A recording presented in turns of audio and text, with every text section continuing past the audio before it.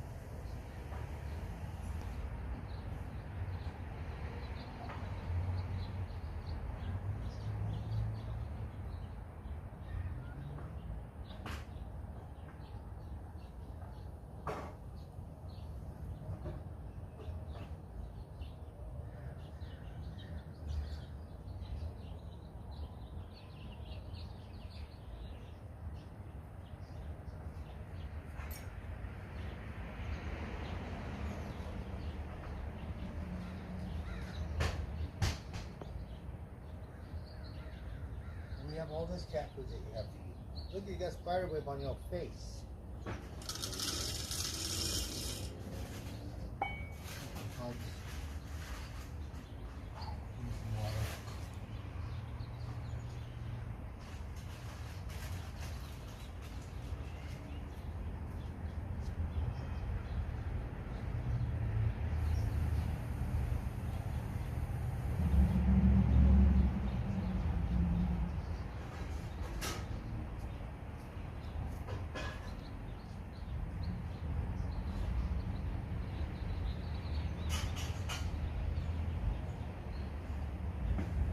Hold on, we got more. Hey, look, kitty.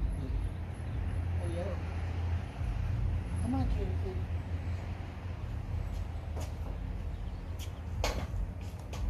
So you get the stuff that you don't like. You gotta eat it because it costs money. It actually costs a lot. And then here you go, you get that stuff that you like. So we want you to gain weight. Paul says there's something wrong with the air fuel balance on that side. Alright, let me pet you. What Hey, it little could be. nugget. Why you run away? Did someone chase you? Hmm? What it could be. One I love side, that. just all crazy yellow. Why you run away, cutie? Look at Try. Try, you got a thing on your face, silly. You don't know. You wild. Yeah, teach Gordon how to cook. Yeah, please tap the like button if you're coming in, guys. It's very appreciated. We're trying to get up to our 100 tonight. Thank you very much. Hello, Tiger. How are you, Tiger? Good, and I hope you had a good Yeah, day. how we doing, Tiger? Full stickers.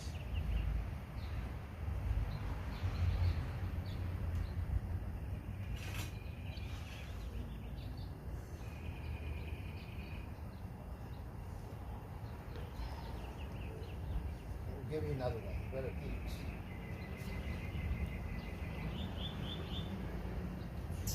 We want you to gain weight. We don't want you to get your butt kicked. Alright, look, you get another one. What do you think about that? Huh?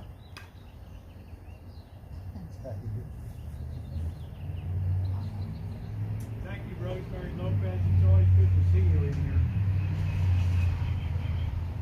Wonderful person on the chat. Robbie Terry, what's going on? We've had a good discussion tonight. We're just hanging out a bit. Chilling out, kissing the end of the allergy season goodbye. Getting ready to have a little bit of dinner.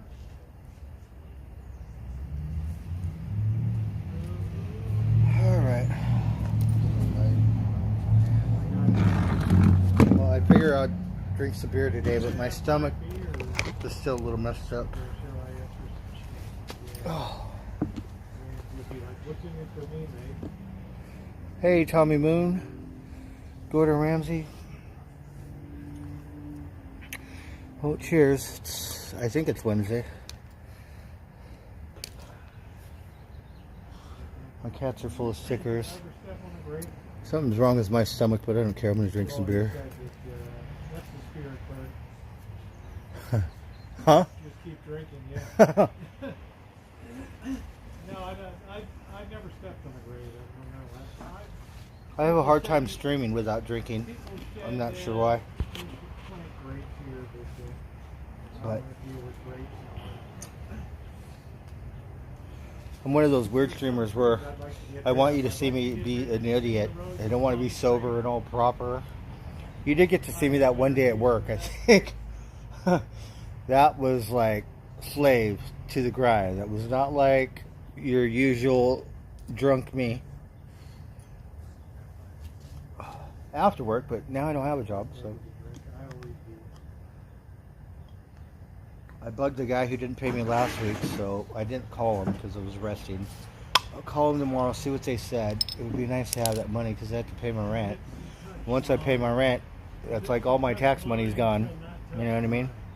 It's like, what the fuck did I get for it? I don't think I got anything. I paid my rent, paid my bills, got some food.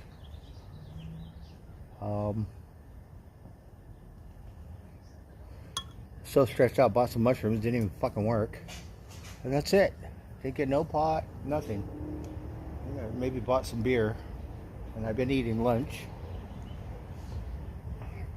Do you think the rest of my taxes will be coming soon, Rosie? Because you said they were set on the 11th and the 17th. So I think we got the first round.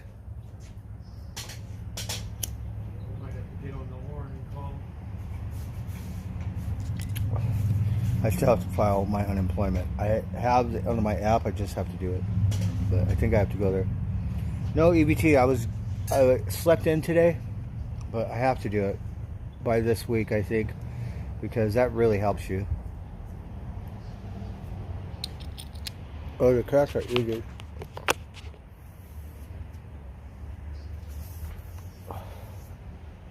Tiger, I don't know why the other cats aren't really eating. The tiger eats first. Then Magic used to be a pig, but then the female cats will come and eat later.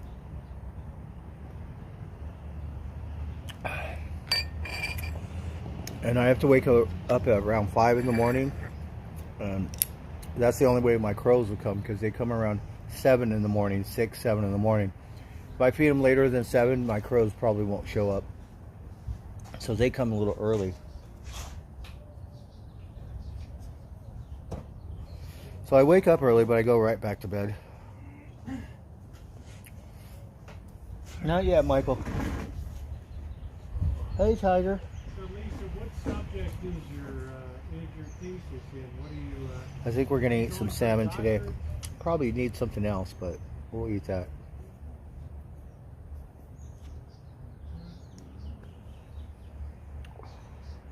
I was thinking I was gonna slice the rest of this wire. I have so much of it still left. Fuck. Went to the Shell, bought one beer, the tall can, and that lady just looks at me funny. I'm not drunk. I didn't say anything, but she is such a you know what. It's like,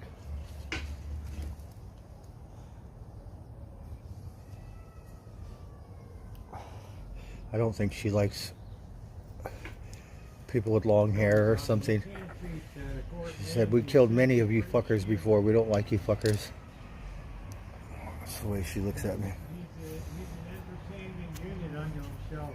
Haven't you ever seen him scream in a restaurant? I did pay my storage. I paid my storage for next month. So I paid it for 2 months. Last month got taxed a little bit, but I paid it. I just have to pay my phone and my rent. And all my money's gone again. I didn't fuck it off. I didn't really do anything. I had a couple $100 left over when I paid rent, and I went out and ate. Guess I bought some beer and didn't buy any pot or anything. I don't know why. It disappeared so quick. I did a big cook last night. I did a big soup last night. It just goes, you know. And didn't really buy anything, just food.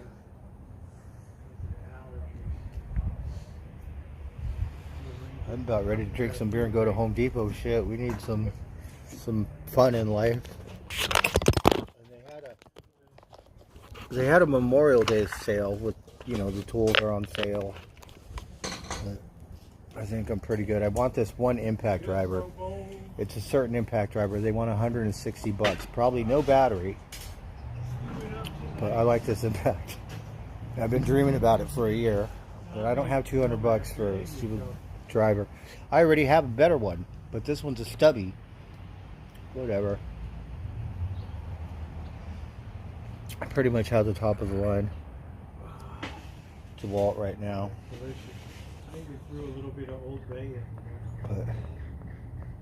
I don't think they haven't bought any records. Haven't bought anything at the thrift I don't store. think Old Bay's in grocery outlets. We need some kind of life here.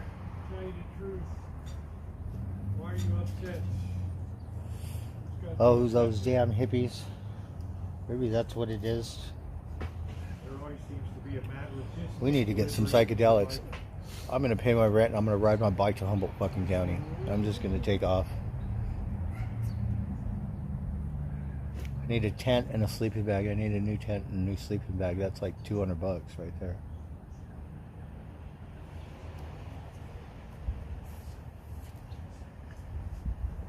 A bit of disequilibrium. Yes, and I bought cigarettes, so not too much. Like this pack has lasted me 2 days, but if I drink, I'll smoke a whole pack. He knows all of Gordon Ramsay's tricks. But I think we should just go on our little road trip somewhere, camp out somewhere. We could go get stuck in the bay, but sometimes when I get stuck in the bay, I don't return. And now it's like really bad. Well, like a lot of people, Zombie has his good days and his bad days, so hopefully you always catch on a good day. Yeah, they just haven't seemed to work too well. My Connect tells me these other kind of mushrooms, and I get one mushroom for $30. What the fuck am I going to do with that? Split it? So I just want some regular Cubensis because, oh, these are better, but no, they're not. The beer that won the West. So Right here. he gave me a little extra, but it didn't fucking do shit. That was it. Tiger, what are you doing? Seems like a waste of money. Tiger, what are you doing?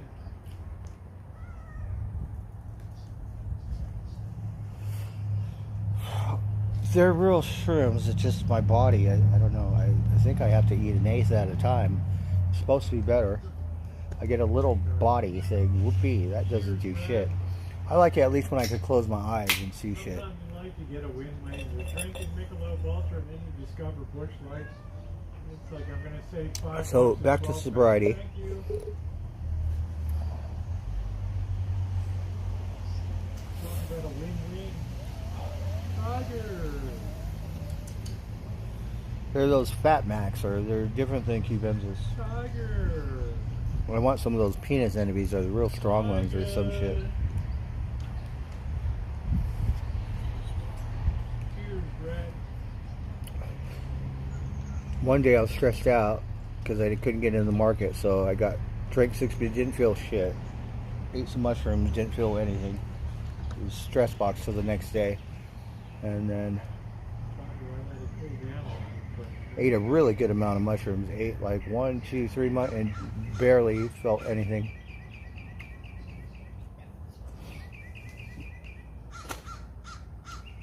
Oh, Mama Crow, where's one songbird here. Where's the guy with no tail? I haven't seen him in a while. Maxed out. Yeah, Andre, yeah, we would like to meet some real family. Or I could get a discount and hooked up.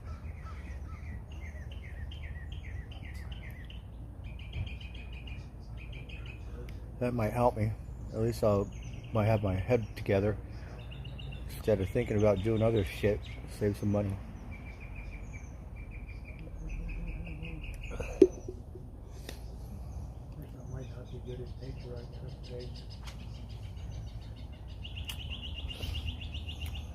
Well, the thing about it is, when it comes to shrooms, you eat them one day, and then the second day and the third day, you have to eat a lot more. You can't eat them for a whole week.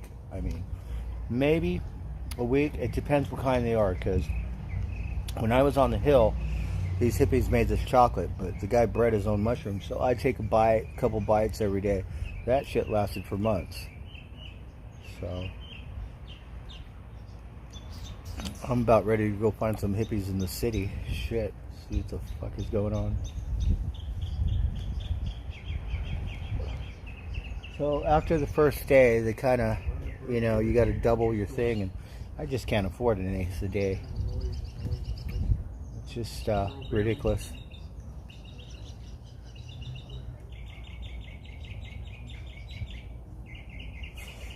Why? Because they stopped working. That's why. You need like someone who knows how to concentrate them and make them in chocolates, and you know, where they hook you up.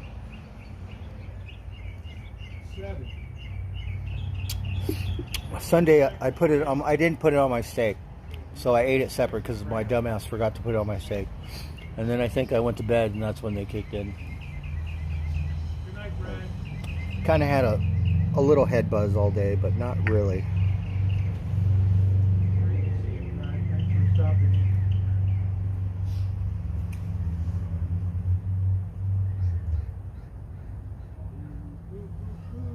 So if I go on a 3-day run, usually one day, I might get a good one where I feel okay.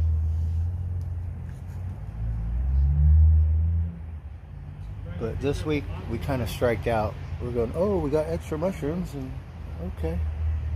Hey, Wolfgang, how you doing? I probably should grow my own. It'd be a lot cheaper.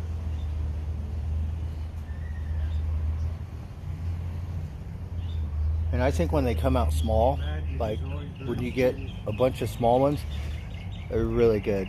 If you get one big one, it's like, what the fuck is that gonna do? Sometimes those big ones, if they're like super big, like a quarter or so, then you get a really good one. But one mushroom really doesn't do shit. It doesn't matter if it's fucking 3 grams. You know, sometimes one will work really good, and then the next time another kind will work really good, and then sometimes I guess it could be the stress factor. They don't really seem to work at all. I get tired of playing catch up for years here. Oh, I do. You always see me, like my mouth will go like this because I'm chewing on them. Yeah, and then, Yeah, it's like so I chew them up really good, and I let them melt in my mouth. It's going to go into production in a couple of years. Sometimes I like to cook with them. Fruits, nuts, and vegetables.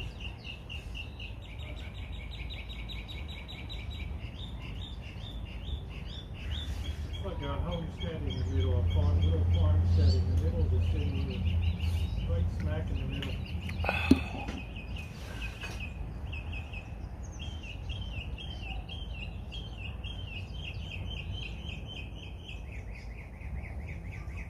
And then my other bike doesn't work, so I really don't know how I could carry my sleeping bag in my tent on my other bike because I don't have a bike rack. Singing up the storm.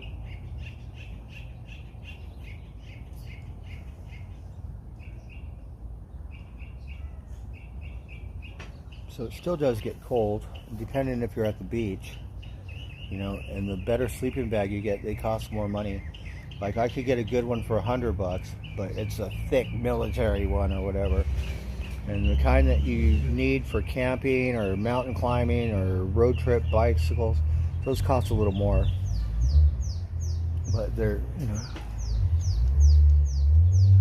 That's a good one. Are you really a zombie? And then I like to get a tent. Hopefully one big enough so I can put my bike in it. What I call 'em. Hey Granny, how you doing? I don't know how I'm going to carry it. Yeah, got a big place to take care of here.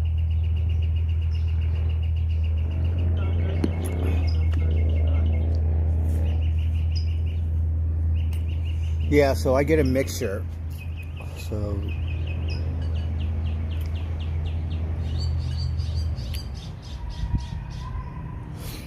yeah, I don't really eat any kind of wild mushrooms. I did that one time, you know, those big Walt Disney mushrooms, the red ones with the white stripes or with the white dots, because they grow in Humboldt.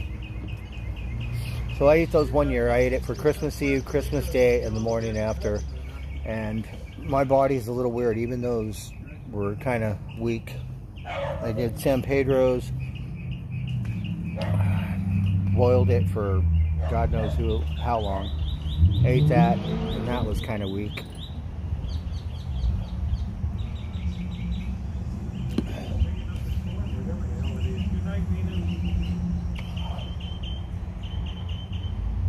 Hey, Max out.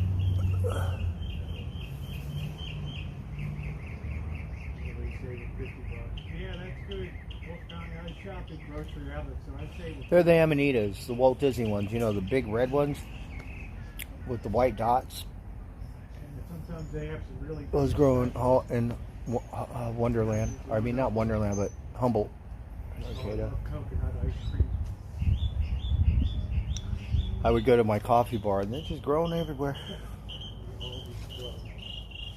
Tiger. We don't Tiger. have all these out here. Magic. I've ever seen in California. Magic. That doesn't mean that they're not here. It's just I haven't seen one.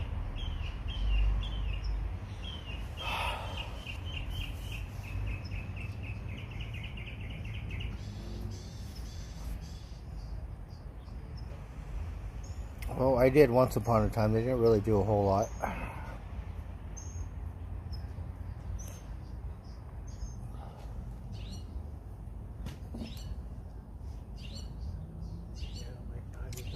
But when people go, oh, you got to go cow tipping and all that, no, those could be poisonous mushrooms. You'd be like that movie where the kid dies. He's in the forest or somewhere, and he eats these mushrooms, and they're not the right kind, and then he suffers with pain and dies. Fuck that. It's not worth it. And it doesn't matter if they turn blue or whatever they say. Yeah, no.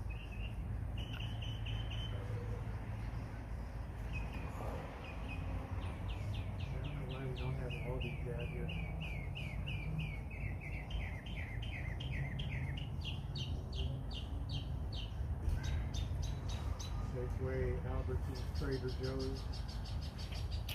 Right? I mean, it's bad enough just trying to get morels. Those hippies go out there and they get morels and they sell them because they're a little pricey, and they grow around here in these forests, you know.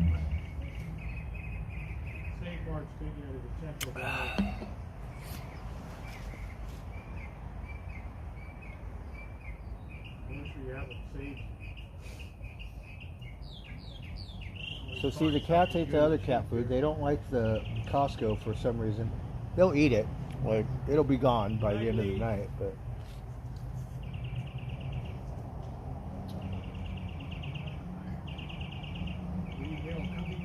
Tomorrow from Chrisfield, Maryland.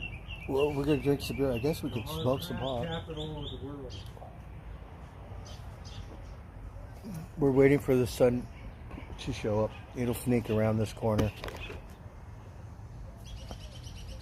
Good, really good. You have Safeway in Richmond, Kentucky. Oh, is that right? Yeah, I'm not sure. You know, one day I'll get really feel pretty good, and the next day it'll be like, what is going on? I don't feel shit. You know what I mean? So that's why I have to wait and let my body, whatever. So I don't know. The guy, when I was on the hill and he made these chocolates, right? I swear to God. So he bred these mushrooms, penis envies with another kind of mushroom. I would just take a bite first thing in the morning and then take another bite during lunch. That shit lasted me 3, and I could feel it every single day. That was the only time. Cubensis and stuff like that, they last about 3 days or a week, maybe, depending on how many you have. And then they slowly fade off. And now, I don't know, it just takes a couple days and I can't feel shit. It's like, what is going on? There's got to be a Piggly Wiggly there's got to be a Piggly Wiggly here.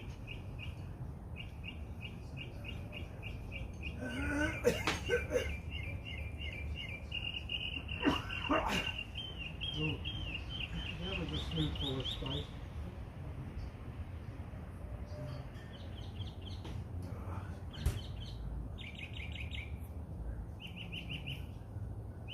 So when we're watching golf, of course we still watch the news. It's fucking boring as shit. And then we've been watching the history thing, right? So they've had this stuff about natives and even about, you know, the Mayans, the Aztecs, the Incas, and the explorers and all that stuff, which is a little brutal. They don't go into it too much, but yeah.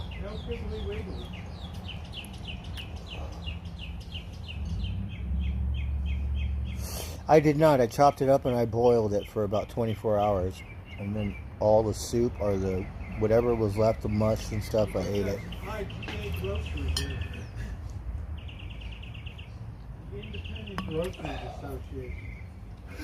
But it's kind of weird because, you know, you'll ride around town, not this town, but any town, and you see San Pedros, like just growing, someone will have a San Pedro, and they cut it. Like someone knows, and they cut it, and they somehow, you know, yeah, whenever I see those, they're always cut. Like someone took a piece or, but I think there's a certain way you have to do it.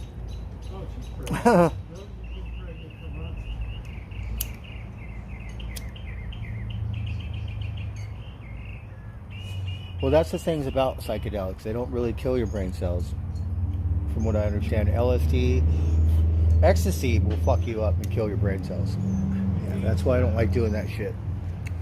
I don't mind candy flipping once in a while, but those are usually at concerts or when you're out at a club, which I do neither of anymore.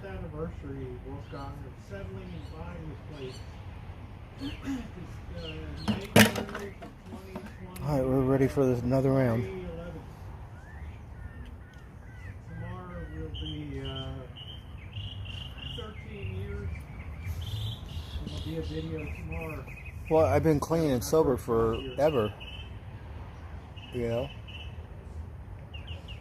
I mean, I dab a little here, dab a little there, but nothing. You know, the first time I shit you not, I did LSD for 4 months. Guess what happened? I started volunteering for the church in the Red Cross and shit. That was my first daily dose thing. 4 months volunteering. Would go to the food bank, right, on Thursdays. Come back, unload it at the church. Friday, hand it out, and yeah. Then there was a thing in my neighborhood, so I started volunteering for the Red Cross. And that's what I did on my first daily dose trip when I was a daily doser, 4 months. And I would get all this bread from the church. I would go to Echo Park right across, and I would feed all the ducks because the ducks love me. Isn't that kind of weird? Be volunteering for the church. What a psycho.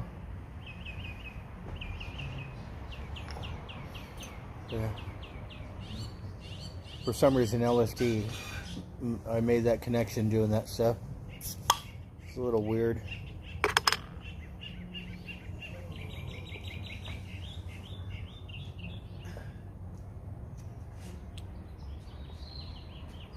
Around here, there's no more free lunch. You used to get a free lunch at St. Vincent's, which is a really good place.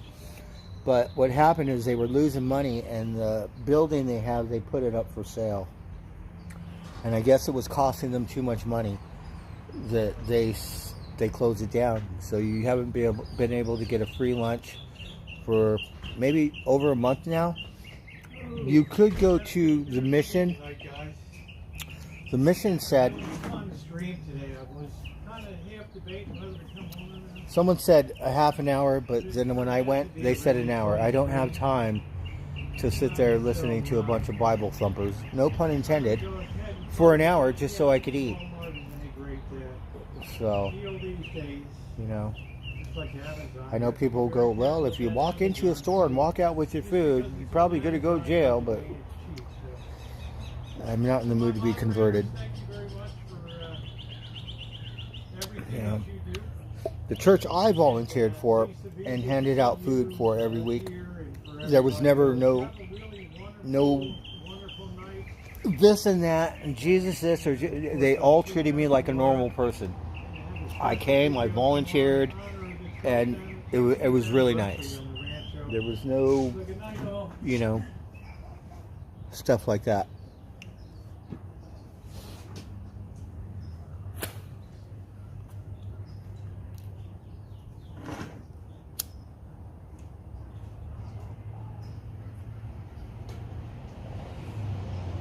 We need to meet some real family where you get the real shit. Fuck that microdose, that shit. Like, what you could do with that?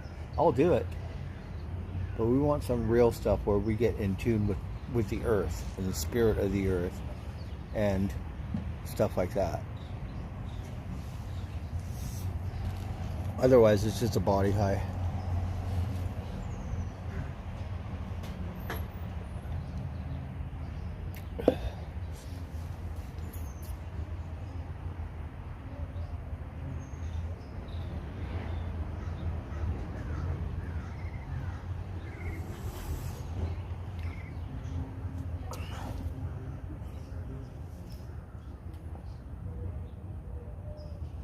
So that was a neat experience in my life.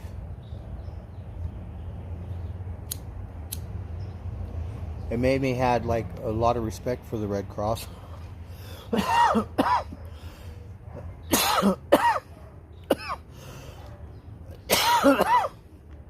the Red Crosses, you know, they come and they help people in times of tragedy. FEMA, I've heard a lot of not good things about them. The Red Cross, I've never really heard anything bad about the Red Cross.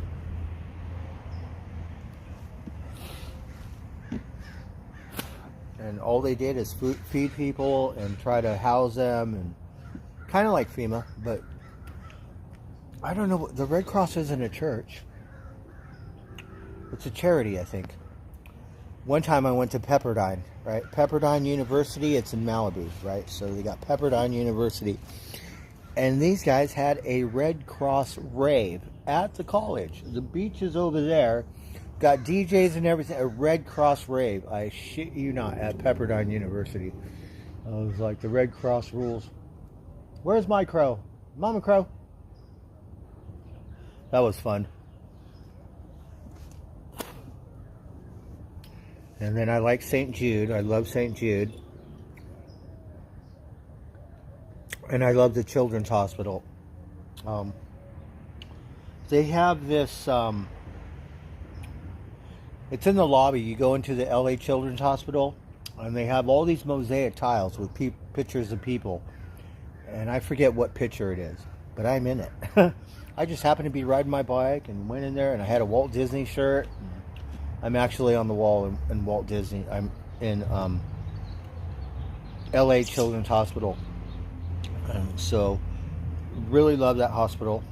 I was watching the news, and poor Jimmy Kimmel, he has a son. The son is 6 years old. He's had 3 heart transplants. It's really sad. But the doctors are at the LA Children's Hospital, like not Mount Sinai, Yeah, LA Children's Hospital.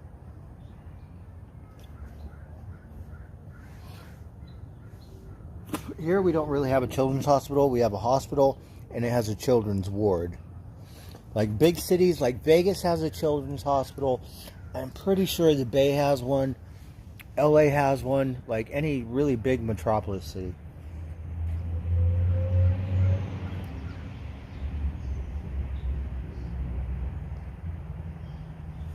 Happy Wednesday, Cherry Pie.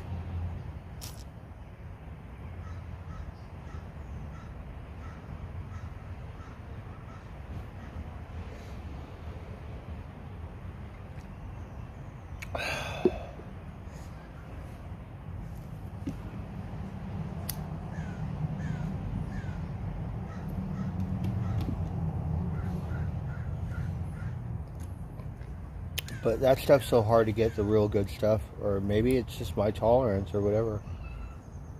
Because we never get like that. Only certain times if we... Like, out of my whole life, I'm 60 years old. I've only gotten some really good family stuff that's not microdose, like... Maybe 5 times out of all the times. Yeah. Because they make it weak so people don't freak out or whatever. Oh, we got some California sunshine there for you. Can you see it?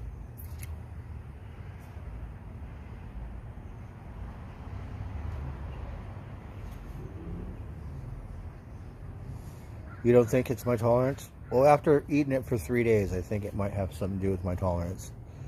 Because then we eat it like 3 times as much and we still never get the real experience. And if it wasn't real, I'd be the first one to go up there and want my money back. But I can't go up there and go, hey fucker, you know, it's just my body. And my body has sometimes done that kind of weird shit where I just won't feel it.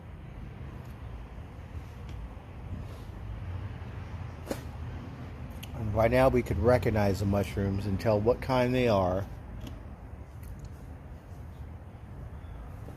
And it's just like weak acid. Just get that little tease, and that's it.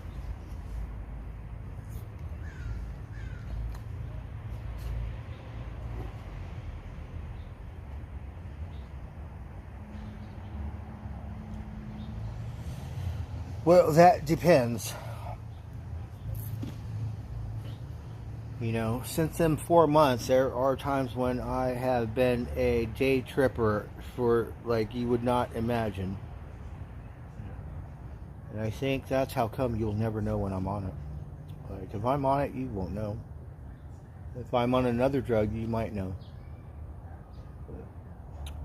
Those, I could go to work, I could go to sleep, I could have sex, I could eat, I could like...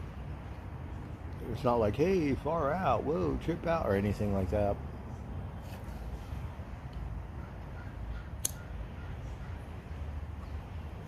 Like last weekend. Did you think anything? No, you didn't, because... But I wasn't real high either. Just a fucking tease. Might close my eyes and get a little kaleidoscope. Whoopee. What the fuck am I going to do with that? I need a vision, like I have to go to the res, eat some peyote, do ceremony.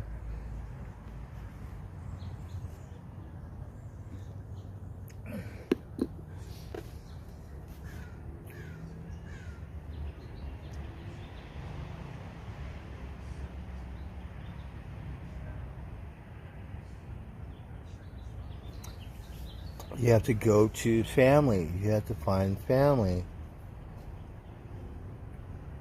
No, they don't sell that. I went to the Deadhead concert so many times and it says micro, and you want $5 for a goddamn micro hit? Like, what the fuck?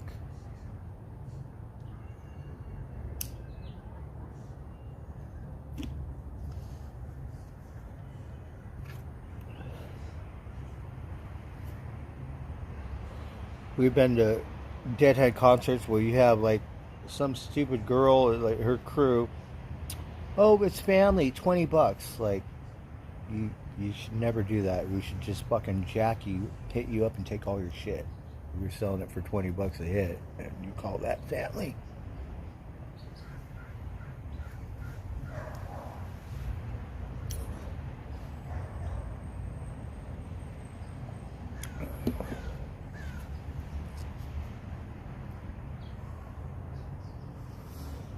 Well, everybody has their own thing. You know, I have medicine that saves me.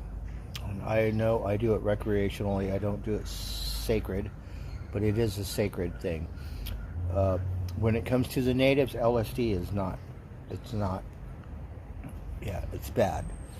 You can do it recreationally, but there's no way you can do it sacred, ceremonially. Those are usually mushrooms and different cactuses and whatever, Mother Nature stuff, peyote, stuff like that.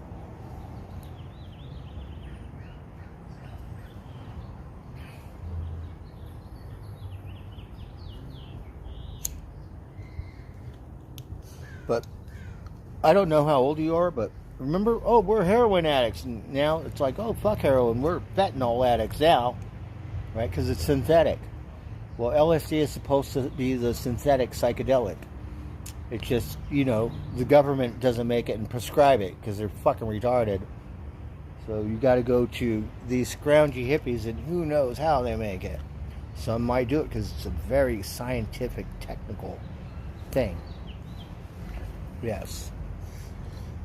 See, mescaline, we need that stuff, but we don't have any of that.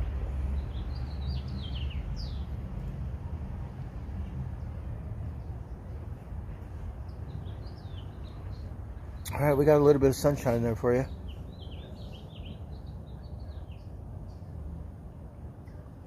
Right? That kind of stuff that makes you trip. Like you're really tripping out.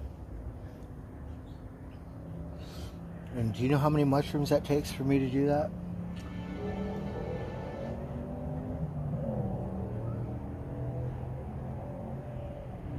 Because I've eaten so many mushrooms. I only had one vision. And it was this mushroom. I don't know what kind it was, but I got it from the res. And when I was in the middle of the Grand Canyon, if I stop, I could see the canyon walls breathe. You keep walking, won't see it. Stop, I see the canyon walls breathe.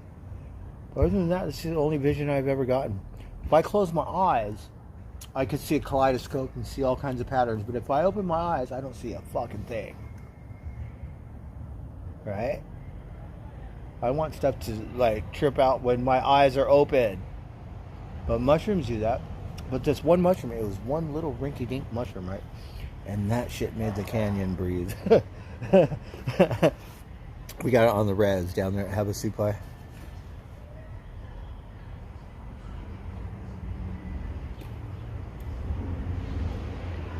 That was a neat sacred land visual in the Grand Canyon.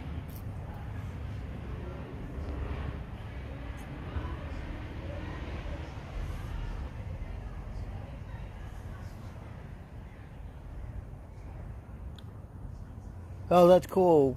Do you guys have any acid trips you want to share? I don't have any because I haven't done that shit in forever. But maybe we could find some, right? We're around hippy dippy land around here. Now the sun is going down. Where art thou, sunshine? We did go to Sebastopol, and I lost my bag card. I had $50. I thought I had $20. I bought like 4 hits. It was pretty clean. It was micro, but it was really good. And that kid was the worst, not the worst, but pretty much the worst dealer I've ever had. The worst ones where they sell you LSD and it's not real. Got this kid, I'll come and bring it to you all, and then never hooked up with him too. I just literally got rid of his number. It was that bad. I've never had a connect like that.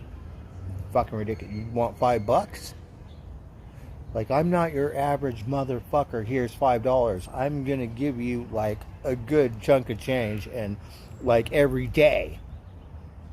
What a fucking idiot.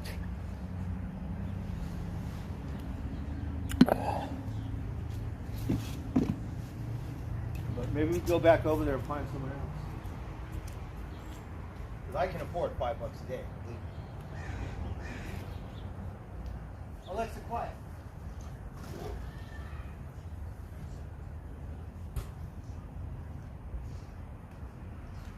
Las Vegas they do all ecstasy, but it's fucked up because who knows what it is. But it's free. It's like only a couple dollars. Same thing with meth. It's free. Like around here in California, that shit don't cost anything.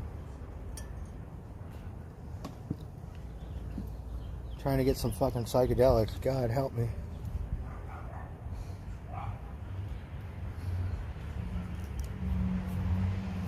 Yeah, I'm telling you, that shit is cheaper than a cup of goddamn Starbucks.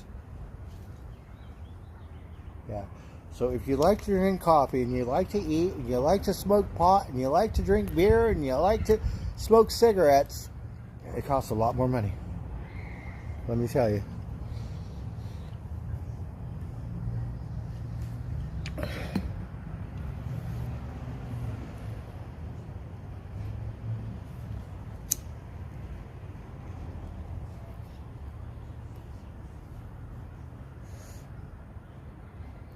Hey, Nina.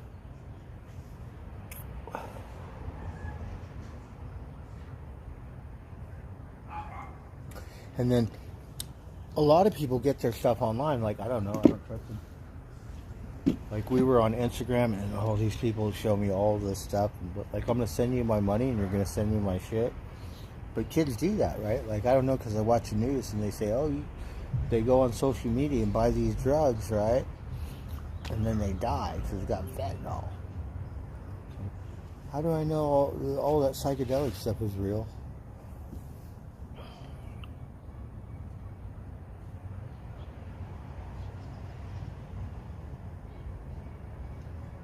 Oh, is that right? Well, even in Humboldt County, the pot's free. Like, pot is basically free. You know, it might not be the best pot, but you could get hash pot for free, and you know what I mean? It doesn't cost anything. Now, I don't know if there's as many growers because it became legal and it fucked all the farmers up north. You know. But the black market is still cheaper than the fucking cannabis store.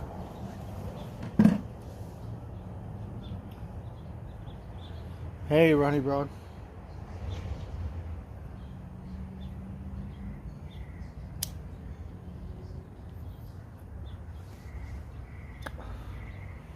So the thing about it's supposed to be a little cheaper because it's just a little microdose.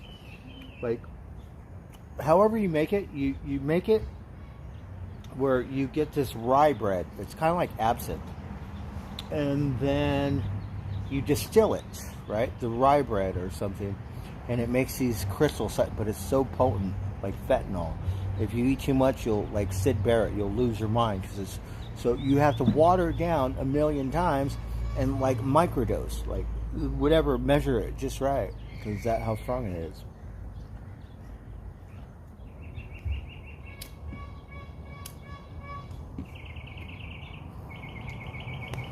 So it's not like the real LSD from the 60s where it just came out and it was fucking kick your ass.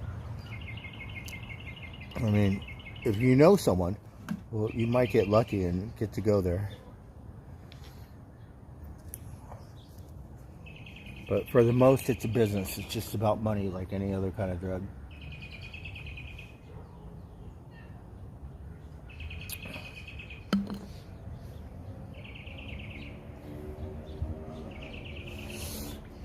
Yes, I am. I'm mixed.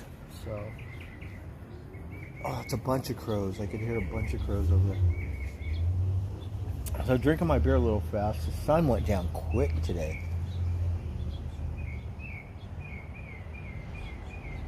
Cali Blitz.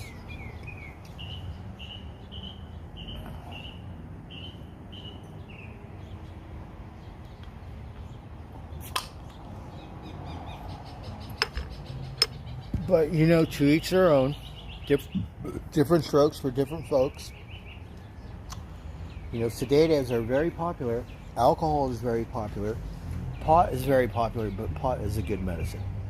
So, I don't care what anyone says about pot, because alcohol, do you know how many people end up in prison that are alcohol related? Do you know how many people that end up in the hospital that's alcohol related? Do you know how many homicides? On and on. Yeah. Pot doesn't do that stuff. Good medicine from the earth. I know that alcohol is also a spirit from the earth, but it's different because man-made, you know, like fentanyl or something. When my mom, they say I don't believe it, but they say, oh, you overdosed. It's a flower, heroin. Who am I to say it's not a good thing?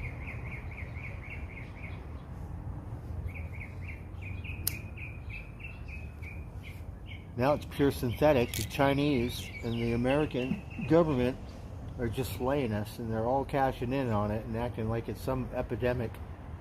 I don't give a fuck. As long as they get money in their pocketbook. You see, oh, blame it on the cartel. Yeah, no, our government. The same fucking thing. You go to the hospital, see what kind of shit they'll shove fentanyl in your ass. Maybe they're beyond the propofol or what is that other stuff. And then the poor guy from France, he died from it's horse tranquilizer. What's it called? Psychedelic wormhole. You get wormholes. What's that stuff called? And now in today's society, oh, it helps you get off alcohol. It helps you get off fentanyl or heroin or this and that. Yeah, because it's got that strange brew to it. It's got the spirit of Mother Nature. And I think a lot of ancient cultures were very hip to it. You know, because things back then were medicinal. Very medicinal. When it came to medical, the best they had is cut it out and it'll save you. That's not how it works today. It's all about science.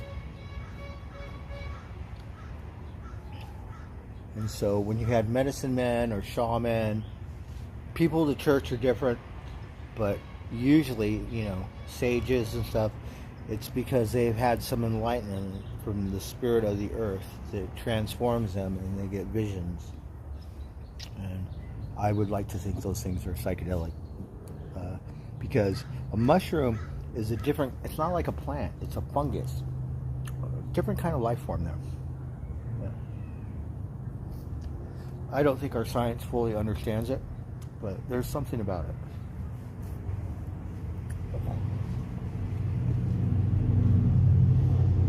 Wine is from the earth, right? Spirits. So is scotch, right? Witchcraft, spirits are... Yeah, I guess you could say that. It could be alchemy. Absinthe was really popular. Like, maybe it helped Van Gogh make all them paintings that are worth millions of dollars. But some kind of, you know, witchcraft, spirit, whatever. That's why, you know, when I think about the native culture, we're satanic, our culture. The other cultures, you drink your wine or your scotch, and God-given.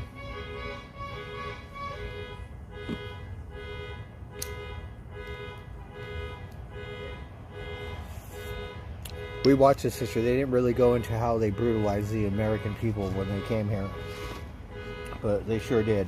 And California natives have one of the most brutal. It was the very end. How slaughter. You think Hitler? Yeah. You think what the Israelis did to the Palestinians? It's the same fucking thing. Colonialization, illegal occupation, and it's the power and lust, thirst for gold and stuff. That's why California got 49ers, and they say, well, there's gold up there, and then there, because they don't give a fuck about anything else. Some cultures, it's not worth $1. It's sacred.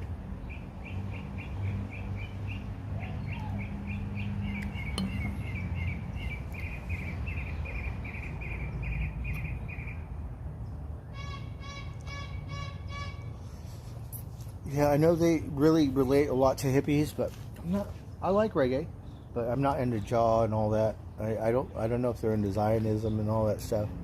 But it's a different culture. Oh, the ice cream man. The ice cream man is here.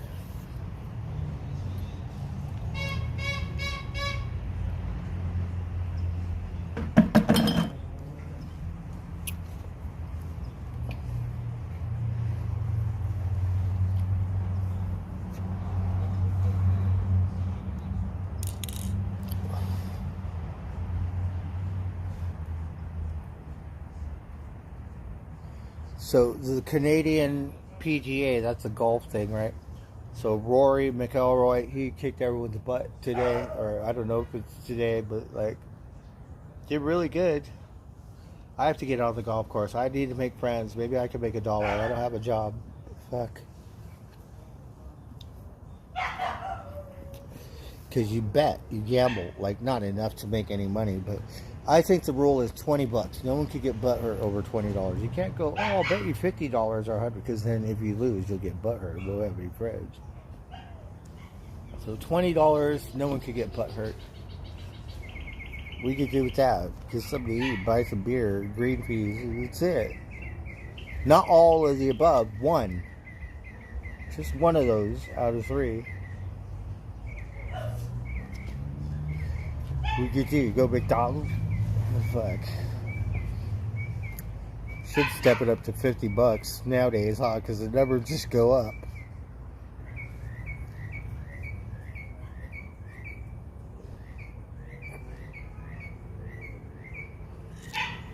When I was in LA, we always bet like $1 a hole or so. We always bet some money. And, you know, if you're with your friends, like if you play for fun, you don't have to pay. You know what I mean? But for the most part, you bet for a little bit of cash. I miss that. It gives you more incentive. Here, it seemed more like a different kind of culture, golf culture. And maybe they do bet. I don't know. But it's down south, we have, you know, a lot of Korean golfers and a lot of Hispanic golfers. So here we have more, they're like, it's a white golf scene. And maybe they're more PGA or professional. And so I got to practice. Because I definitely don't want to lose my money, especially if I'm unemployed. Shit.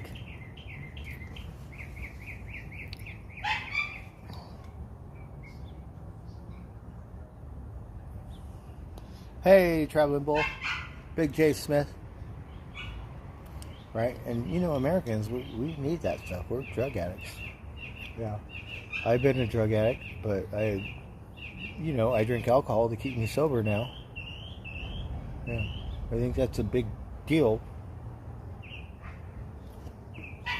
This is my fucking sobriety right here. What do you think about that?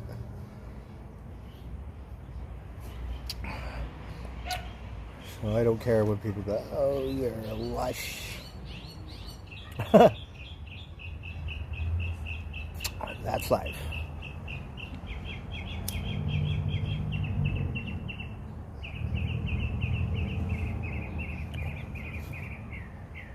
Do you know how much dope I could get for the same price? Are you fucking out of your skull?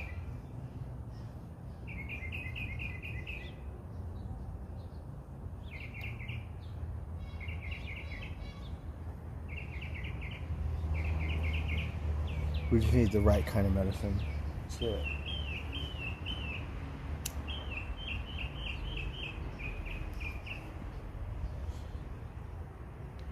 Because it's like music. I think some music sounds better on psychedelics. When I'm watching Mother Nature for animals and stuff, much better on psychedelics. Like, if I'm not on psychedelics, I'd probably watch the news. That's how the mind works. Like, what kind of shit is that?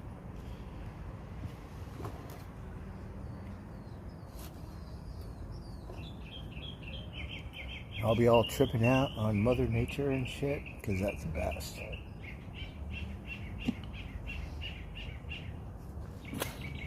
That's why it's becoming so popular with therapeutic for Vietnam, or not Vietnam, but veterans and other people. They have all these people that are supposed to be therapists or something, and they charge you and they guide you through this therapeutic session that's supposed to help you in life and help you overcome your adversaries, whether it's heroin or alcohol or post-stress or stuff. I get it. I think it's a good thing because it's coming out. The only thing is I was brought up different, or I learned different, and you know, when you do ceremony, you can't charge $1. So if you ever Like, you could go to New Age or this other kind of therapy from South America or whatever kind and pay for it. But when it comes to Native American stuff, you could never pay for it. It's like free. Like the hippie dippies, like free love, like miracle. That's what it is. You could never charge someone for therapy or something. It's supposed to be given from the heartbeat. Sacred, ceremonial. That you could never pay for it. So when you have these hobbyists and they go, oh, well, this is the Native American thing and just give me your money and we'll give you... Yeah, don't ever do that. Those fuckers are... Yeah, no. That stuff's not supposed to cost anything. But people milk it, you know.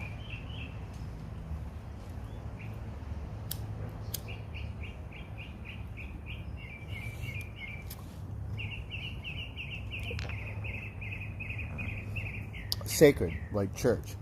Like if I make something artistic and it has to do with church, let's say I take a picture and make something, I don't want to sell it because I think it's kind of religious. It doesn't matter what religion it is, but I don't want to make $1 off it. Those are the best ones because you could miracle them away, and you know. I had a probation officer. She was so good to me, you know. And then the poor thing died, and I made her a card out of an angel, and I, you know what I mean. And I gifted it to her on her deathbed or whatever. You can't charge $1 for that stuff. You know, maybe you go get a get well card or something, pay for it. It's different. Different when it comes from the heartbeat.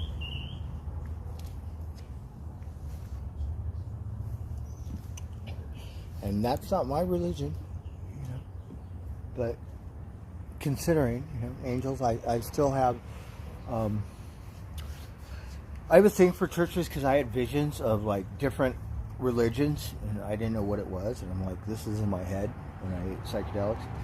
One time I went to a Catholic church when I was young. I used to eat acid and I used to go in the church and I used to go, ooh, I could write a song and stuff and listen to the people with their beads and pray. So, oh, you sound like angels and stuff.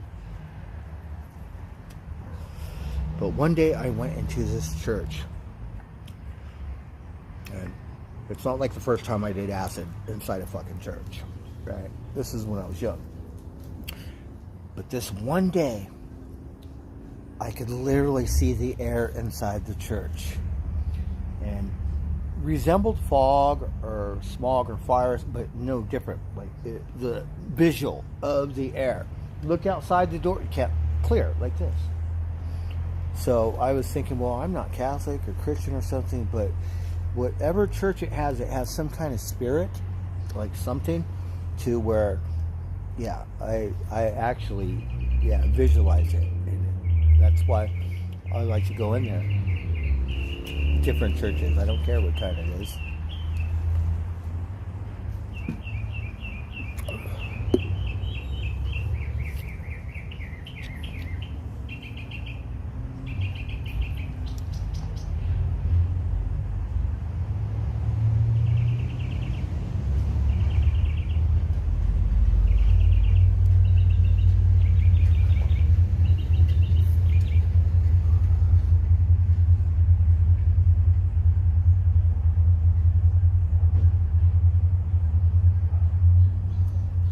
Like, I went to Aspen, right?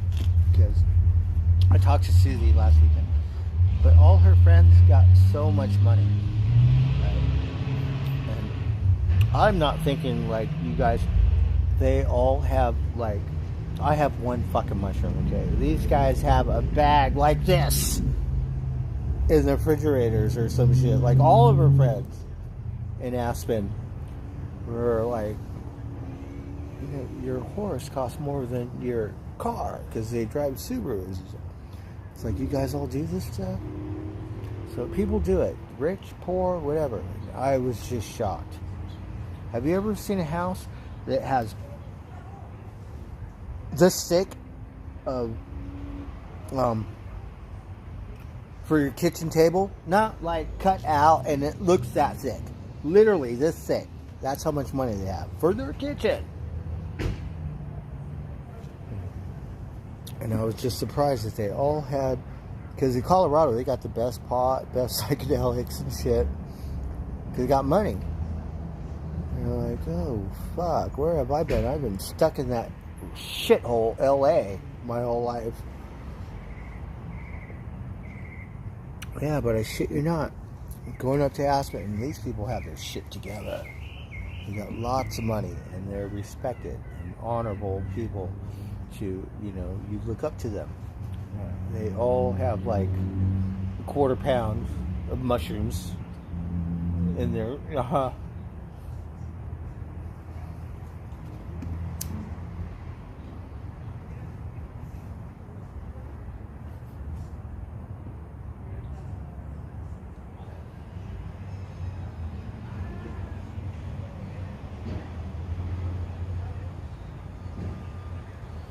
That's why the ritual is, I swear to God, when I surf and I snowboard, when I surfed, we haven't always, there are a couple times where I did it sober.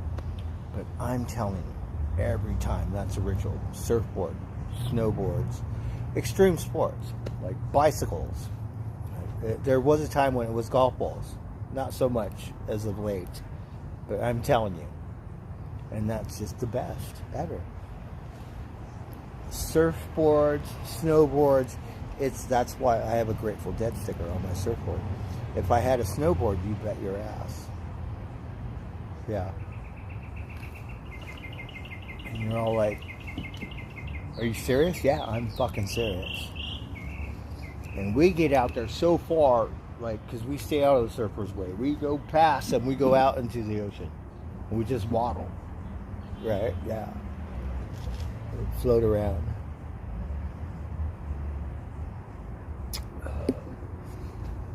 It's the best.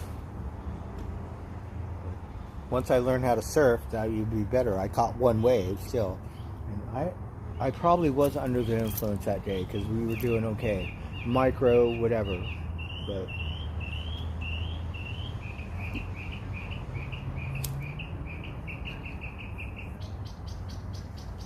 Where's my crows?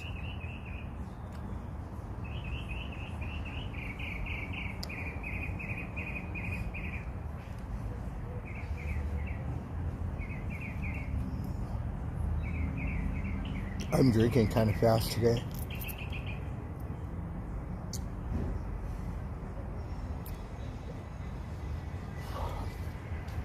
Sun's going down.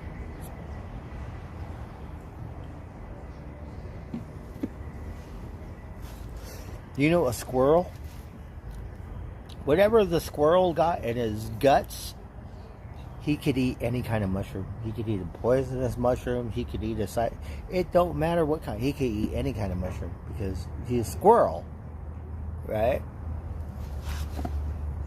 Isn't that kind of weird?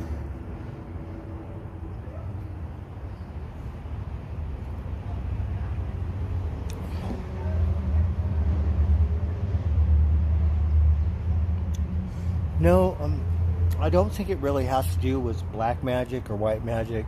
I know people will classify it like voodoo and different rituals and stuff.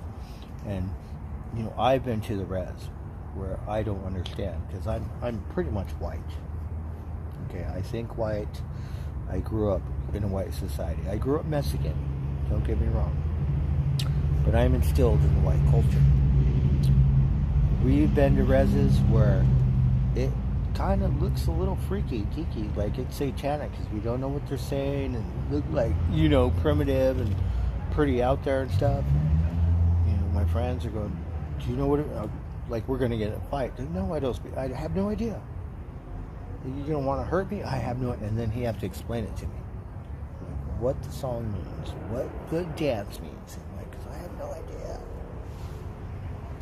And that's just one res.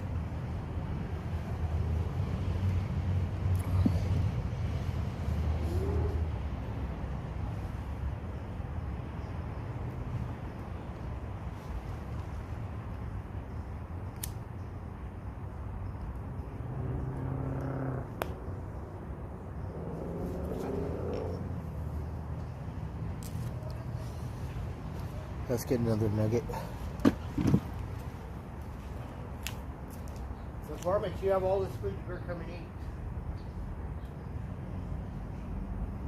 Alexa, quiet. I think we're still watching golf. So the thing, I think they got this new Formula One racing channel, and I don't see PBR anymore.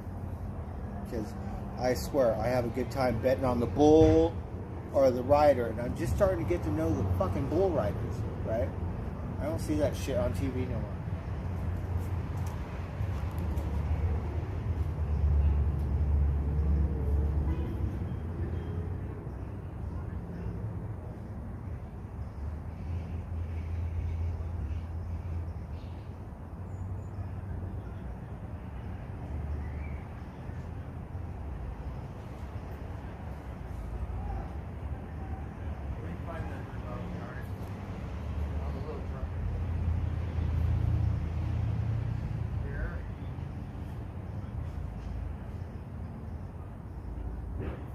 I cannot see shit.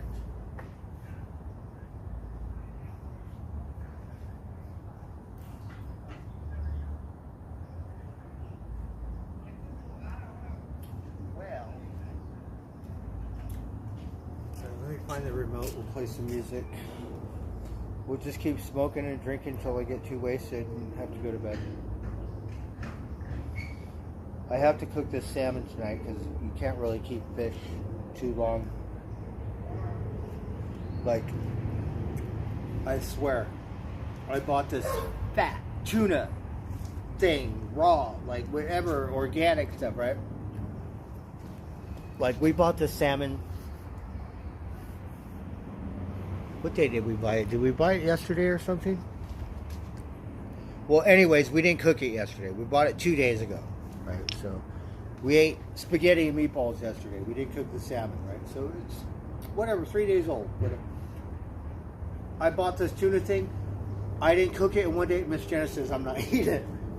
It's only 2 days old. So no, okay.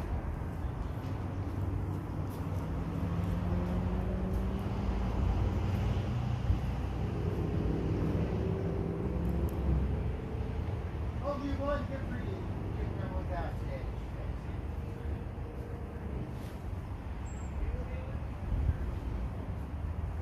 Golf is boring. It's boring as fuck.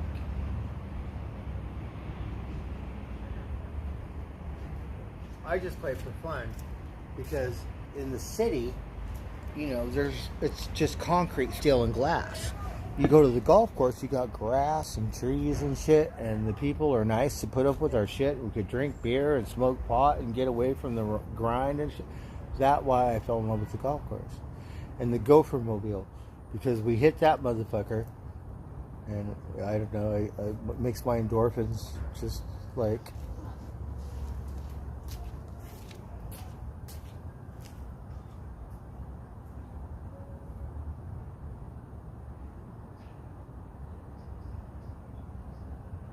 All right, let's see, what can we play?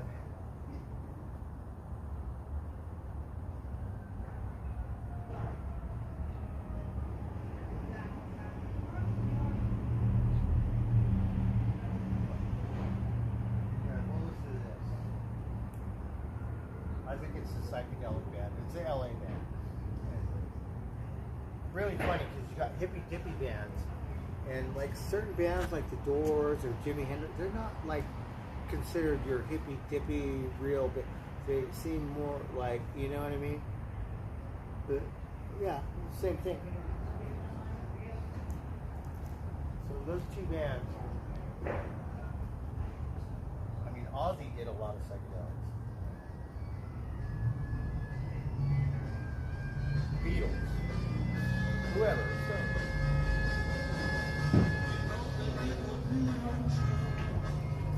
I think Nirvana probably did a lot of it because they're up north, but whatever, they're heroin addicts. Most of them are heroin addicts. I'm sure they had some psychedelics in there somewhere.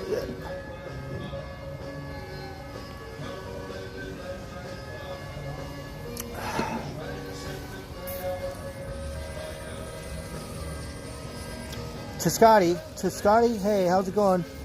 Have a good evening. Not a whole lot. We're listening to some music now.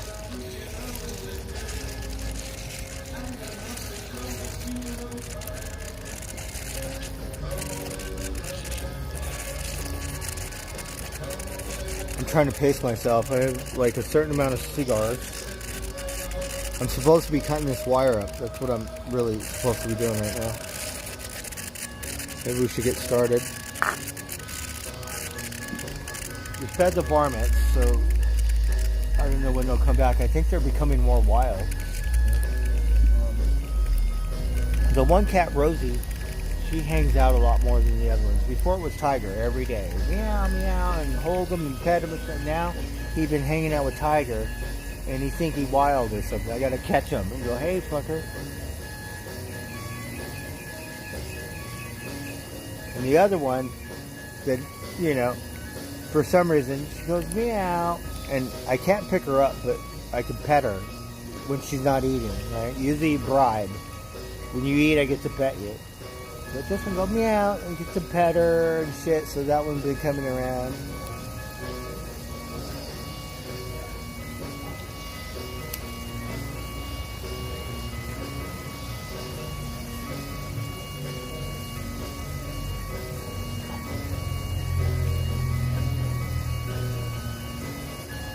Alright, after this song, Dr. Frank, just remind me.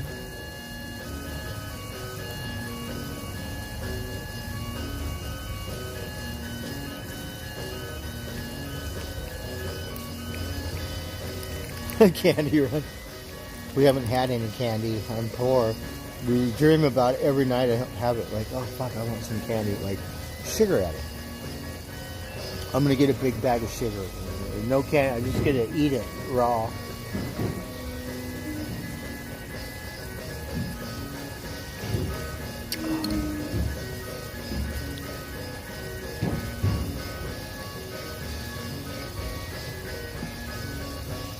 I should go get my photography, go for broke. I have another roll or two of film. Fuck, it's so expensive. I need a Costco card so I can develop it at Costco. I can't afford $30 a roll of film. Fuck. I still have hundreds of rolls of film.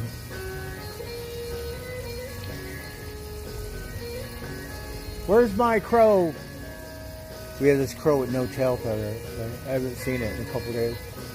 But it would sit here past week with his girlfriend.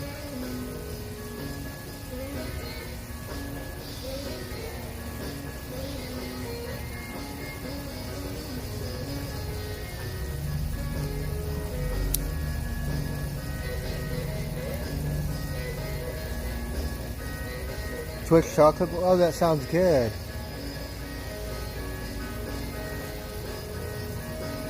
Butterfinger?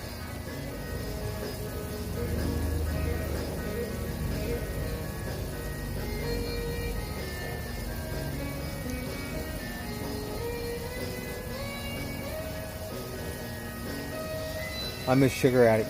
I swear to God. I was locked up, right? And so you have a physical or whatever. This doctor, he says, well, you tested positive for diabetes, right? And I was all like, are you sure? Because I don't give a fuck. I'm never going to stop eating candy because I'm a candy whore, right? And no, I shit you not. He said, well, you tested positive for diabetes or some shit, right? So what does that mean? No, I don't want no fucking diabetes medicine. And they said, oh, come back, take it. Oh, you don't have it. No, I don't have it now. Because nothing's going to change my world if I'll die diabetic eating because I need sugar and make my mouth like therapy. I swear to God. You have, here, I'll let you see me toothless. You have sugar, right? It doesn't matter if it's raw, organic, or bleached. You eat that stuff and it make your mouth happy, right? And then your brain get happy. And then it's like throughout your body and happy. We can eat diabetic. If I can't eat, I'm going to die. And they said, well, you know, you better come in for another test. Oh, now you don't have. Well, you just said I had it. What kind of fucking test is that? So sometimes I think it's bullshit.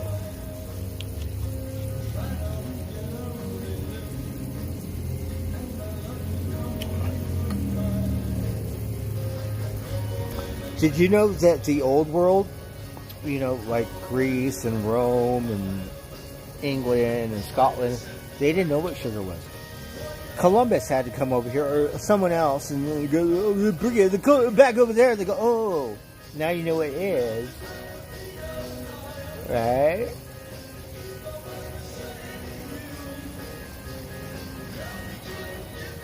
And in the beginning, over here, it was only for the kings, like, you know, the Mayan king, or the Aztec. You get chocolate. Normal people don't get it, and it's not like a Hershey's candy bar. It's a liquid. They make a brew, and it's like a chocolate, like a shake. Not a shake, but that's how they drink it, like liquid chocolate stuff.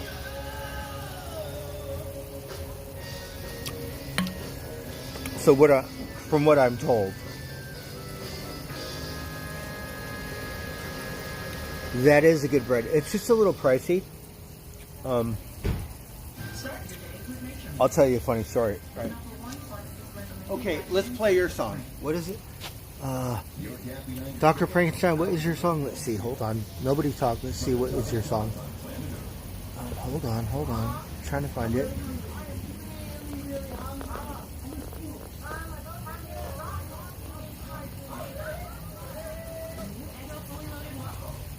I can't find the name of the song. Let's see. All right, Dr. Cushman, can you play the song again? All right.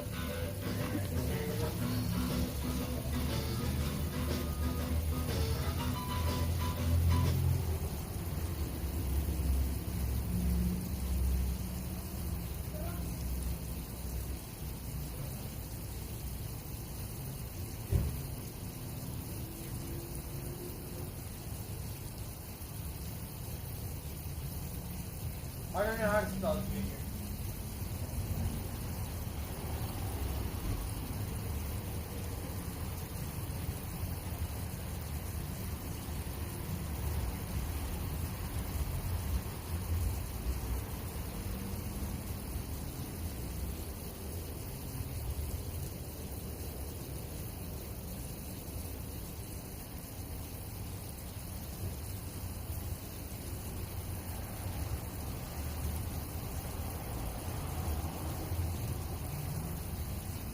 I think we got it. I believe we have it. Oh, and on the record, it's here in vinyl. 1985, 1985, okay?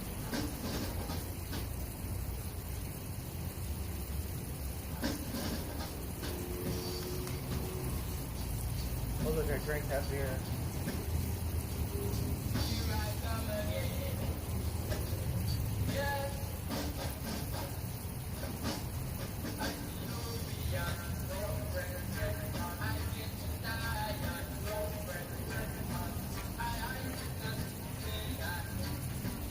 So we have this beer, and I only have one more beer after this. I started drinking a little fast. I'm supposed to be cutting up this wire, believe it or not.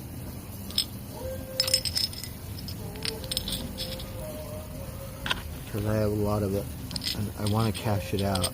I didn't know it would be this much work, but I'm not complaining. I'm grateful. But it's a lot of work, and it's very tedious. It won't get done unless I do it.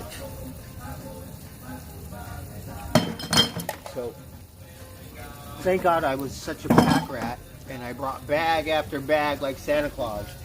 And so the more I have, the more money I'll get. Thank you, Dr. Frankenstein.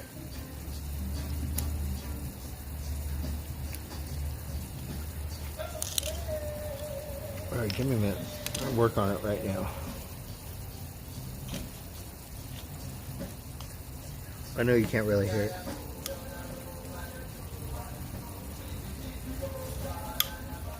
That's right. I think he had a homicide thing or something. It's a little pricey, but I'll tell you, Humboldt County gives you the super dankest food when you go to the church. Like, here we went last weekend, we got some bread. It was some white bread, right? Like, in Humboldt County, they give you Dave's bread. Yeah, you go to the church, and whatever they give you, it's all organic, don't panic. Safeway donates, so you get like candy, not candy, but like donuts or sweets or whatever, because Subway, or not Subway, Safeway donates. But Dave's bread, that's the kind of bread you get in Humboldt County at the church. They give you this super thing. They give you this weird milk. It's not pasteurized. You could get bird flu, right? You got to shake it up. I swear to God. You don't like it? No, I don't like it. I'm used to pasteurized milk, right? They said, oh, you don't know what is that? This is real milk. Okay.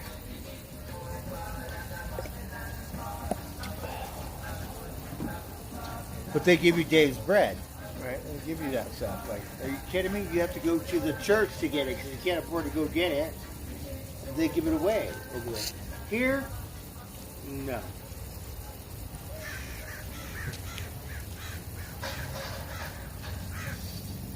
And then they're all organic. Don't panic or some shit. So all the fruits and vegetables are organic. You get organic, or you get vegetables and stuff. Who knows? But over there, hippy dippy weird shit, right?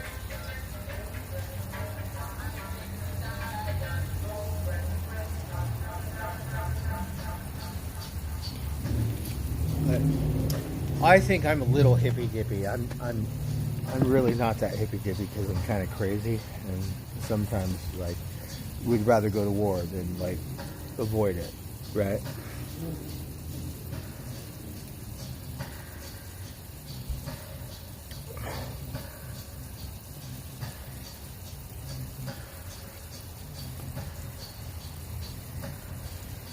Oh really? I like bagels. I like donuts too. I like donuts more. I'm more of a donut person. But it wasn't a very funny story, but Humboldt County, they give you Dave's bread at the church for when you go to, like me, who have no job and nowhere to eat or no girlfriend, or go to church, get like, what is it called? They give you food. We're gonna have to do it. We missed one today. They gave me the corn and the carrots. They gave me some Thomasons, and what else did they give me? I couldn't carry much. They gave me some milk, which I haven't drank. Strawberry, but it's a weird, like 2%. I like no 2% milk. I want all 100% milk. So we're going to have to get rid of that. What else did they give me? They gave me... But there's lots of different ones. Maybe this one have Dave's bread. We're going to have to find out.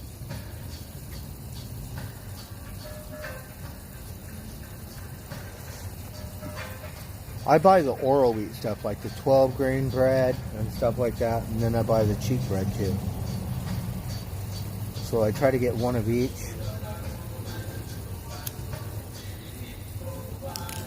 We have not eaten white bread, and so do you remember Wonder White? When I was a kid, that's what we ate, Wonder white bread and stuff. We went to the church last week, it was the church. We were working last Wednesday, haven't got paid yet. And we were all like going to lunch. So the one guy, he told me, hey, we have this thing every Wednesday, come get some food. So the line was around the church like this when we were going to lunch. I said, oh, I don't have time. So we went to Burger King, right? Went to Burger King, came back, the line, there was no, so we got in line. And something. It was really nice, help me like that. We only got a few things.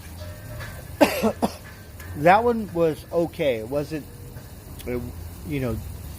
it's like beggars can't be choosers. So whatever they give you, but they wanted to give me all kinds of things. Like the lady, she came out with a box of carrots, and she's all like, here, and she don't speak English, right? Like, no, I only want 2 carrots. She's all like, bring it over here. Like, no, I don't want 100 carrots. I just want 2 meatball sandwiches, kid.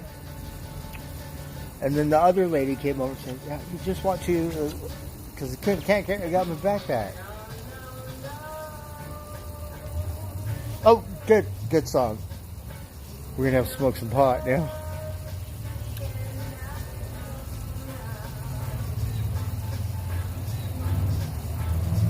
I'm getting drunk now. I drank my beer fast. I was thirsty. It was hot today. And I've been hibernating like a fucking bear. I shit you not. But if we sleep, then we don't feel any pain, or not pain, but any whatever. But then you got these weird fucking dreams and shit.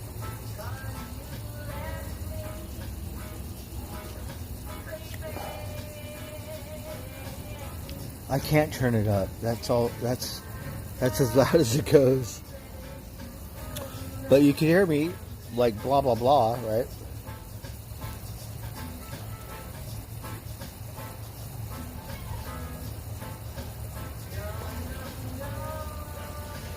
We're gonna find the Mad Hatter. I don't give a fuck if I have to go to Humboldt or Vegas. You know, we're gonna hope and pray that we find some real family and fucking help me.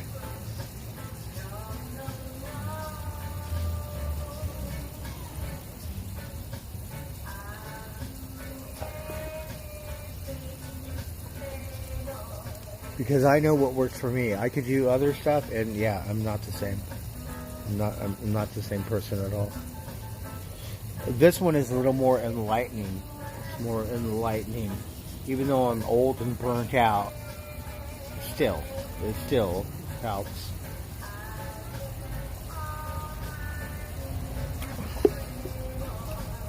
And did I mention surfboards and snowboards? I shit you not. It's like the best ever. You think listening to Pink Floyd or watching Mother Earth nature channels? No. Surfboards, snowboards, on my bike in the forest. That's why we need to get lost. On the beach, something.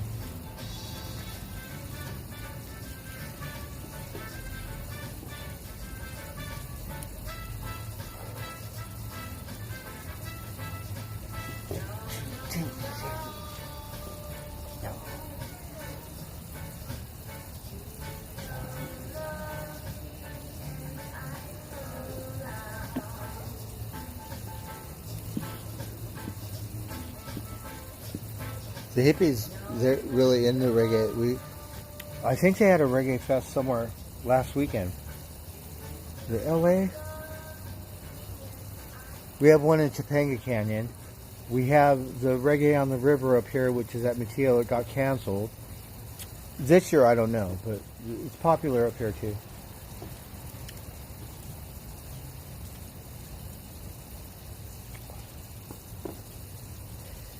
I think I'm more of a rocker, but you know, I think we're gonna start listening to Taylor Swift songs. We see what everyone says, because we watch her shorts.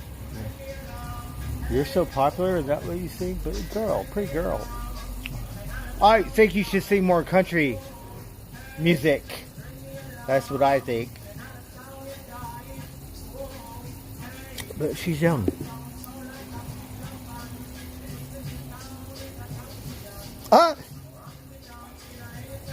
We didn't watch the thing, but I think she liked Eminem or something.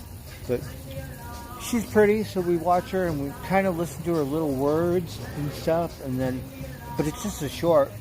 You know, like, I think we should research her more, just because she's like, you know, the most popular or a big thing. Like me, I need a job. I'm not going to pay to go to. I need a job. I could do it like you would never imagine.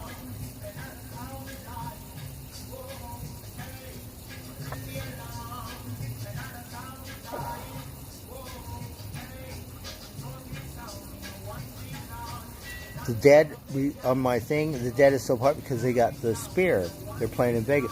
Now they added more dates. Fish played for a week. I think that was really good because Fish took over after U2. And that's a party, like Sin City, whatever.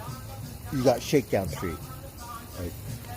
We don't need your fentanyl or your methamphetamine or your ecstasy or whatever. We could get some bootleg fucking microdose.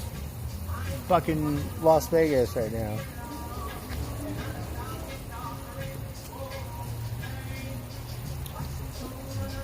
That'll work. I don't give a fuck if it's bad acid or good acid at this point. Sometimes that bad acid gives you all but it's so good, right? I could eat clean out and I'll still get cramps if I eat enough of it. It's just part of whatever. We miss those days, and it's fucked up because you're all like cramped out, like. We miss those days. Fuck.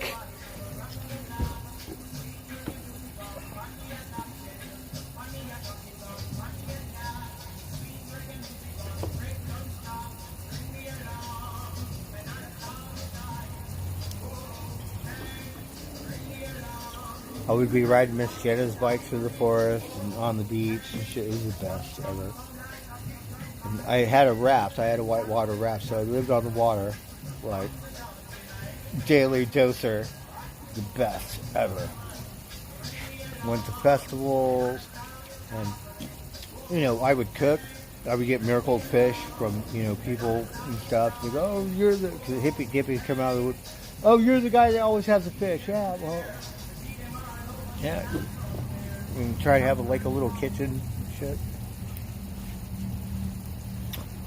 One time, we got this. It was a sturgeon. It was a good fillet. It was about this big, right? Sturgeon. And then we volunteered because in Humboldt County there's not that much work. You volunteer. So they had some festival in Fortuna, and we closed it down, and he gave me this bottle of salad dressing. And these hippy dippies are really weird. So they're like, "Oh, it's all organic." And the main ingredient was coffee, right? So we had coffee, and they had all these berries. Like, berry this, strawberries, blueberries, blackberries, like yellow berries, green, all these different kind of berries, right? And we're like, "Oh, fuck, we poured that bottle on the sturgeon, right? We went to Clam Beach, which when I go back to Humboldt, I want to camp out there, at least, because it's a local camping spot. There's only 8 camp spots, but it's like raw. It's the good one. The other ones are in the fort, really good, but different. But this one's on the beach.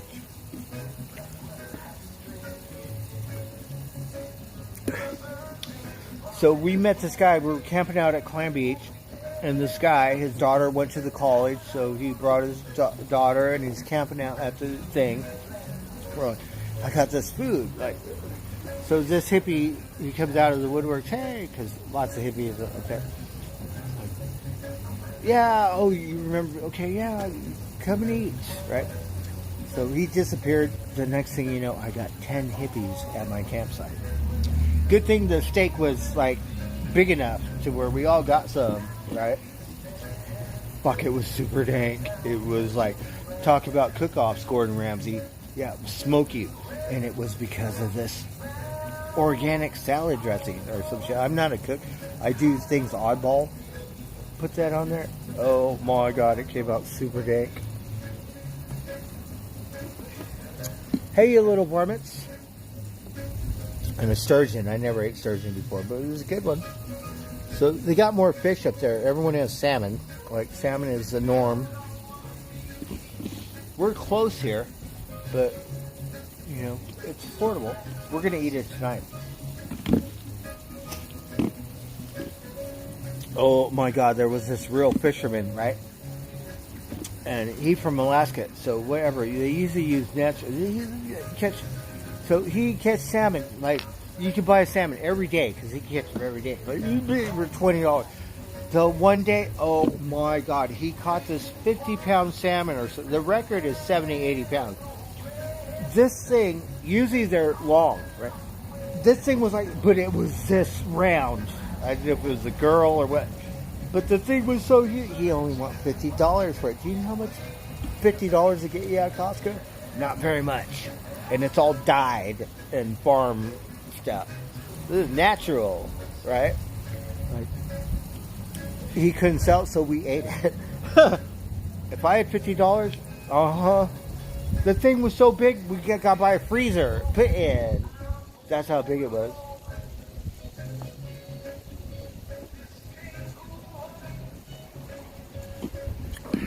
I was fuck it, let's just eat it. I never seen a salmon that big. It was huge. and it came out of the river. The Mad River, it's a weird river because it runs north. I think the Eel River does too. I believe the Russian, which is our river, it goes south. So these rivers run north, and the Mad River, like geography is a trip. So the water comes to the beach, and you think it would just go into the beach. It does not. It goes up north, and it hugs the beach to there's a sand dune. Like, I could park my raft and go to the other side, the forest on this side, and the river, Mad River, get off the sand dune, and then the ocean. It hugs the ocean for 5 miles. It goes up north, and then it goes into the ocean.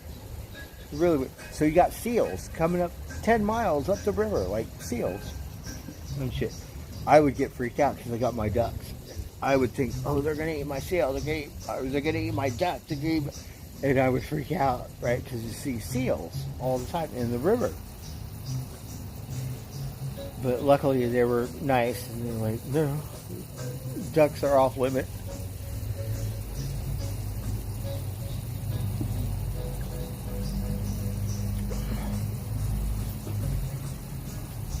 So, you know, the salmon I have, it's a baby salmon, but it's probably farmed. It looks like it's died, but I don't care. I'm hungry. It was the funniest shit ever, right? Because we would eat that shit raw. We would just cook it raw, no seasoning, because I didn't know how to cook. I had to learn how to cook because I'm on the hill, right? I fucking like to cook at all. And we had to because we're up on a mountain.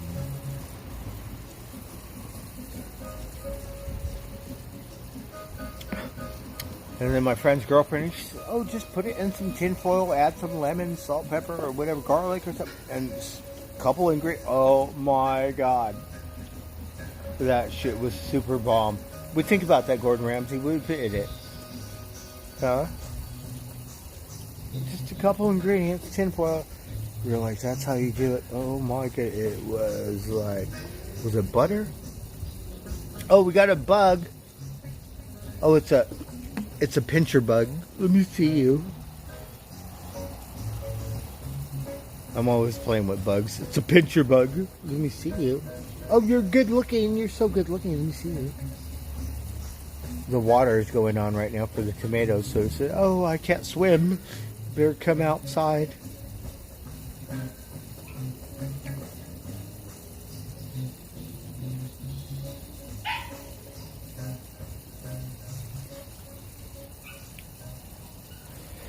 Here, I don't think so. So I like Trinidad. So I'm in Santa Rosa. So Santa Rosa is Sonoma County. Then you have Mendocino County. I'm not sure if Ukiah is the main hub, I think, in Mendocino. Then you get to Humboldt County, right? So Humboldt County, it goes from Arcata or Eureka, a little south of Eureka. And then it goes up to Del Norte County, which is probably Crescent City, a little south. We go on to Trinidad, and we'd be on my raft, and you would see these, not regular seals, like we have regular seals, I forget what they're called, I'm such a dumbass, but your regular seal, right? These are elephant seals. And there was this one rock in the bay, right? And you have all these elephant seals, right? This thing, I don't know what it eat, right? But like a walrus. Big old, like an elephant walrus or something, right? Like, not that big. But still, the thing, like, see my office? That's how big it is. The thing is big as my office. We would go waddle, go near the rock. And we wouldn't get too close because we were, kill me. We would go up and we were like as far as from me to my office, but we wouldn't get too close because that thing is so big. And if it charged me or something, it's gonna fuck me up. And not like a seal. A seal could probably fuck you up. This elephant seal or some shit, right? Big, like, and there would be a bunch of them. right? I haven't seen those lately. Hey, Jim Rockford, how's it going? The milkman's kid. So, no, we cannot eat seals here that I know. Sea lions, yeah, sea lions. See a lot of those around here. So, I'm from Southern California. So, you have LA County, and then you have Ventura County, and then you have Santa Barbara County. So around Santa Barbara County, that's where the seals are because the water changes. And then you have San Luis Obispo County, I believe. So from there north, there's more seals, so there's more sharks. We have lots of sharks down south.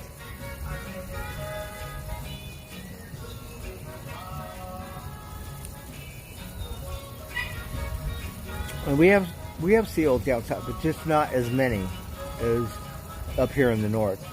And in the bay, for some reason, I don't see seals fucking off. Like, we go to the thing and the docks, there's no seal on there, right? But you get up to Humboldt, and you'll see a lot of them. They be swimming in the rivers. I shit you not. They would freak me out because, oh, you're gonna eat my duck, and I would be like on the river. Like freaking out, don't eat my ducks or some weird shit, right? And we're like drinking and smoking because I'm freaked out. And every day, basically, yeah. Stress factor, right? Stress spots. But they never ate my duck because the seal, he could eat my duck in a heartbeat, right? What would you do? Swim underwater like Aquaman? No. But I think animals, they kind of know, believe it or not, like wild animals know domesticated animals. They know the difference. I lived and worked at a resort near Lassen, which is in the middle of California. So it's Lassen National Park, volcanoes. I'm gonna get another beer.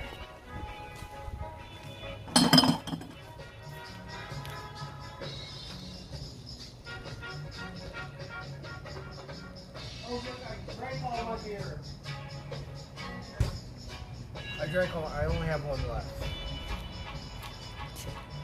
So we would go to this lake. I would park my truck right on the lake because it's not so whatever saturated, so we could actually park on the fucking thing, on the lake, on the water edge, right? So we went to a different spot of the lake, and I could not park my truck on the lake.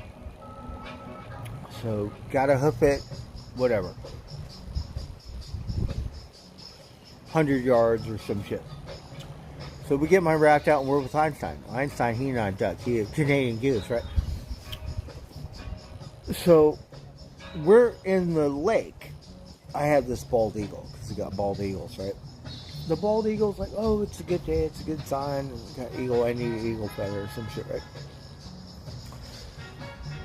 So when we get out of the lake, I bring my raft. I have to fucking hoof it all the way to my truck. It's not like my truck's right there. We come back, we're like, where the fuck is Einstein? He's in the middle of the lake, and the fucking eagle is chasing his ass around, and we're freaking out. We're yelling and shit, getting rocks, throwing rocks. Oh, and Einstein, he does this thing, and he goes down to the water, and then the eagle's just like, we're like, because the eagle knows the difference, because Einstein, he's domestic, he's not wild. The other ducks, different. He goes, easy prey.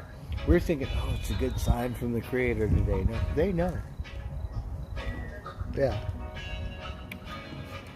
And then, once he hit the water, we're like, you better get your ass over here. And he's talking a bunch of shit. Honk, honk, honk, honk. You better get your ass over here. That eagle's gonna fucking have you for breakfast. I can't believe that he survived. Because he's in the middle of the fucking lake, and I can't save him. And this eagle is on his ass.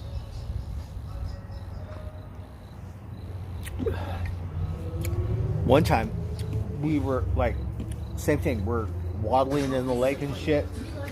There was a brown eagle. Oh my god, this thing was so big. It was like 4 or 5, like from here to there, like all like, and we're waddling. Einstein's scared as fuck, right? But we're about from here to my office. That motherfucker not scared of shit. He's all like, this is my land. Like, you would think it would fly away or some shit. It didn't attack me. He's just looking at me like, what? And then one day we were on the lake. There was a goose. He was like Mount Santos goose, or on steroids. The goose wasn't that big, but still a big goose. Like, he wasn't scared of shit. He's like, I'm the king of the goose, right? Poor Einstein. And he wasn't scared of shit either. He's all like, fuck you, let's go to war. Let's fight. This is my lake, or some shit, right?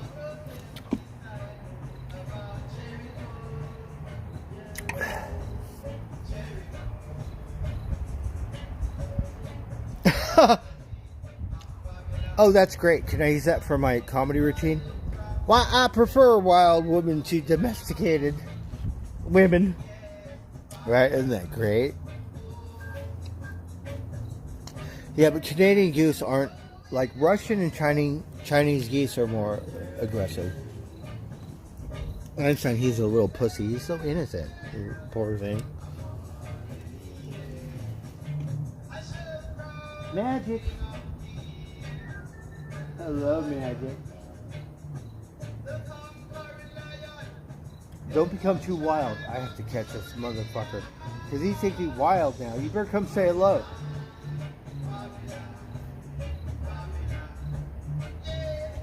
You gotta be kind of wild to survive.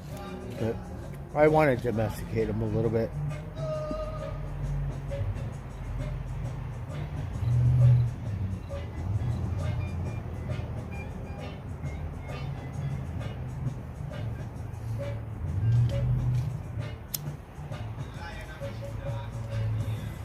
I miss those days, so we have to go back up north, and then maybe we could, be more hippy dippy or something.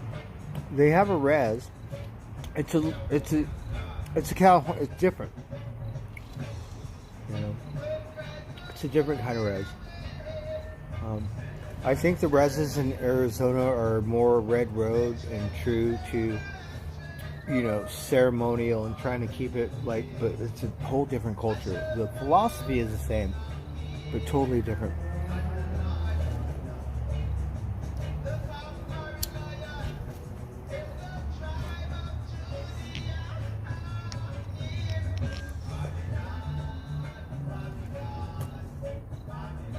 Yeah, that's what they do. So you'll see birds dive bomb the mama crows. You'll see mama crow dive bomb vultures and hawks or stuff. Because the birds of prey.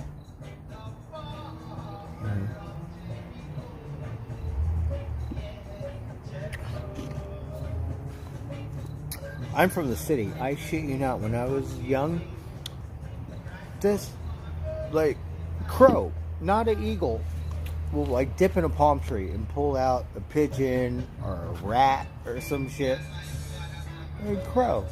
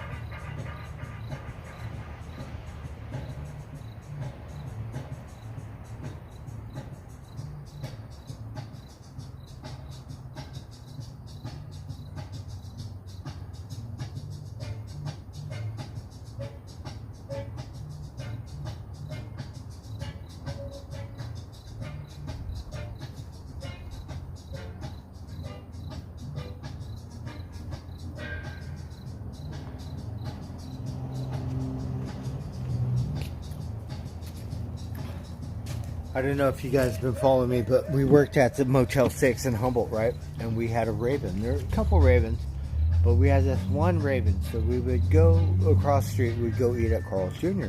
every day, pretty much.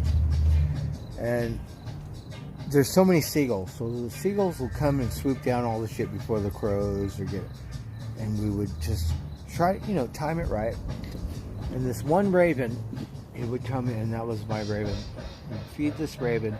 And ravens and crows look very similar, but they're still different. They have a different kind of spirit, kind of like a duck and a goose. They look like, but different. Swan, whatever. So I miss my raven. And when I worked at the resort, we had a couple ravens that would come by every year. At the same time, they'd come by to the resort. I think we've seen a couple. I'm not seem like it, but here we don't. We have more crows. We don't have ravens. So Humboldt County, we got ravens, more ravens.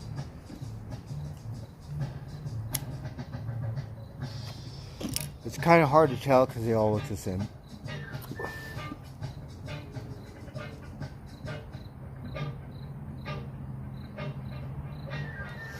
Right? Yeah, we've been watching that YouTube stuff, and sometimes the eagle or something. We've seen the eagle because turkeys. We have wild turkeys around here, and turkeys, they'll eat snakes, and this one video, the eagle. I don't know what kind of eagle, but he thought he could get the turkey, right? That turkey fucked that eagle up and ate him. Yeah. We got lots of animals do that stuff. We saw this one today. I know it's not funny, but a billy goat, right, and a moo cow. So they have a disagreement. So they go and they butt heads, right? And they go, and that billy goat laid that moo cow out. And then you have other ones that are more brutal, like lions, hyenas, all that kind of stuff. And the underdog wins. And a little surprised because I know better than to fuck with a turkey. Because the turkey will kick my ass. We got wild turkeys around here, right? And they're pretty smart. Roam around, they disappear, get out of your way. But if it's cornered or something, that turkey will fuck you up. And they're like, oh, you got your money on that eagle, huh?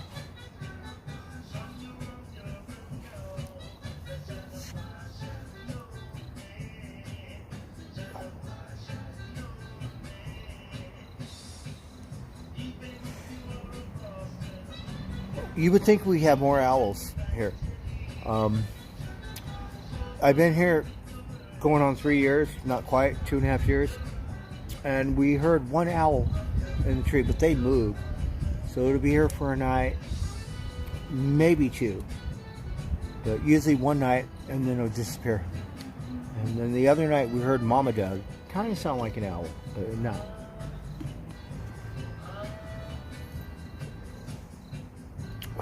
Barn owls. I would go to Lancaster, Palmdale, Lancaster, which is north of LA County, and they would have these cylinders, like these cement cylinders in the desert. We go in there and we look, we always see these beautiful white barn owls. Some of them, but they're kind of spooked, right? And they just look gorgeous. Natives have a weird thing about owls because it's like the bringer of death or something. But I love all of God's creatures. I don't know if it's superstition. It's a ritual. It's a custom. Some people believe ravens or crows are a bad sign. The bringer of death or something.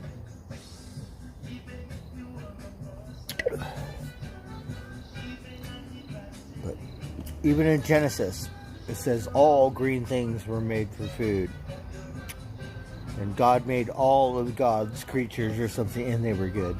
Or some shit. to that. I have to read it. I have a Bible. Maybe we should. Mine's old. It might say it different. Let's find out.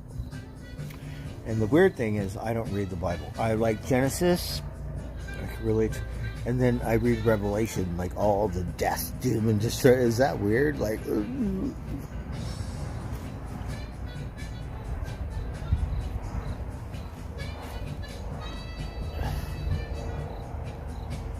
oh, you have raptors?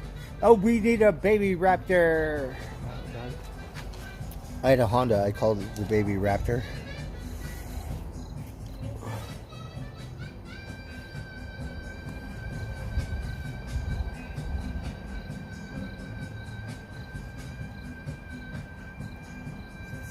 Birds are quiet tonight. The one birdie was singing last night. It's quiet tonight.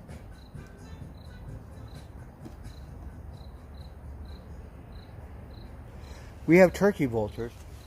They're, I think, whatever.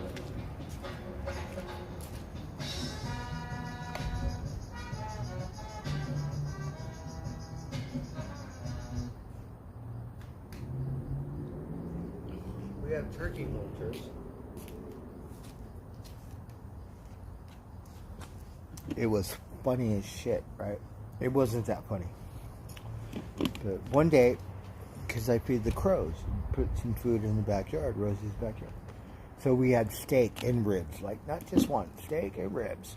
And Sunday, I remember, we put that, and the mama crows know, they know.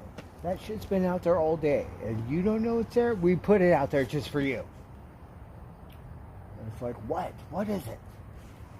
So we put that shit, it sat out there all fucking day long. Then this mama vulture, right? This, just one. Going like that. And then it came down and it ate the steak and the ribs. I don't know if you can see the bones or whatever kind of eyeballs you got. Like, we feed Mama Crow. Better get on that shit. You don't like that stuff? What?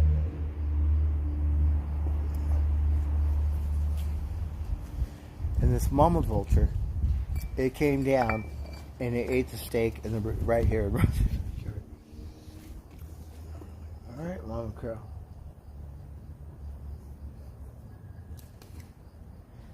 So that was a trip.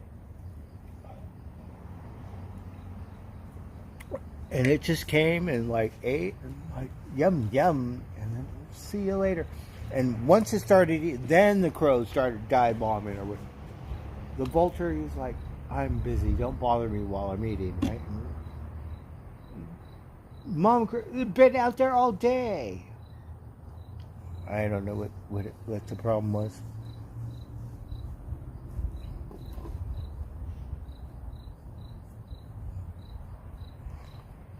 You have lots of bats. There was this one thing where the bridge, or there's somewhere where there's a bunch of bats. I think it's here in America. You have to look for them. We don't have them right here, but I'm sure we have them. They're kind of scary. You can't really pick them up because they bite you. Right?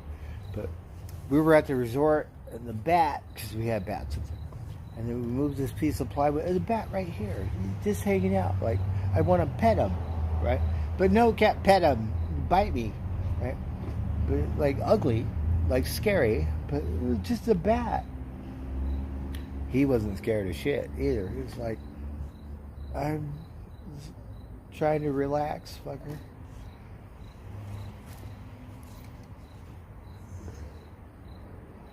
We have falcons here and hawks.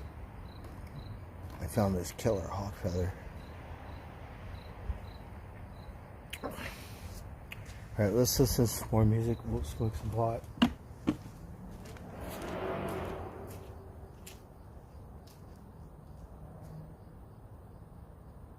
Alright, we'll hear one more reggae song or something.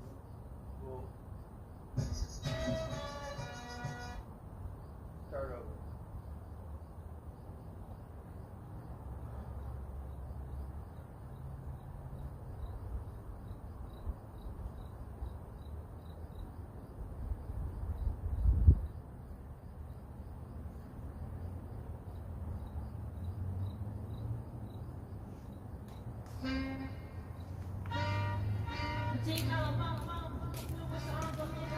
Me, I would love to eat something or do something that I could get a little under the influence and just trip out on Mother Nature. I think my brain has a lot to do with it. It's just like beat myself up and it doesn't work.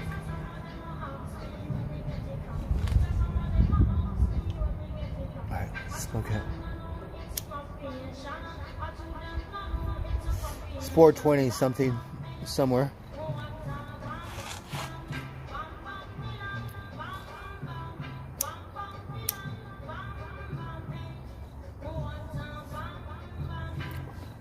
Maybe it was just a stress factor from this weekend. Couldn't really enjoy it. I think I go through that. Yeah. You get disturbed really bad. Wingnet.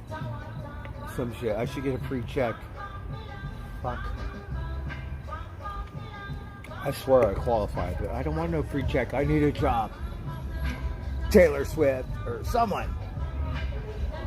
And don't be surprised either. Yeah.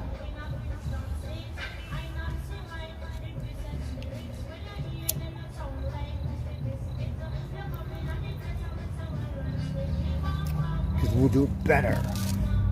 Yeah.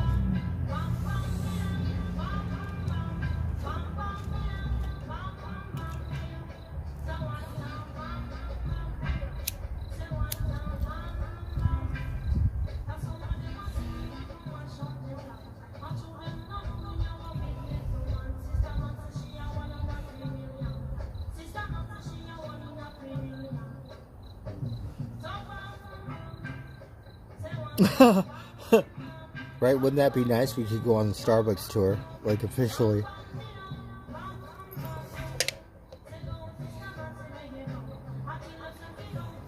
We should ask Alexa how my Starbucks portfolio is looking tonight.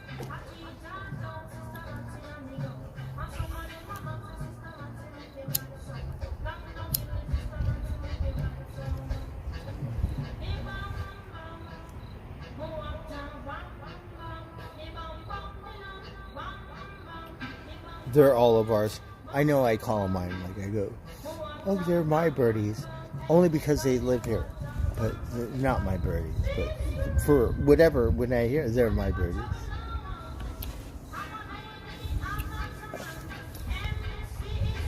I go, my crickets, my spiders. I know, it's silly. My slugs. My worms. My snails and stuff, and on and on. You know, we would like to think it's a drug, but no, it's just me. Yeah.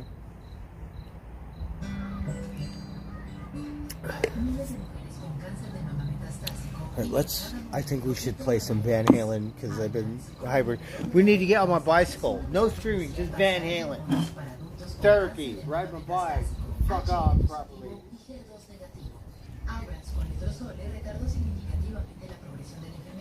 No streaming. Van Halen.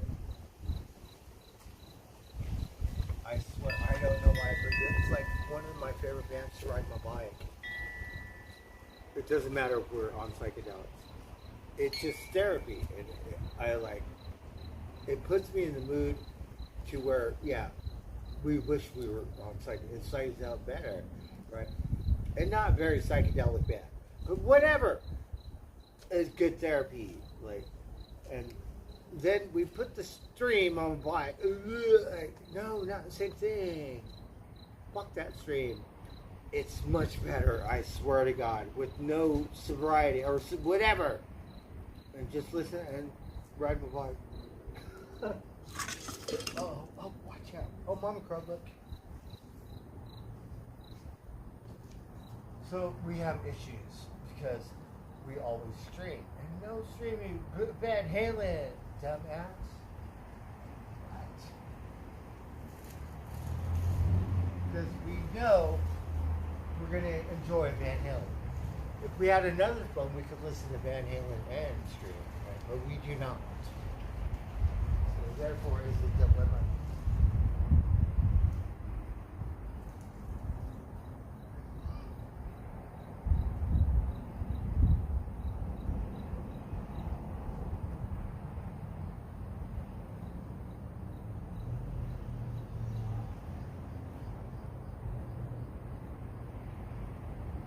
Alright, let's just listen to this so I don't have to Jordan's sore nose let out a fiery sneeze, so Dad grabbed Puffs Plus lotion to soothe her with ease. Puffs Plus lotion is gentle on sensitive skin and locks in moisture to provide soothing relief. A nose in need deserves Puffs indeed, America's #1 lotion tissue. Nature's Recipe knows a dog's best life is measured in lives. Okay, dog. That's why every recipe is made with We're gonna watch it. So funny. Fuel your dog's best life every day. Nature's Recipe. Nature always loves the dog.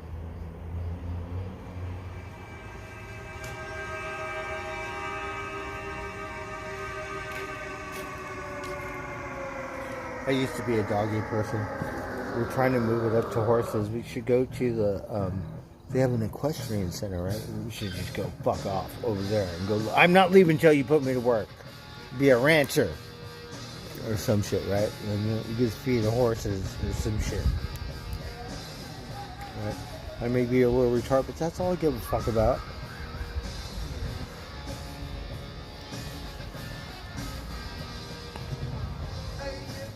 Who got rabies? The raccoon? Oh, the one guy, he had a video, he got 100 raccoons. Oh, what was his name? Oh, darn it.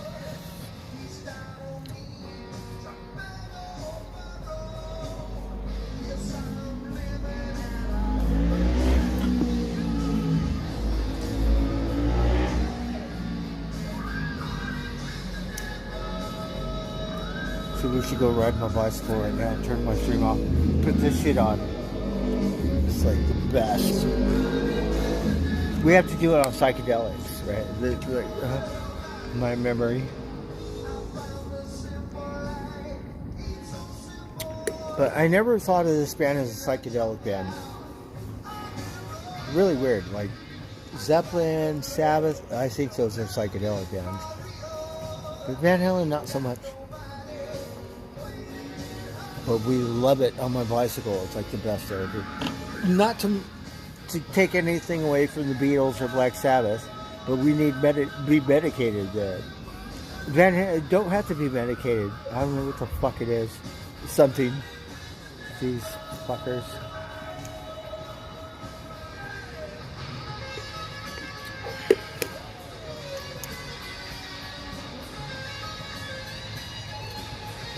Jim.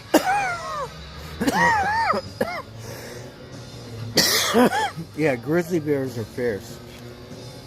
You know, here in California, our flag, the California state flag, has a grizzly bear. We had grizzly bears, from what I understand, once upon a time, but no more. We got black bears, brown bears, stuff like that. But the grizzly bear, you have to go to Alaska or somewhere else, right? North Pole. The grizzly bear, he like a monster bear, right? Because I'll tell you why. UCLA, we got a grizzly. It's a sculpture, right? The thing is huge. The lion, like let's say you got a lion, right? A grizzly. Let's find out. That grizzly bear is gonna fuck you up, lion. Now, because it like a monster bear.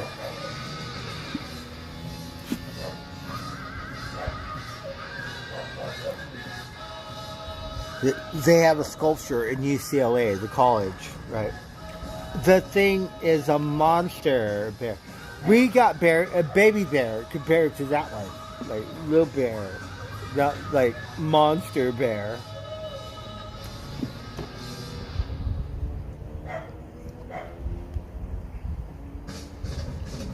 Pink Floyd, we love that band on psychedelics. That's a psychedelic band, I think. I think it's better when you're on it. You could be off of it, but I think some bands, right? You go to a Pink Floyd concert, are you going to want to be like under the influence, or are you going to want to be like whatever. Right? Yeah, there's a connection.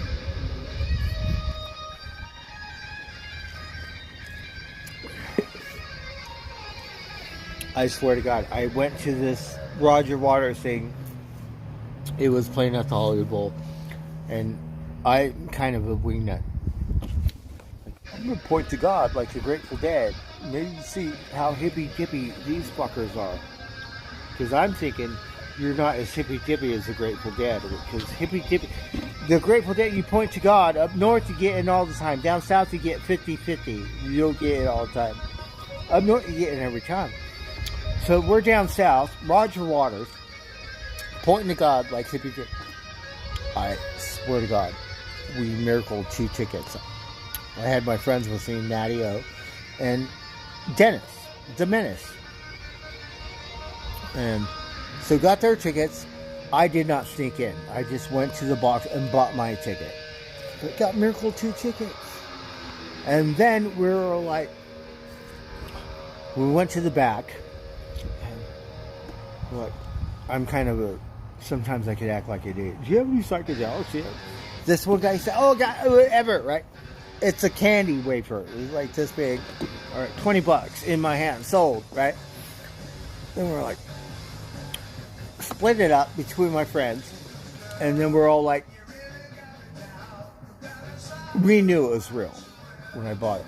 But then I was thinking, maybe it's just candy, right? No, that shit kicked in first night. Roger Waters. Miracles. Like Hippy Dippy or some weird shit, right? Like, because I was thinking in my head, who's going to miracle me at a Roger Waters concert, right? It was like bangering. It was instant. Like that, and my friends got to come in. It was the best ever. And the medicine was really good. It was, yeah, it was, for, if I would have ate it by myself, better. But we had to split it up.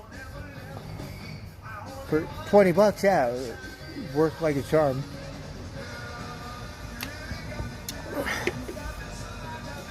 It was like the best. There was a full moon. The pig got released. It went to the full moon. It was pretty cool.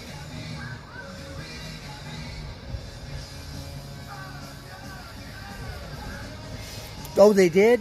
Grizzly Man? Alan Parsons Project? Is that a band? Or I'm drunk. I'm on my last beer.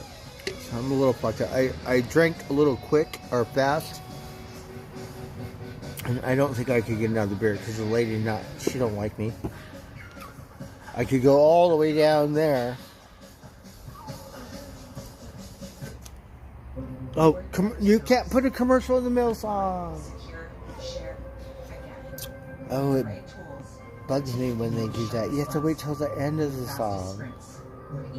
Girl, we gotta play the song over. You don't want to no. Lowering bad cholesterol can be hard. No. Let's go back where the song starts. No commercial.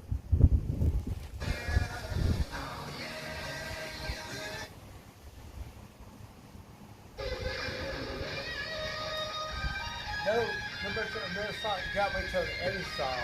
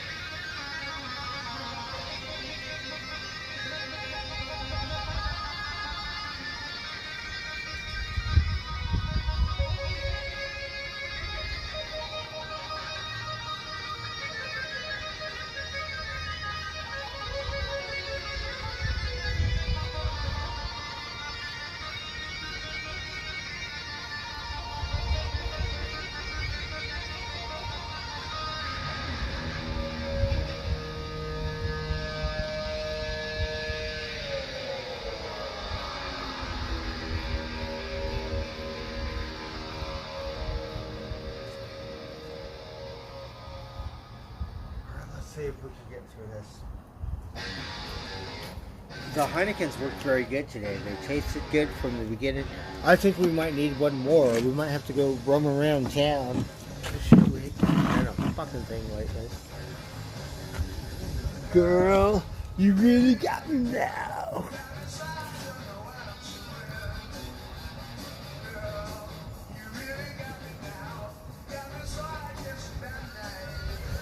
No, Bear. I worked at a resort, right? And everyone's, oh, I see the bear, I see the bear, I see the bear. I ain't see no fucking bear, right? Funny story. We go to the ridge. It's just a little ridge, whatever. There's bear shit right in the middle of the trail. I don't know why they like to shit on that. Shit, right? Like, there's so much bear shit. Like, this ain't the doggy park, right? And everybody, oh, we see the bear. I ain't seen no fucking bear. One day we were driving down the highway, and the poor bear, mountain like this, so he can't climb up the mountain, so he's running on the road. And good thing and paying attention. So we didn't run him over. We're like chasing him, and the poor bear scared. Golden bear. He's running. And then he disappeared. But, oh my God, we would be on that ridge, and we know the difference between cow shit, dog shit, and this is bear shit. There would be so much fucking bear shit on that fucking trail. You see no fucking bear?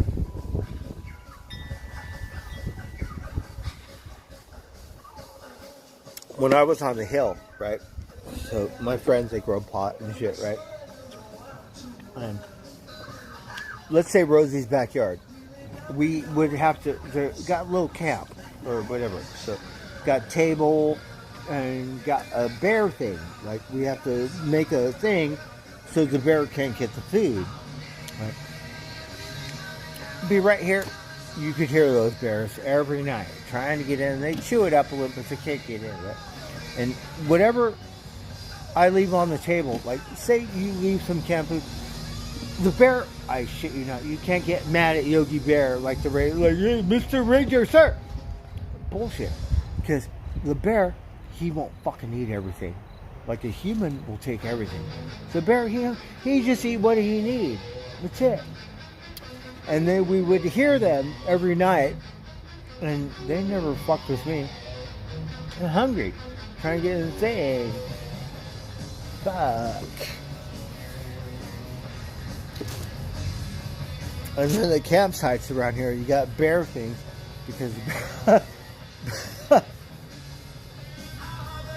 I don't mean to laugh, but a little more domesticated bears. These wild bears, okay?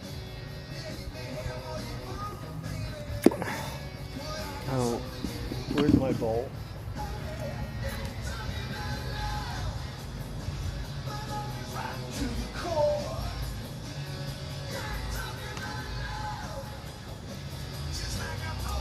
We worked at the resort. We didn't see any bears, but there was a day, right? Because all the cows come through the meadow and like hurt, like whatever. This crazy bear, he killed the cow, right? So Cowboy Mark, we got a different kind of cowboy. He ride a horse, he got a dog, and they herd like not like Humboldt where ATVs or some shit, like some kind of whatever different kind of. This motherfucker on a horse with his dog and whistled. So the bear eats the cow, or he killed, and then Mark, he shot the bear. And my boss, he cut the head off, right? I cut the hand off. I cut a paw, right? I had a bear paw. And my dumbass left it outside, and the animals drug it away. It was fucking retarded because that's sacred. Those bear claws and stuff. Yeah. Cowboy Mark, he shot that motherfucker right in the head.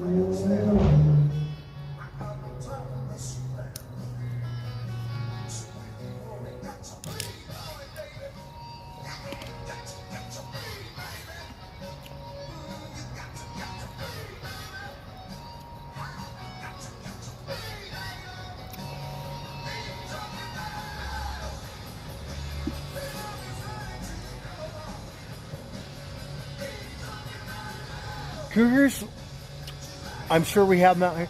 Griffith Park, like I'm from LA, so we watch the LA news, right?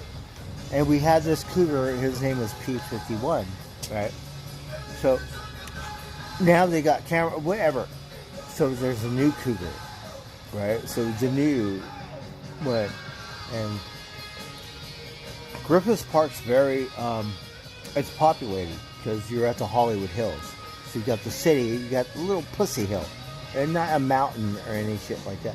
But we have deer, we have coyotes, and we have a new cougar, right? The thing about cats, like a bear, I'm not really scared of bears. I'm more scared of cats. Like, I don't have a tent or a sleeping bag, go on a road trip. But if I get, because the cat will sneak up behind you, and it'll get you from behind. The bear, he's going to come from the front. You know? So cats, they like freak me out a little bit because we know how they hunt. And if you're on your bike or a trail, yeah.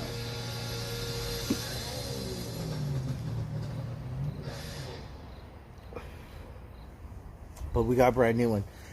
I don't know what his name is. But he lived in Griffith Park. He in the valley or something. He roamed around there. Right? So that's the city. I'm pretty sure we had one. I seen one in Central California. Around Tuscadero or something. This motherfucker was running through the field. Looked like the wind. And was like, I don't know what he was chasing. But he was running. Because we got cows. We got lots of cows. We got the happiest cows here in California. Like movie stars. Like not all sucked up like in Arizona and shit. Like fat cows.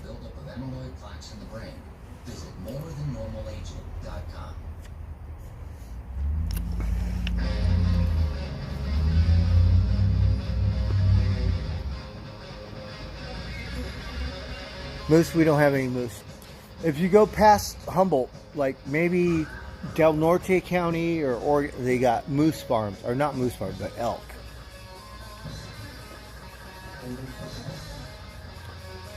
We were on a road trip, right? We were headed to Havasupai.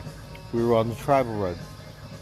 Oh my God, because they got wild horses and shit. And they got elk and shit. This elk, my friend had a van, right? This elk bigger than the van. He stopped in the middle of the road. Good thing my friend paying attention. And stopped. And the elk, he just look at us and whatever. Like, it's like, yeah. You hit a deer. I lived in the mountains. You hit a deer, it's fucked up. I hit a deer in my truck. I shit you not. I was doing 60, 65 miles an hour. And thank God I had a good truck. So my bumper was fucked up, one of my lights was fucked up, and my grill was fucked up. But I could still drive. Because the car, yeah, you're stuck. One time we went, there was a spring at the resort. Well, it was across the street. So spring, and we go fuck off over there. And this deer, we spooked this deer, it ran across the street. We seen this pickup truck, bull guard, whatever. Didn't slow down a minute. Just like, good thing the deer didn't get run over. But yeah, like no slowing down. It's a different thing. Deer, like we never saw it. Poor thing got a GMC fucking implant thing on his thing. And it was so crushed up we couldn't eat it.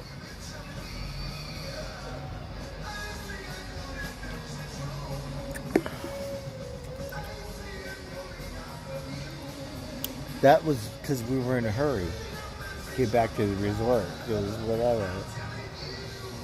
No, fuck that. That's why you want no hurries like me. No hurry, don't, because I don't have a fucking thing to do. But you're in a hurry sometimes. You better pay attention. This deer came out of nowhere. And I felt so bad.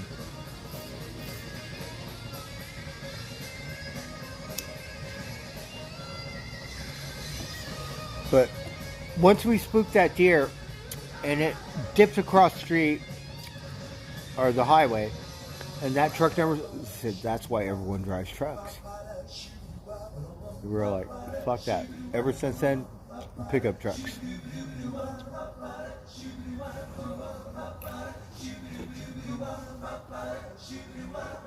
Yeah, we implanted that poor thing. And thank God my truck was, heavy duty. It was a little, the bumper or whatever, the light, the grill. But we could still drive it.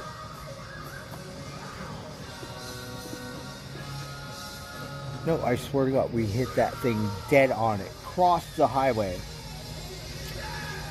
We were doing about 60, 65 because we were in a hurry, like, to get back to the resort.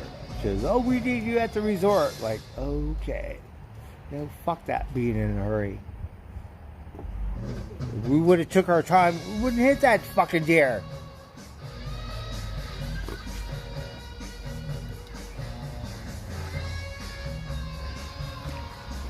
And fuck my truck up.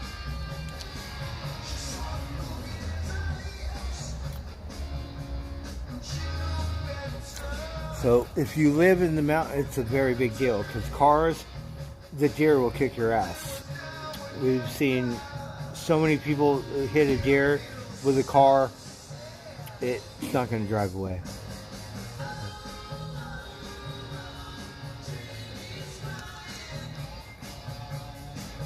And the deer, he don't know.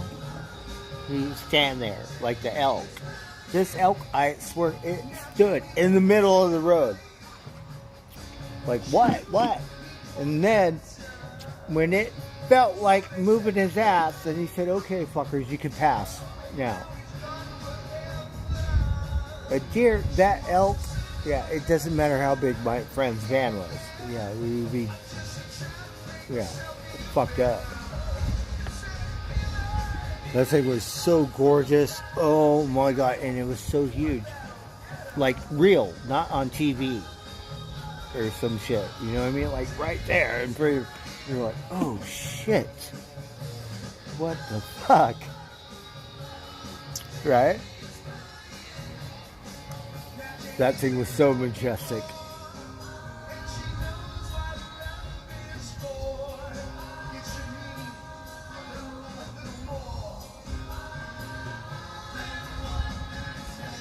And then sometimes you have places that have free-range cows. You run into a cow, like deer, whatever. Yeah, it's gonna fuck your shit up.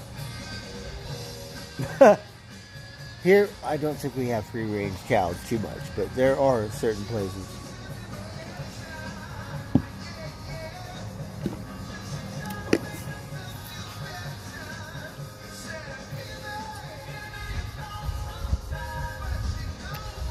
And they got lots of deer hunters, right? I worked at the resort. We have a season for bow hunters. So the bow hunters come in first. And then we have a season for hunters. We have an early season and a late season.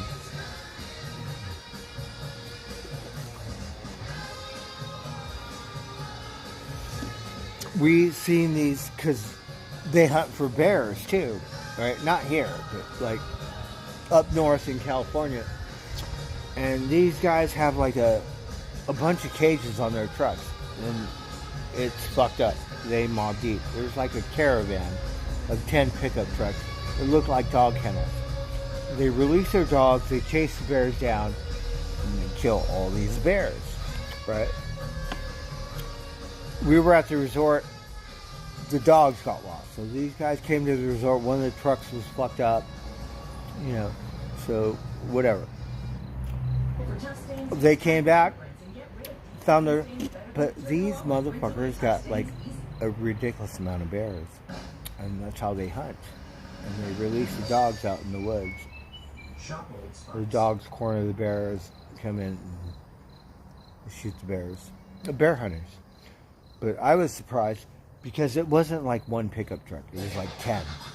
It was like you have a whole crew that like make sure you get like 15 goddamn fucking bears. I don't know how many bears there are in California. But yeah.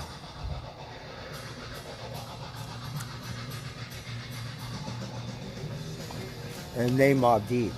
And bear hunters.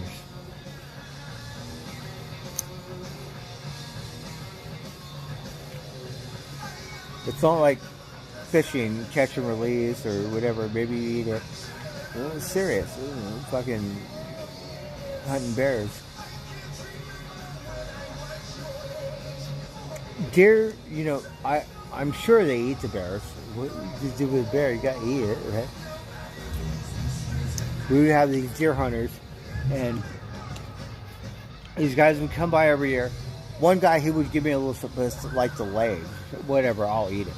The other guys, they've been coming up there since they were kids. Knew all the deer blinds and like all the history of the resort. Because, you know, they've been coming up there forever. Because we had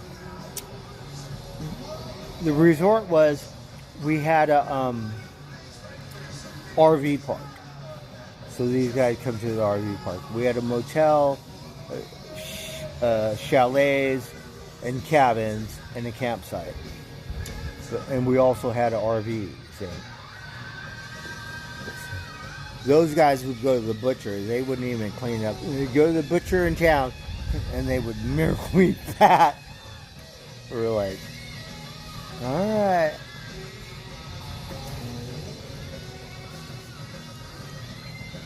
It was a really good experience working at the resort. And we still talk to Dottie. We talked to Dottie on Memorial Day weekend because that's the beginning of summer. So that's when the resort opens up. And then it closes down around Labor Day. So it's not quite summer, but early summer, Memorial Day. So we love Dottie. She would go to Vegas because her new partner in life, he fly a helicopter for the movies or some shit. So they film the thing for whatever. It could be sports, whatever it is. He a helicopter pilot. So I'm so happy for her. They would come to Vegas to take me out to dinner. Oh my God, I was so happy to see her. Because she's kind of like my adopted mom. So I was so happy to talk to her because we were hell-bent over not getting to the market, right? Then we called Susie, we called Dottie, and it calmed me down. It totally made me think that it's not that bad. And so, calmed down and started enjoying my day. So I think friends are very important in life. Or people you love, or care about you, and that you care about. I think it's really important because today our mental health stuff, like look at my mental health, yeah, you better not pay attention.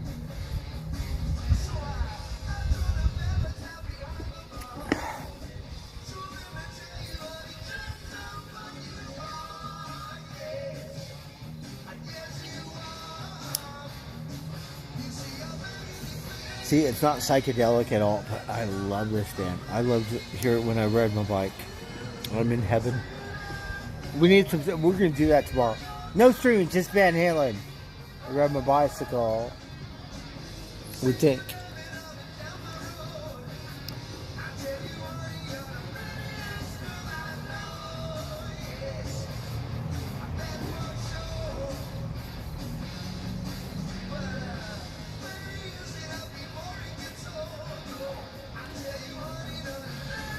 I swear it's the best therapy, and we don't have to be high. I could drink a beer, and we're just like in heaven. Isn't that weird?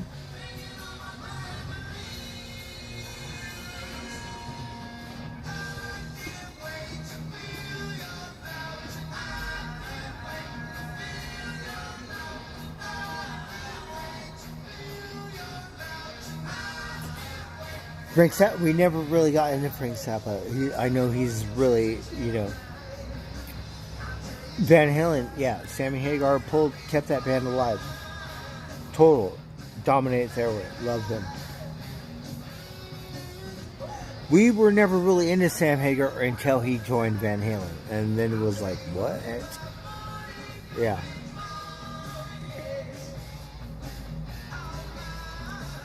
like amazing. It's like Dio and Sabbath. Like Black Sabbath, nobody could sing Black Sabbath, but Dio pulled it off, right? Sammy Hagar did the same thing, in my opinion, for Van Halen. Yeah, it's amazing.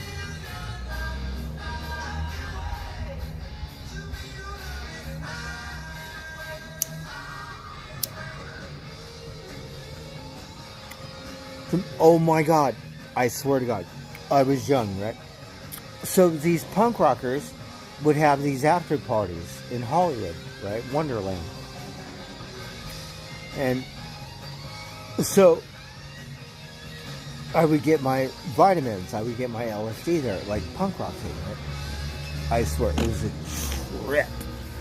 Because the girls, like the concerts would be all like whatever. The after party, I shit you not, you would have these punk rocker girls, and they'd be all punk rock, but they'd be topless, and they'd be dancing and like whatever. Like I would get my LSD there. Like punk rock after party, and they would have one every night at a certain place in Hollywood, and it could be Wednesdays, Thursdays, maybe it was Wednesday. This cocksucker right here, David Lee Roth, he would promote one of the after parties. And I swear to God, it'd be like me and him. You could sit down right next to go, hey, cocksucker, like, cool. But the thing is all punk rockers, right? This is back in when their heyday. There might be one other guy with long hair, but no long hairs. All punk rockers. And he would promote one of the after-hour parties. Yeah. It's a trip.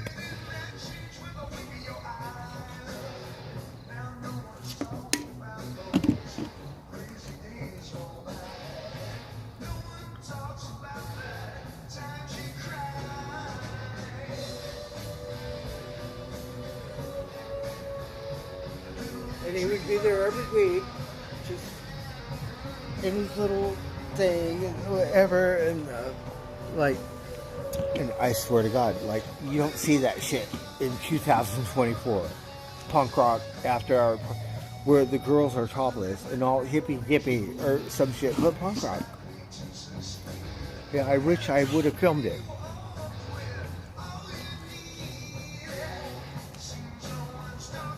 I swear, I shit you not. And I remember that, and it was like, it was a real after hours. I was young. I must have been 20-something fucking years old.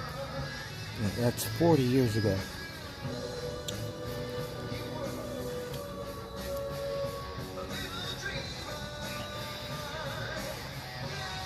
I would get my vitamins there. That's where I would get my LSD, from the punk rock after hour thing. Let's go to a punk rock after hour party today. Let's see if we get some LSD. Just curious. Let's find out. I don't think so. But that's how it was back then. And that's where I would go. So atomic punk, yeah.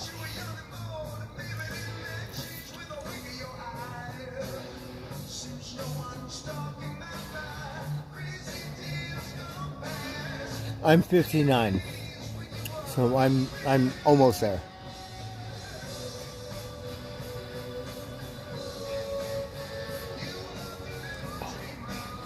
He's doing really good.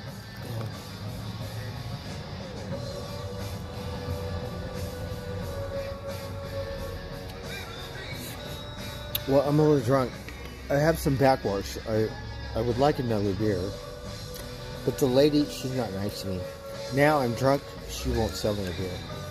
So we have to buy 6 beers, or we have to go all the way down the street. Should we go on a road trip? Let's waddle. You feel like waddling? It's like, why? This is my gas station. When I had my truck, I would go to Shell gas station. Like, we don't care about Arco or Chevron. Or, that's where we'd go. I shit you not. We had a car that lost my wallet. Like, we're old school. Like, what kind of gas do you get? Do you go to the, like, we got Safeway, Costco. This Roseanne is cheap. I would go to Shell. Yeah. What kind of gas station do you go to? I'm just curious, you guys. We have 24 people in here. How many gas stations, or what kind of gas station do you have a dinosaur gas station? Like Sinclair? Oh my God, I'm so old, right? When I was a kid, like, I shit you not, we go to the gas station. Like, I don't have a car, like, whatever, right? But we get, like, a dinosaur or a Hot Wheel. We get, like, not like a doggy biscuit or some shit like nowadays. We get toy at the gas station. Do you remember that shit? No, I shit you not. I don't know if I'm Cro-Magnon or whatever, Jurassic Park. When I would go to the gas station when I was a kid, I shit you not, they would give you a toy. I get Hot Wheel or a dinosaur or military, army man, or some shit. Do you remember that shit? No, I swear to God, my memory's not that fucked up.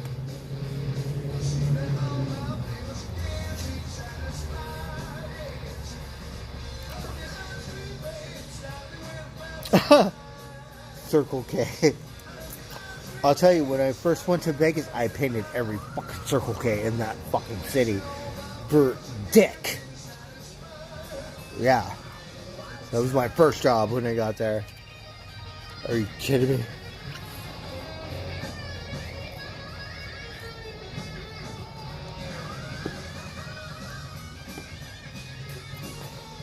Yeah, you get dinosaurs, army men, stuff like that. You don't remember that shit? Oh my God. We would love to go to the gas station because we get a toy. I'm a little kid. Right? Now the doggy, you need dog biscuit, go to the bank or something. If you got a real bank. But that how it was at the gas station. You get a toy. You don't remember that stuff? Oh my God, we would go to the gas station and we get toy.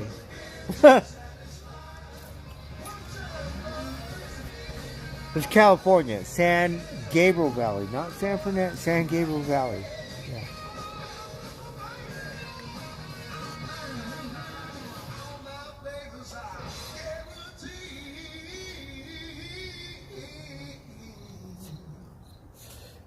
And okay, don't hate me. I'm just a messenger. But when I was a kid, I shit you not, there were no female drivers. There were no girls in their BMWs or Mercedes fucking zipping around and shit. Yeah. I don't know if that's Cro-Magnon or something. But yeah. No, I swear. There are no girl drivers. Is that fucked up? Oh, no commercials.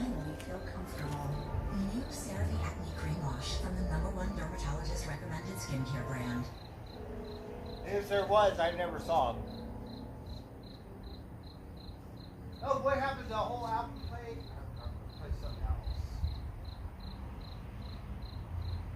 Here this way.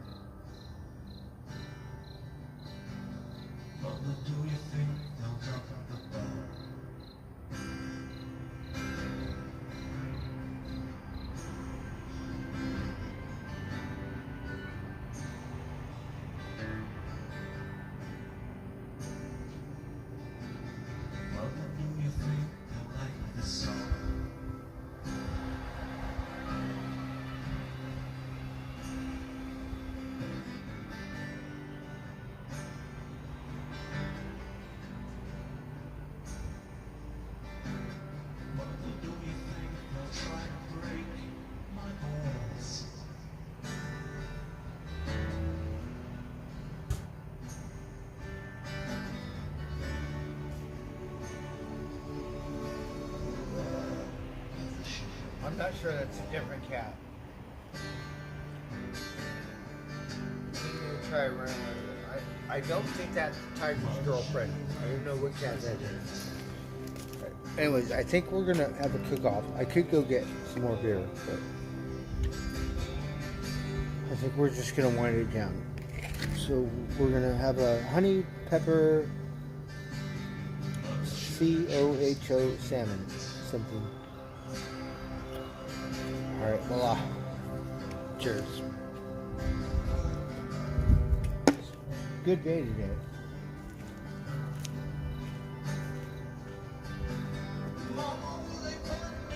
We need something else.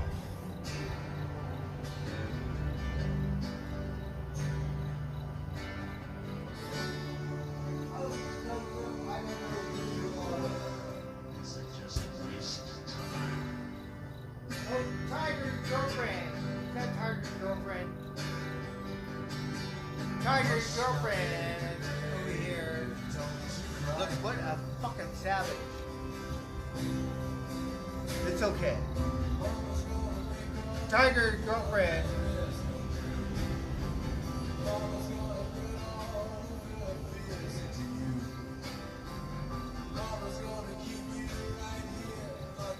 Huh. Run over there with it. Alright. I don't know if you can see the little varmint, but it's Tiger's girlfriend. Little varmint. Alright, hold on. Oh, Magic!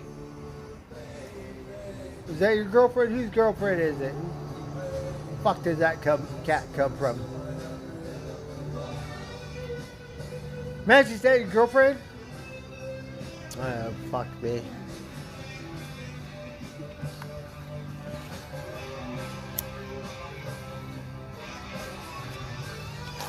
Here she comes.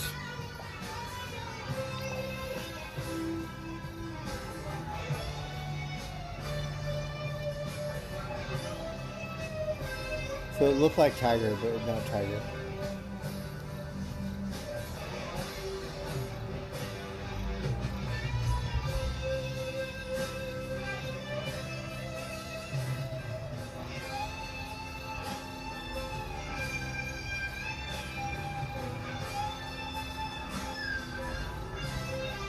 Kind of sketchy. Alright, so we're gonna cook this salmon. It's kind of late. We would like to put some mushrooms in it, right? I don't really have any, but that would be really good, right?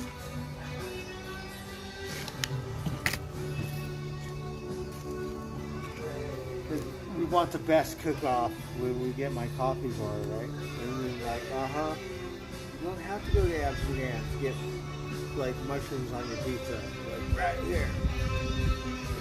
Salmon, whatever, bourbon steak, whatever, Courvoisier, whatever. But I think you need the special stuff. Maybe you can watch Mother Nature videos or some shit all night. Let me think.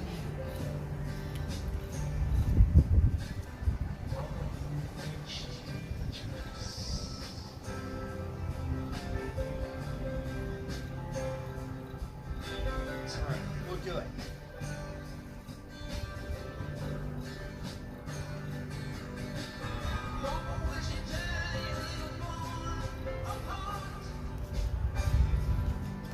So look, I'm always bragging about my other skillet because I have a really nice skillet, right?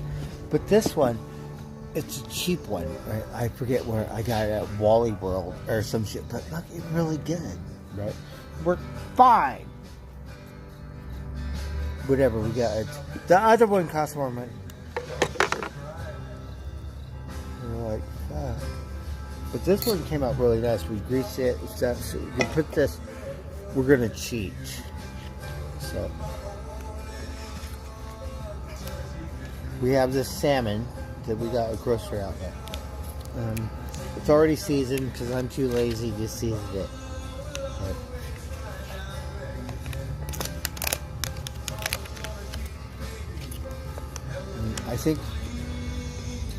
think we just need a little olive oil.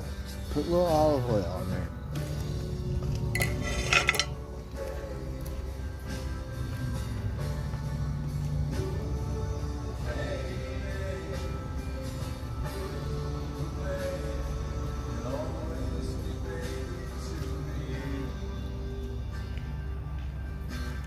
So we have this extra virgin stuff.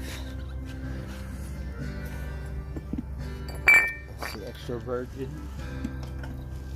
What do you think about that? So let's put some. Hey my friend, may the winds blow you cool breezes your way, peace and safe travels. Richard. Loving you, Richard. Thank you so much. Alright, we're gonna put some.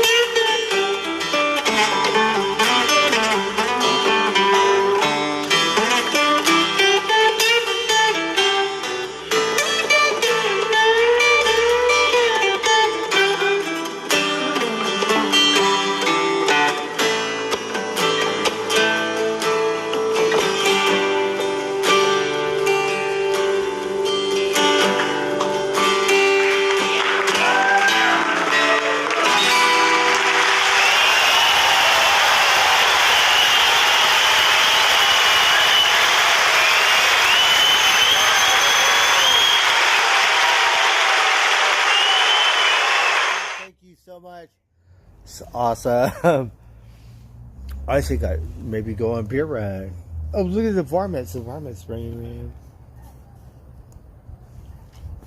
All right, let's. Okay, hold on. I don't have to work tomorrow. Kind of night owl now. All right, so we have some salmon. So we're gonna have a cook-off tonight. Like, we cheated because it already marinated or whatever stuff, right? But we're gonna add something.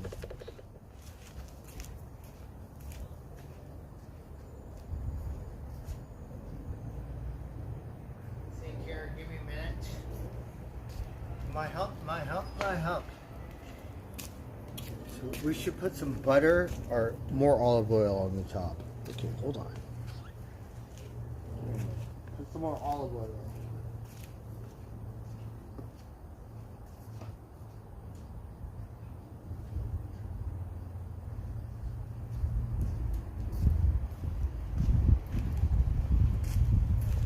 Alright, so we'll add some olive oil to the top. Just a little bit. So it'll help it.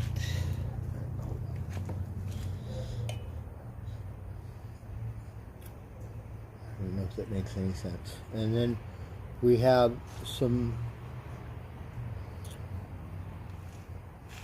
Hold on. We have this special ingredient today, so I don't know what kind of mushroom it is, but we're gonna put it on it, right? Let's break it up. And once I get my coffee bar, right, we'll like make Starbucks eat its heart out because we'll have better food. It won't be like just the coffee bar, but like, you know what I mean.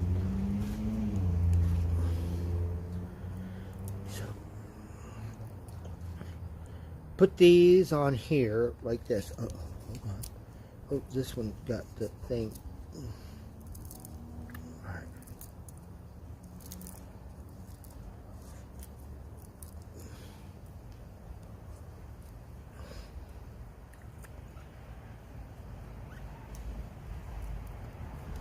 All right. So we're gonna eat it all the grease and everything.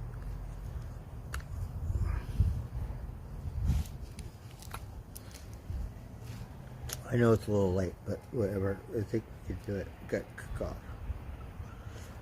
So it's probably not your typical cook-off because probably nobody puts mushrooms in their salmon, but I'm not everyone. Let's see how this works.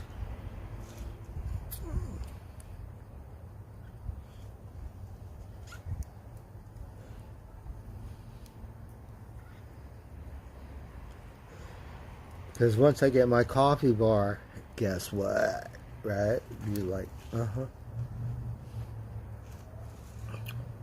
If we have to go to Hippy Dippy Land or wherever. Meow. We think meow. Oh, you can't have any.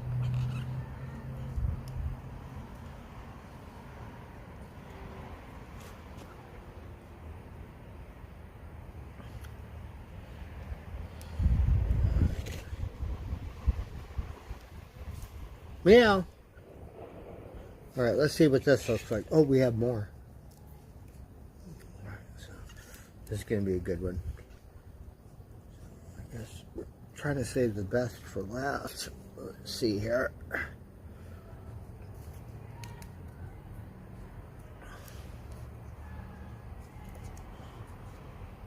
Hold on.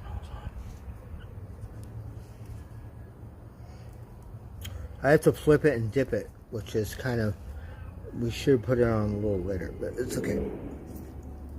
Oh, we can hear someone singing. I don't know if you can hear them sing.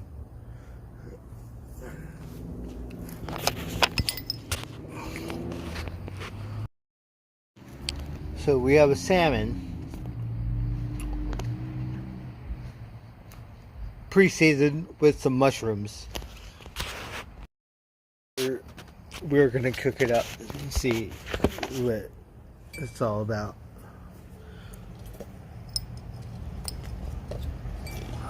find out.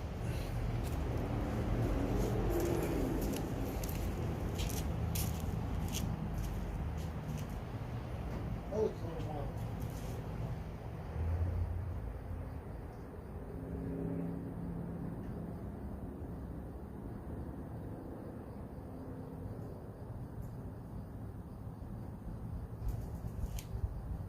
It's a little hot. Okay.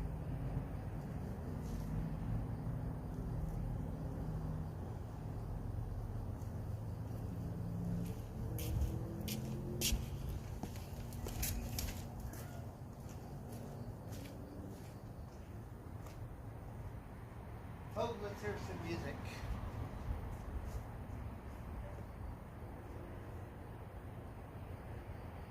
Alright. This song popped up in my head for sure. Mostly.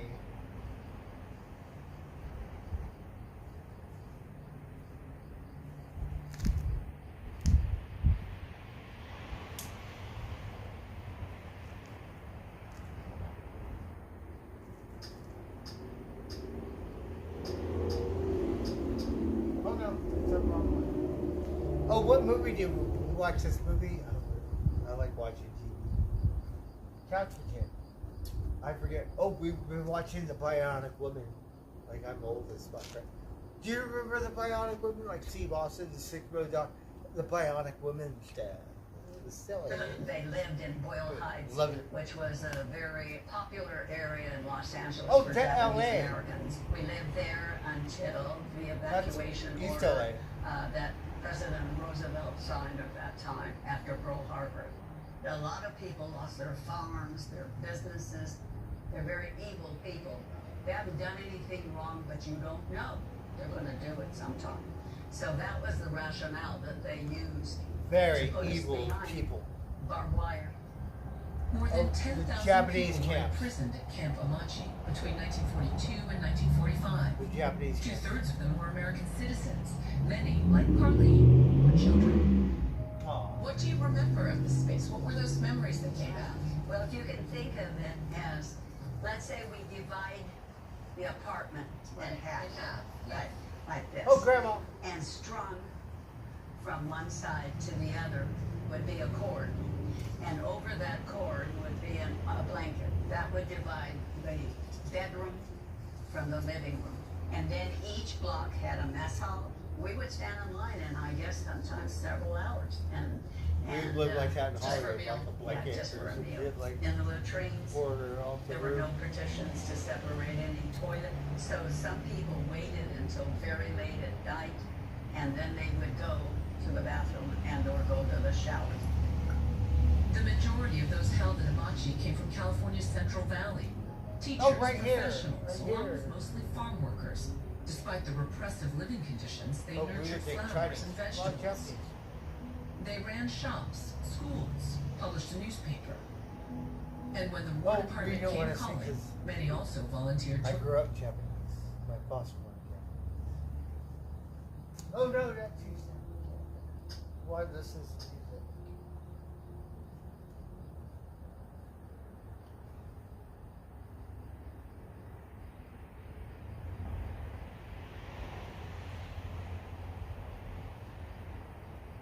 Don't hate me.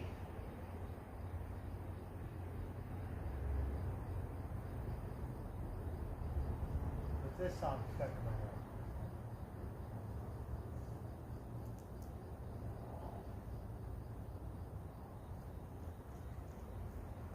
In the vocals or in the words, like in this song, she says, I shit you not. How do you like my acid rock? Right?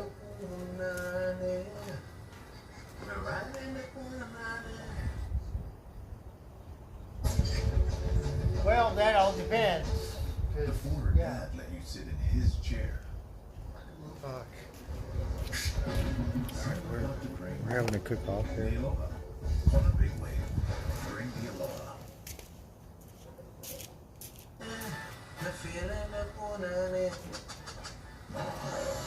We're gonna flip it. We're gonna dip it. Viu? Madonna. You guys are back for it. You need over here. Your Papa knows the best thing that they do on the telly. I still definitely would. You wish. I do actually.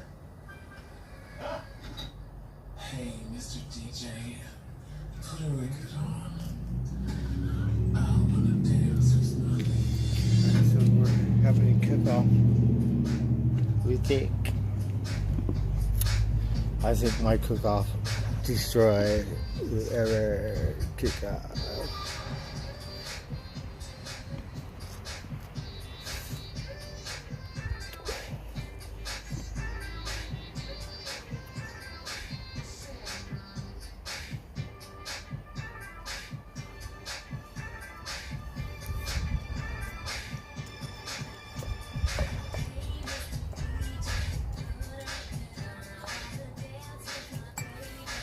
Oh, we need to go clubbing. Oh, we got Vogue.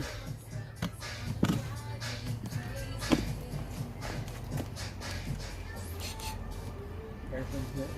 Okay. We're cooking.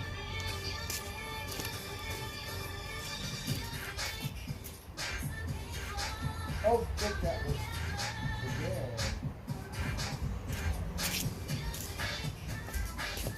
I don't know how much battery we have, but let's see. If we can bring it up.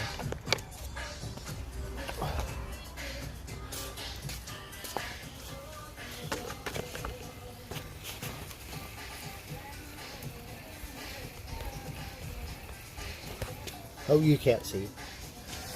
Well, we're gonna flip it. I don't want to do it because of mushroom, but we'll scrounge a pan. We'll eat them all. So we're gonna flip it and dip it because we like to do that for some reason.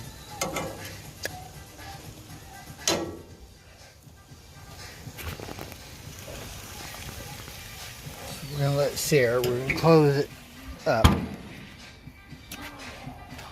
We just gotta pay attention.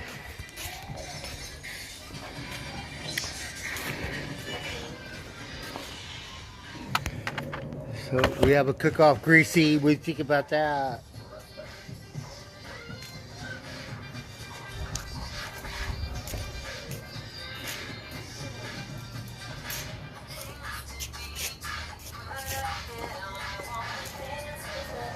We have some backwash. I think I'm gonna drink it because we don't really have enough to put on there, but we put a little bit. So, cheers.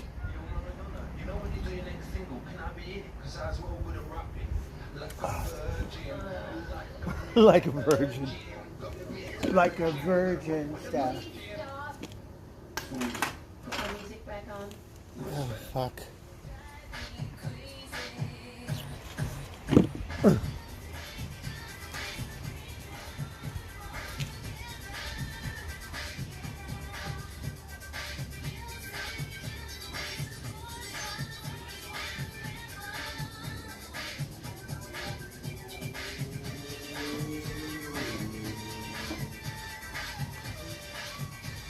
We drank all this beer, Sean. Thank you so much.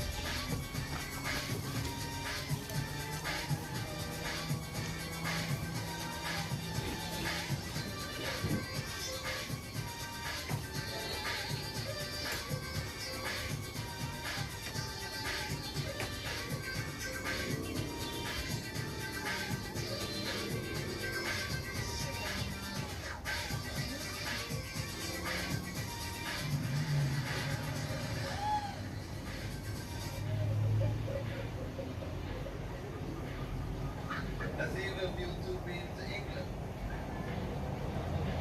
You want to see the real Big Ben?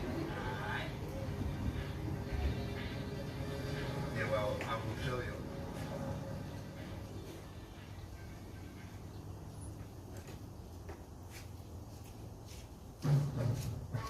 Introducing the all-new, all-electric Honda Prologue. Made to inspire the newest generation of dreamers. The all-new, all-electric Prologue from Honda.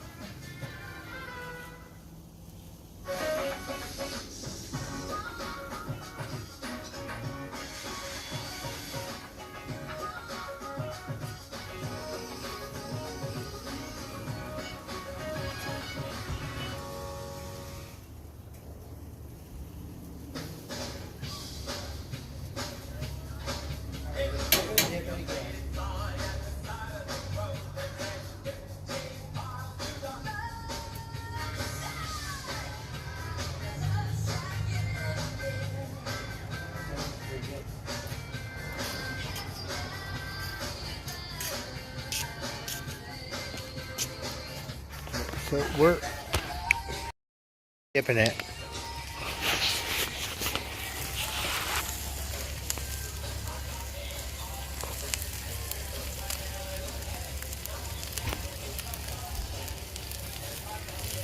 It looks pretty good, huh? Find out.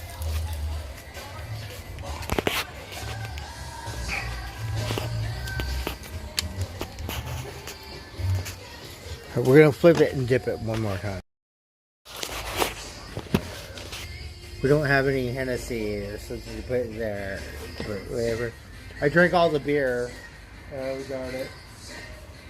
We like to put beer there. Whatever. We did put some in the beginning, but it was thirsty.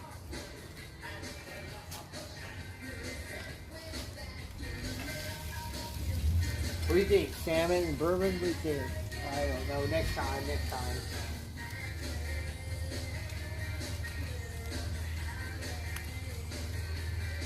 So we're going to flip it and tip it. One more time. So let's see. Oh, the mushrooms. No, we want the mushrooms on the steak. Darn it. We'll eat them. Fine, we'll grind them up and put it on top. That's how we do it.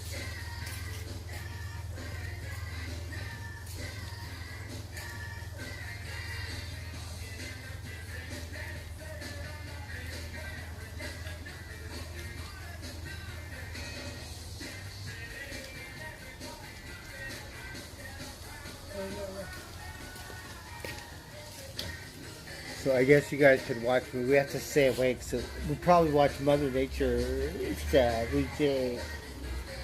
We like vampires and dinosaurs and robots and shit like that, right?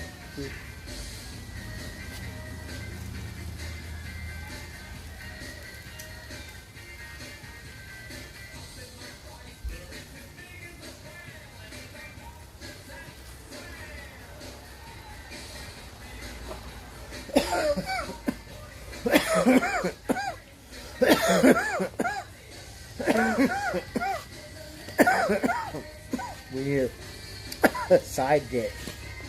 Like, I don't know. Something. Rice. Oh, darn it, next time.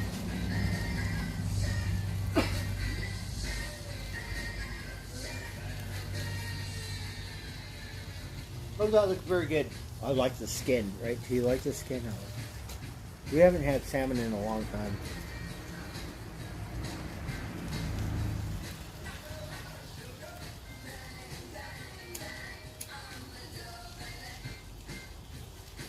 Alright, I think we're about there.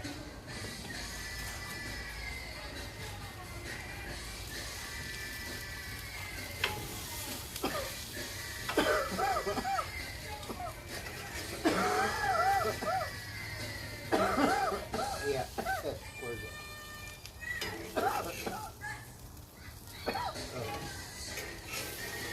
We'll stir the skin a little more. We might have overcooked it. Find out.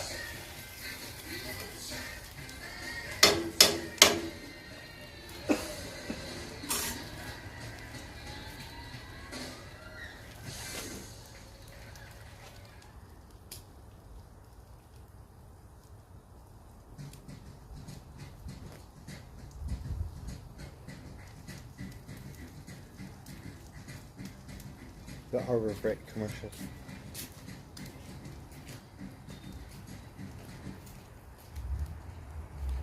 If you've been hit in an accident and you need results, call Sweet James. Here are just simple.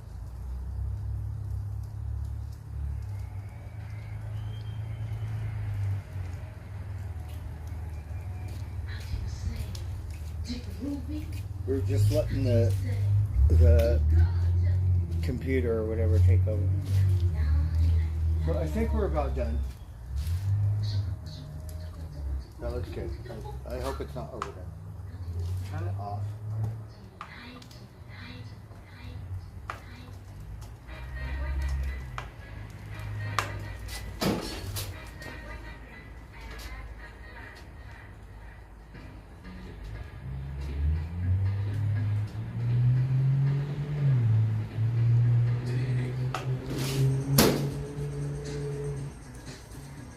Voila. We might have overcooked it. We'll find out when we eat it.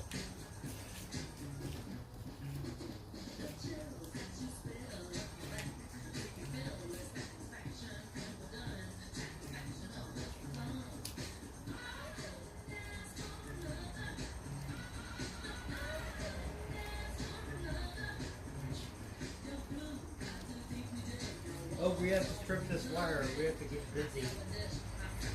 Look at something. I can do anything.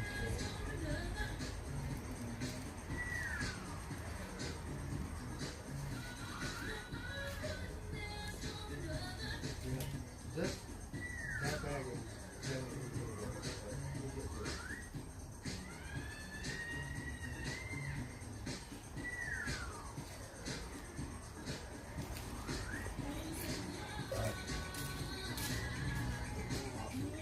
I think we're good.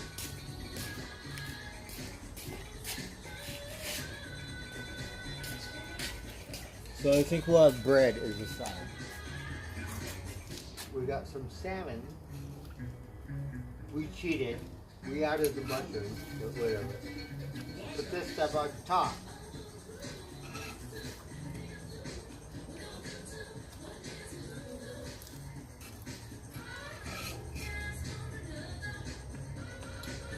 Yum yum. Oh, we do need some rice, right?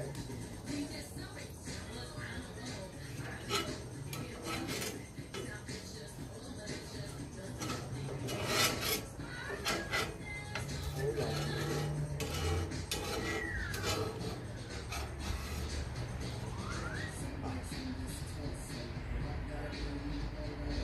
What is yum? Hold on. I don't care what anyone says. You can cook this. We're fine. We add no butter. We should have put a little bit of butter. Everything's better with butter, but we just put all of it.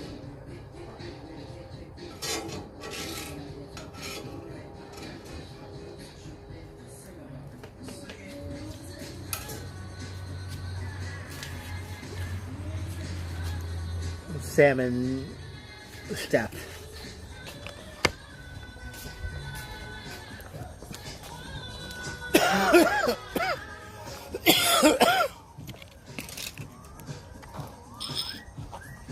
Let's say grace. Give thanks for this wonderful meal.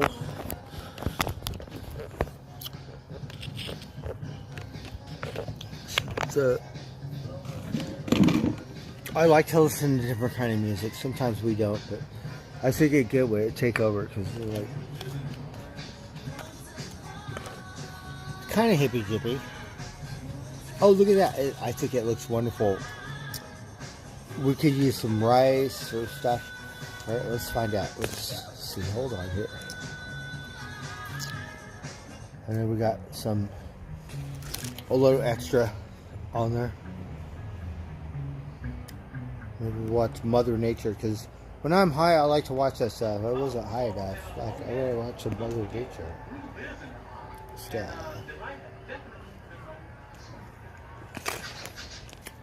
Oh my goodness! Oh, you can't taste it. I forget. Let me think here. I think we overcooked it just a cunt here, where we could have took it off earlier, where it wouldn't maybe more. But still, pretty good. Unless you're getting what you need in less time with Walgreens.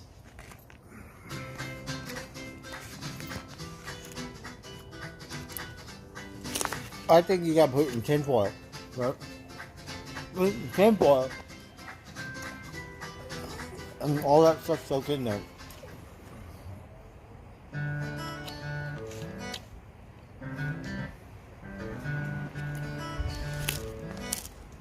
Oh, pretty good.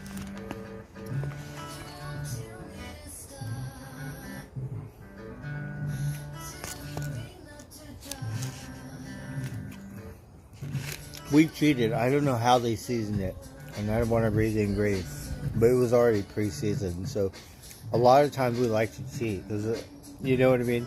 And they're good.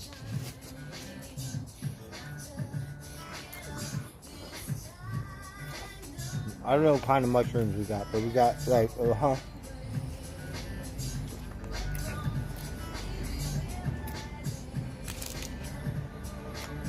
special sauce or something. Ingredient, top secret, right? Grandma family recipe.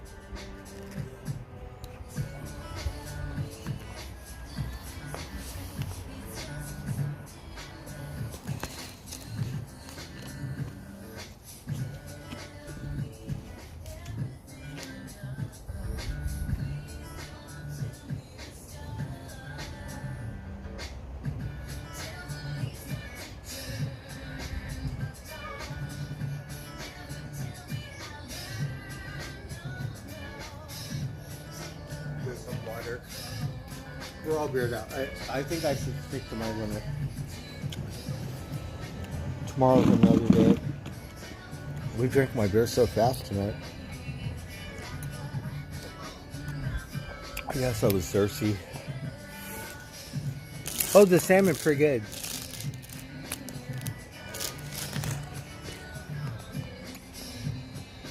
They seasoned it pretty good. Like, I'm not a real cook. They probably did better than I could do, but there's no guarantees in life. You gotta read the ingredients.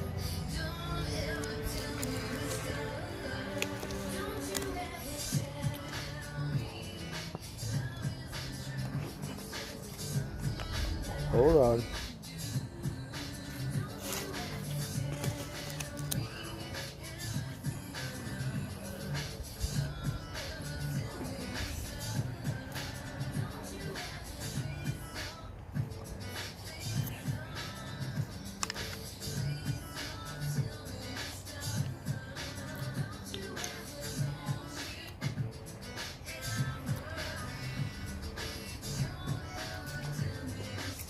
We want to go see Buddy, right? I don't have any money. I can pay my rent. I think we should go on a road trip. I cannot bring a tent or a sleeping bag on my bicycle because I don't have a bike rack. Like on my old one, I do. So we could do. How we could do it? It means I have to buy a sleeping bag in every city I fucking sleep in or some shit.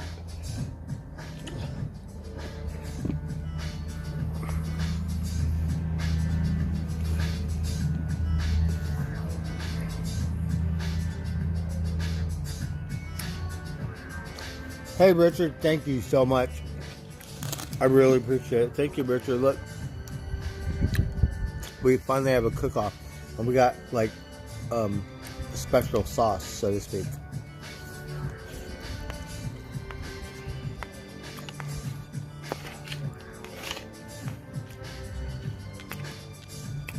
We can't wait to see Buddy and all his friends, right? Because they all get special sauce now. Right.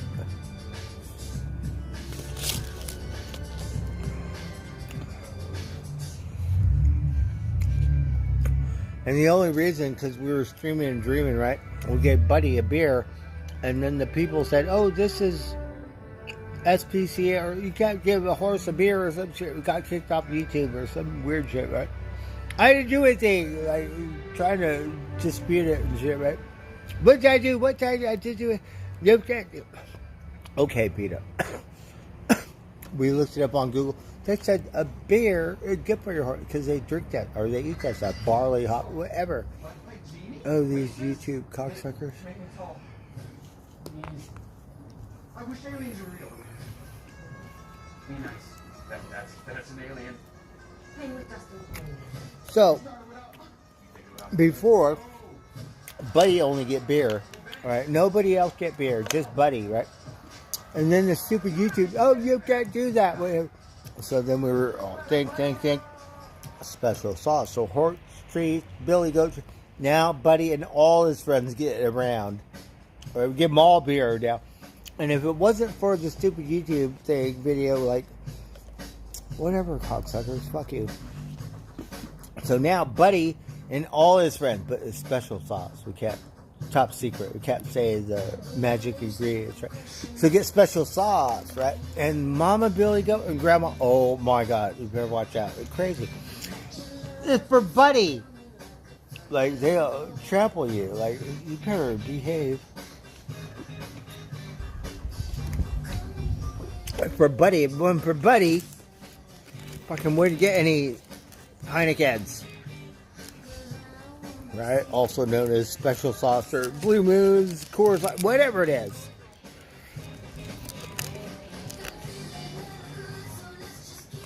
But Buddy, he like Heineken's the best. Uh-huh.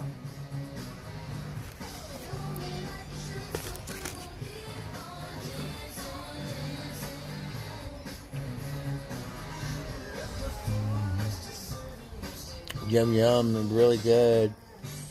I don't remember what a salmon tastes like. That's how long it's been. And the store seasoned it pretty good. I think it's just a cunt hair overcooked, but whatever, it's fine.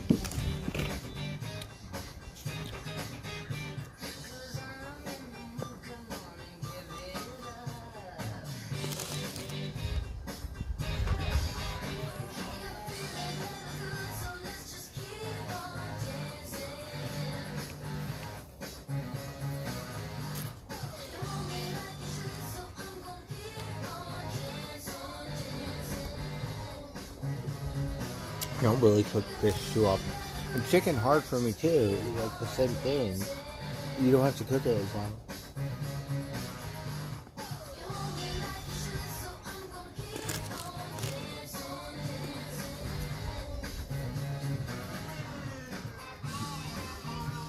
We got special ingredients tonight. What do you think about that, Gordon?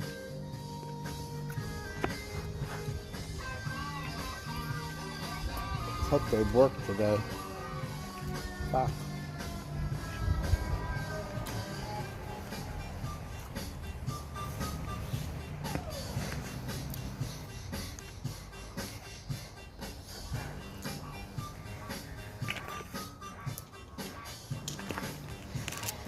I'm such a big, I'm gonna eat all of it. I forget. I think my magic ingredients really made it. I don't know if I need a permit, insurance, or whatever. It's America, right? Land of the free.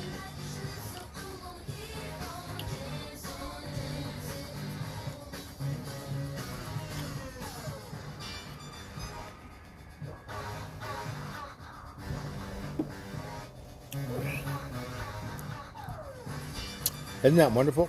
You could buy them in Oakland too, or some shit. You gotta go to some church or some. Oakland's a shithole. I'd be scared to go over there. What kind of church is that? You're charging me money?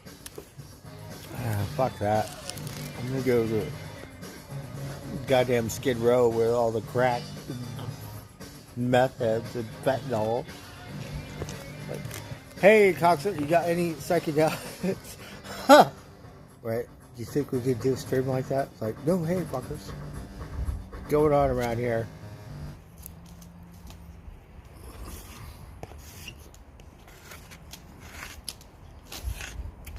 I have a drug problem, right? I can't find the goddamn fucking drugs I need.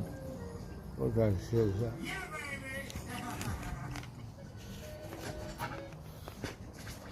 Hello, Austin. Hey, Basil, how are you? We need your help. Someone is seducing our top agents. As you can see, she's a master of disguise. But Austin, whatever you do, don't fall in love. We've already lost 007 and 008. Oh, the varmints. I don't know if they want to. They're not around. I'm gonna eat it all. Mama Crow don't really like seafood for some reason.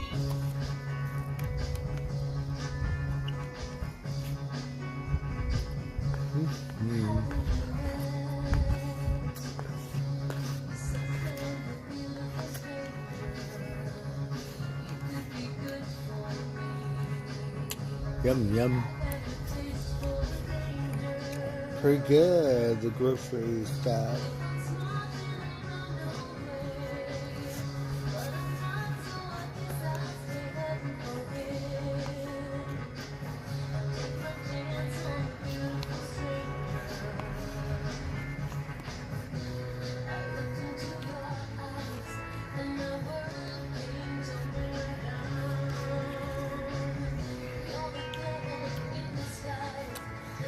We love Madonna. I don't listen to her anymore. We've seen her, right? Impressed. Really good. Like one of the queens. We've seen Lady Gaga, Britney Spears. We've seen like the Go-Go's, B-52s. We've seen Hole. What other girl band? I'm a No Doubt fanatic, actually.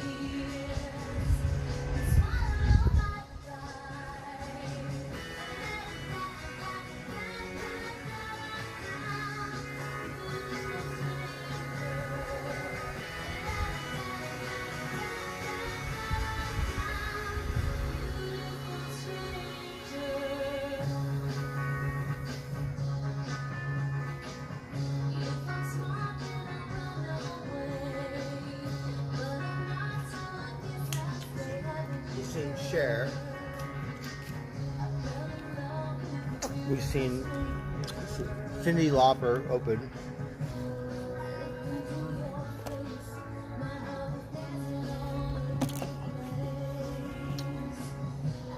We've seen the girl from the Fugees, right? What's her name? Lauryn Hill.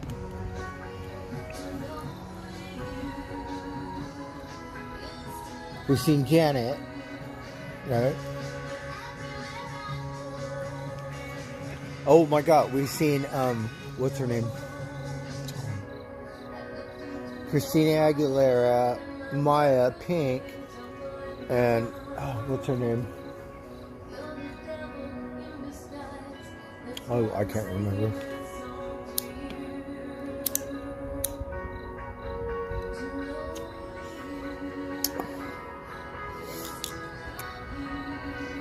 I should, oh, look at my spider. Oh, he's so good looking. We seen Lady Gaga on her first tour. We were blown away. It was very impressive.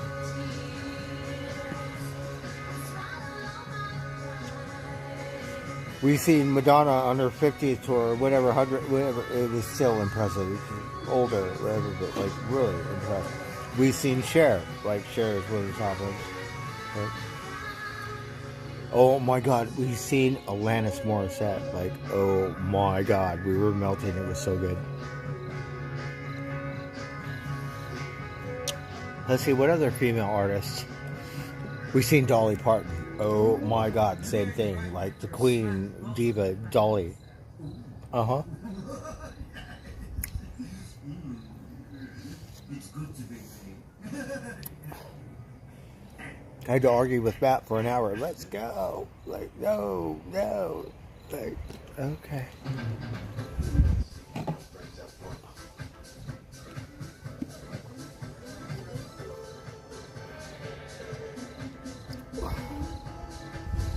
I don't see any more concerts. We want to go. We missed the Bottle Rock. Like they had Pearl Jam. Right? They had Stevie Nicks. We've seen Stevie Nicks come out as a special guest with Tom Petty 2 nights. So they came out, did their song. So she opened the first night of Bottle Rock. So we have a thing in Napa Valley every Memorial Day. The second night was Pearl Jam. We missed that. Pearl Jam. Can you believe it? And then the third night, the closing act was Ed Sheeran or someone, I believe. And then tons of other bands. So I'm not sure. They said I'm a little old. I don't know all the bands nowadays. But we know those bands. And I think Pearl Jam should have headlined. Are you fucking kidding me? Ed Sheeran or whatever his name is. Get the fuck out of here.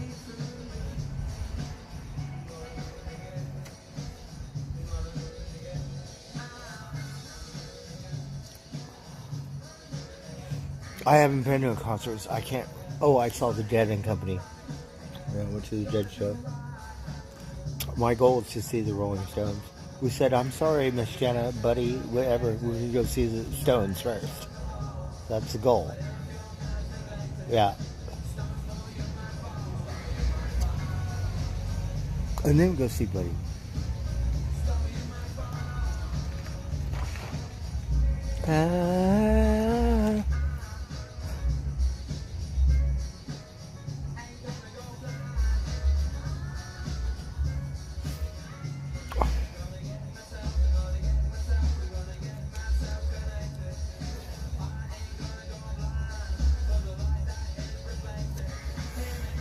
The lady at the she's not getting to sell me a beer. We're gonna go all the way down there. We think should we go? Do it again. Do it again. Right? Ow. We want to listen to Van Halen on my bicycle. Fuck, we have service 3 Bob.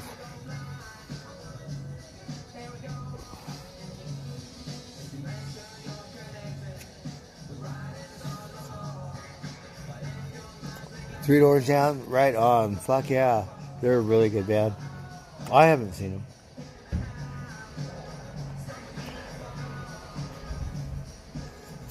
But I want to see the songs because I miss them. Like, we could have went to LA. The only reason, the COVID, some shit. They say you gotta be vaccinated or something to get in the stadium. I'm gonna spend all my money to go there now. I'm vaccinated. Bullshit. Get the fuck out of here. So miss that shit. Right. This time, what, you gotta be vaccinated? Because I'm not vaccinated. What do you think? Can I go to a fucking concert? Can I go to a restaurant or a bar or something?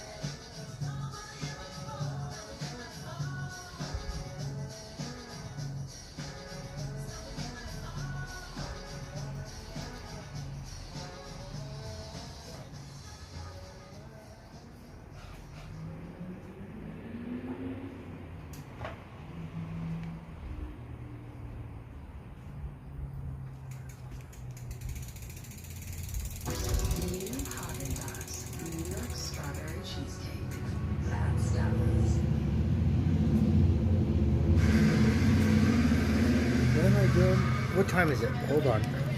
First, we have to ask Alexa.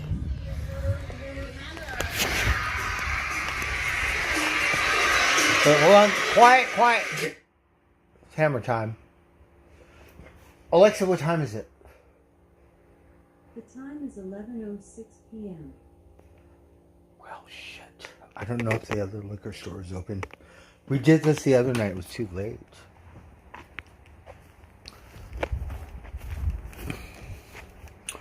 Well, shit. We better hurry up.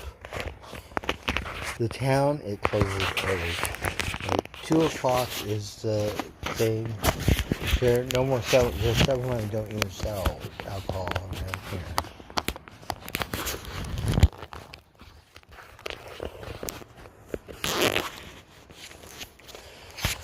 Oh, you just have to look to the sky.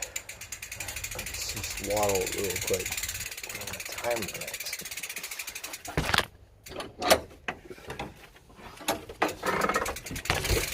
With no eyeballs. So stealth. Okay. I know sometimes but you should never ride like me, because sometimes you don't really pay attention. We pay attention.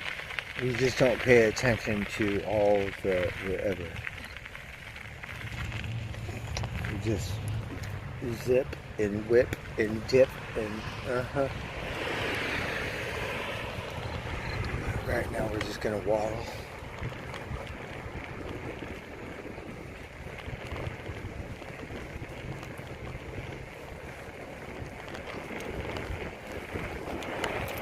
Got more eyeballs. We gotta kind of cruise on the sidewalk because you never know, someone could come out on the walkway.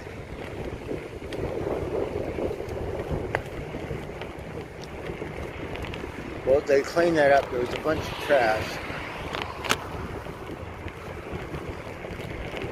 There's no more 7-Eleven.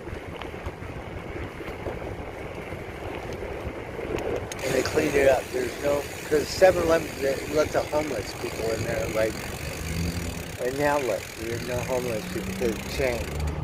A different store. Before, the homeless people go in there and they act like whatever, nice to them, right? And then now, we see them kick them out. There's no more homeless people. I don't mean to laugh. I'm just saying, like, what a trip.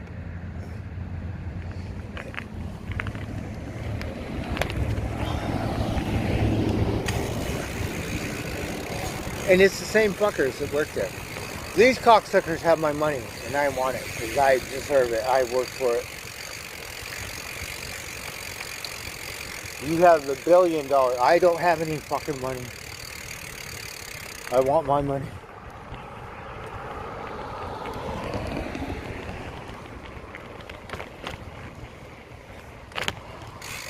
I work for it.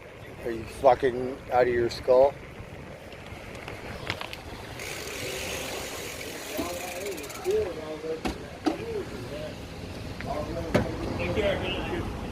Hello. What's up, fucker? How are you, fucker? How are you? Yeah, Thank you.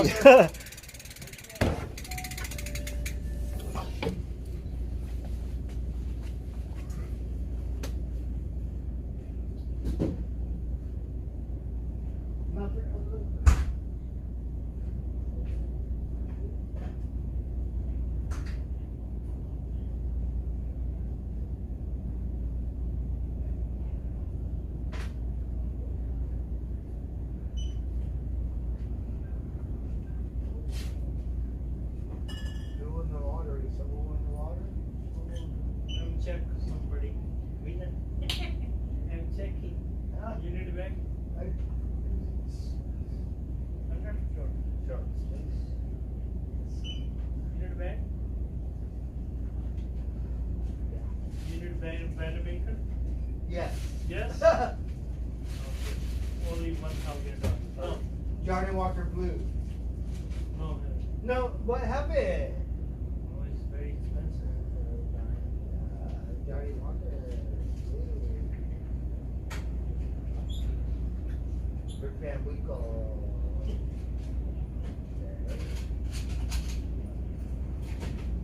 Thank you, my friend. You're a good one. Thank you.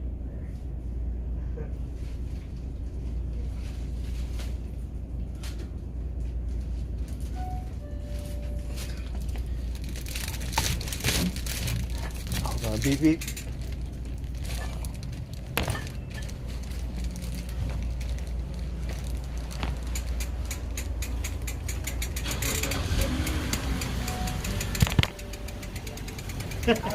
All right.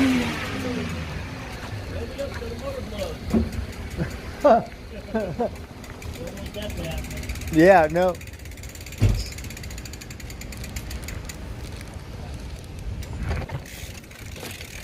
Hey, have a good night.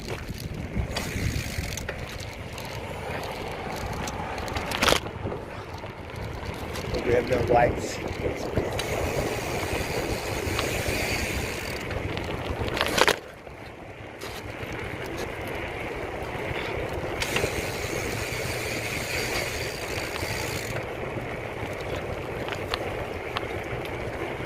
Coppers.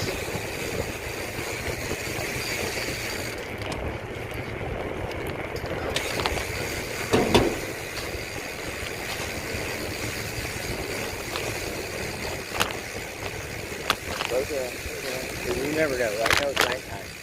But still, sidewalk. Oh, we need to smell the roses. No stuff there.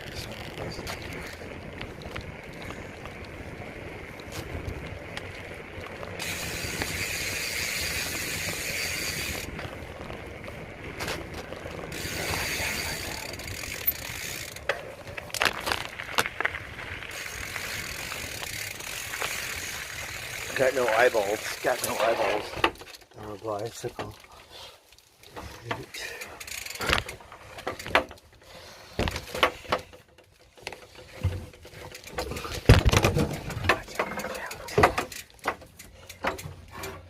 Brain. Sometimes my brain just too big.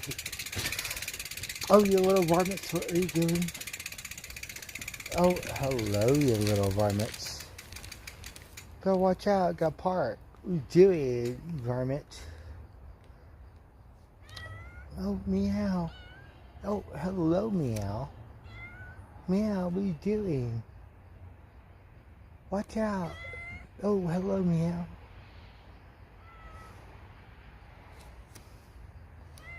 Oh, meow. I have to park. You gotta move your ass. Varmint, you don't know. All right, watch out, watch out.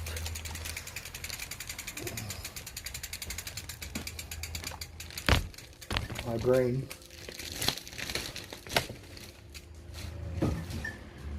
Hold on here. Watch out. Hold on here. You guys really shouldn't be paying attention. Oh, hello, you little varmints.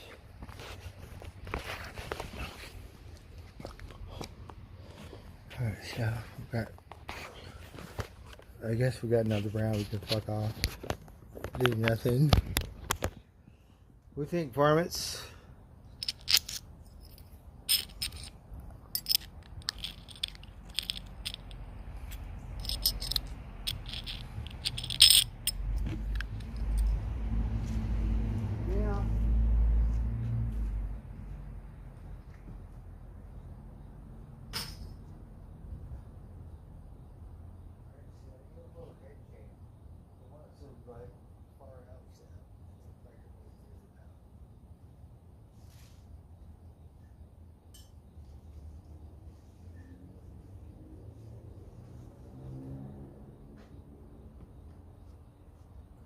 Oh, hello, meow.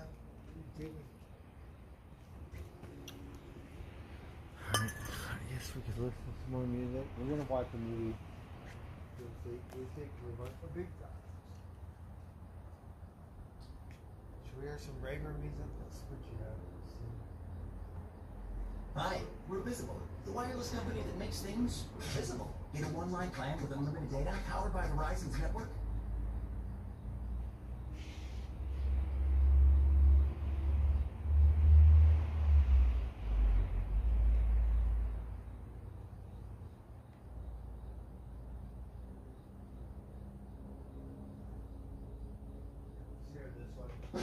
You would say, hey, you were in the military? No, my grandpa was. He passed membership to my mom, then me. Huh. Yeah, if your spouse, parent, or grandparent served, they could pass it to you. I'll check it out. USAA, the military community, and their families. Oh, hello, you little varmint. Got one more round.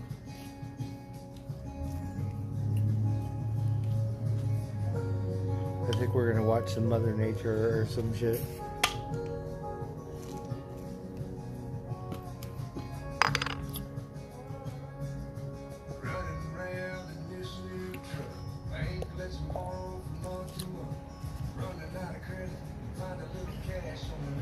Who's still in here?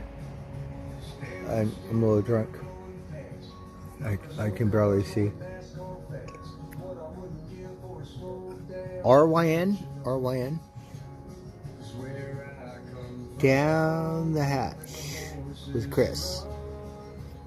Okay, hold on. Gordon Ramsay.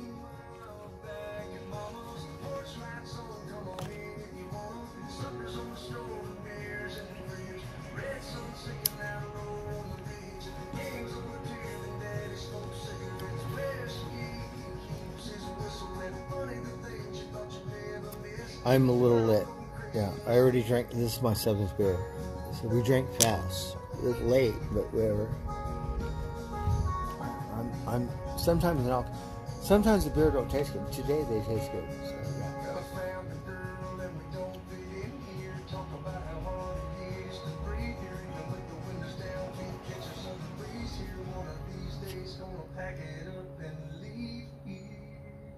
Hey, Richard, thank you so much. Have a good night, Richard.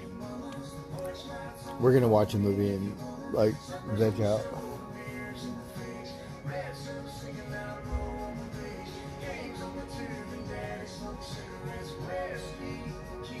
The cook-off came out pretty good. We're just waiting for that stuff to kick in.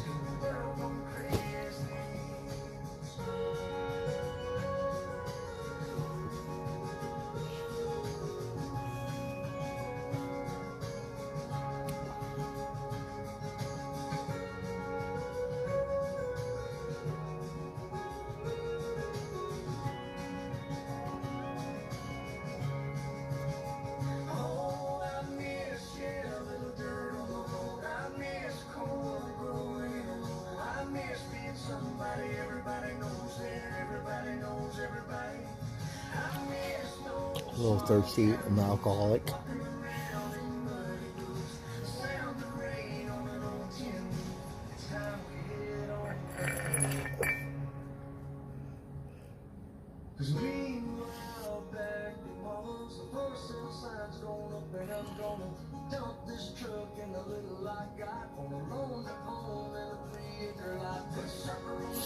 I changed the words, right? I say 4-acre lot.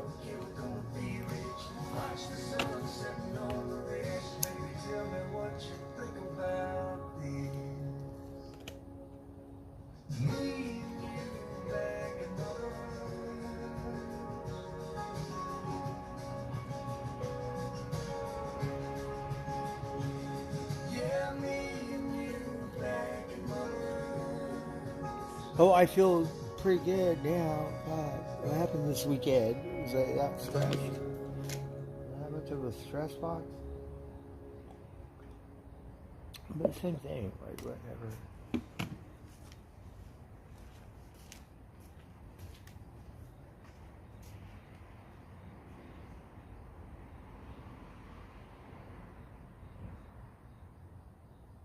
Let's hear this. I think only a touch away from perfection. I think it's a little psychedelic. It might drive you nuts, but we're gonna listen to it. Switch it up. Because we listen to the same stuff. Some different stuff. Never let a lack of counter space get in the way of deliciousness. Cook smarter, not harder. With the onboard storage caddy, color-coded accessories. So, do we have a subject or a question or something like? Let's see, what was this thing earlier? And easy future meals with simple cleanup. Live large, go small with the Paradise 9. Open a world of instant mastery with Breville Plus.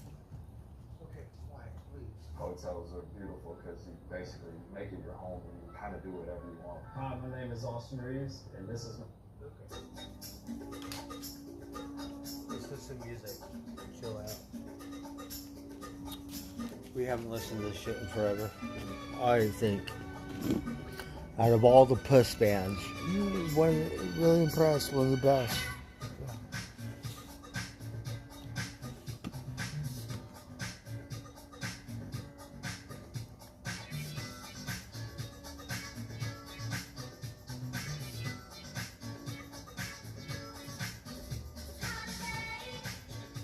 Oh, need one of those?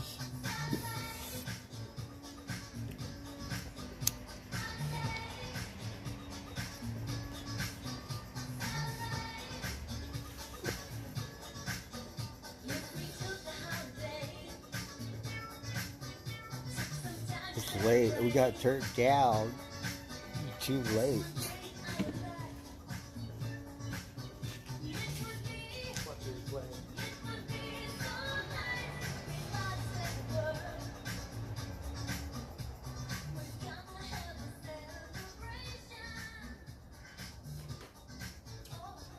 People, they don't really care around here, but it's kind of a family thing.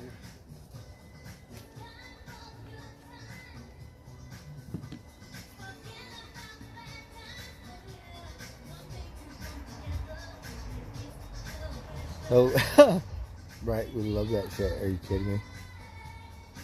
I'll fucking shoot myself.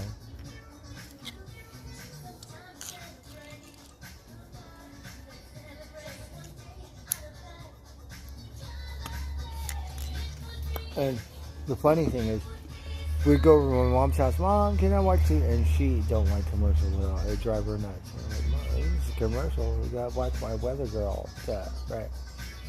It was some weird shit, and I remember it would drive her nuts because she used to, you know, HBO or Showtime or like no, let's see my weather girl or some shit.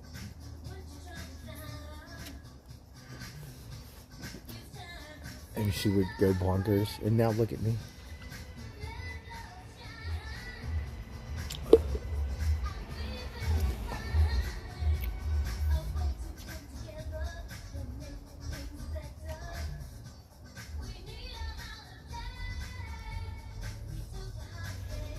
Me, I don't think they should play a commercial in the middle of the song. It drives me fucking nuts. It chaps my ass, actually. I think you have to wait till the end of the song, or then commercial. Like, who does that? I swear. That in today's society, before I know, did you vote for this? And where did that shit? How the woodwork? You have that much control? This is America. Oh, you cocksucker. One time it played the same commercial over and over like that. What was it? It was, oh my god, give me that. Losing my mind. No, when I heard the commercial going over and over the same way, like, oh my goodness, I'm gonna shoot myself.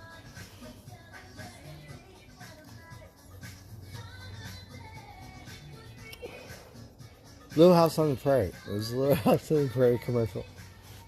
You can't play the Little House on the Prairie commercial over and over. Like, you have to have it take turns. Have another commercial. Or some shit. Like 7 out of 10. Or something weird. Like, oh my god, did you fall asleep at the controls? Or are you getting fucked? Or like, what is going on? Don't do that. Put it on loop. Like, oh my goodness.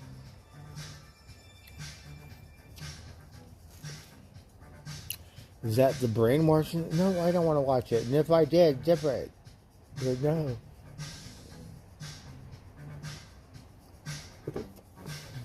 It'd be like, I protest, Misco lightly. I protest. Like, don't boycott that shit, right? Oh my goodness.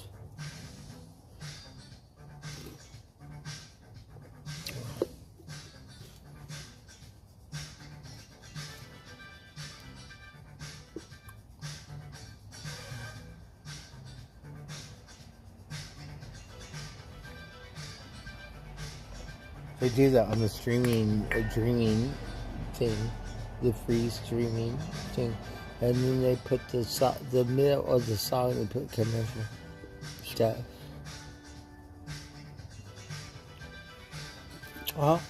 I'm no thought of it. We have mental health crisis here in America today, right? That not going to help. That more mental health stuff. Fuck.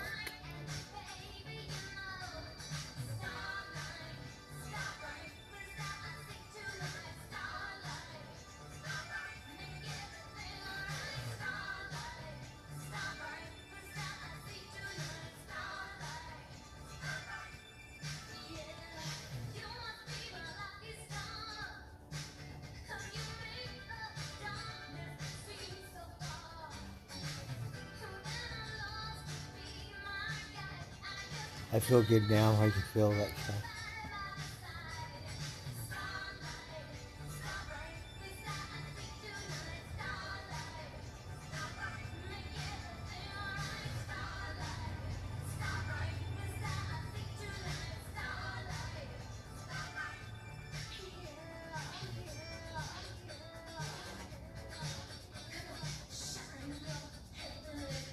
It was Madonna.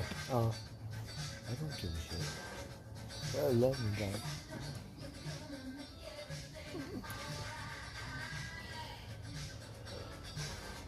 Hey, Tom Shorten, Elon. Oh. 80s, like Madonna, she kind of asked me, let's watch a video. Let's see.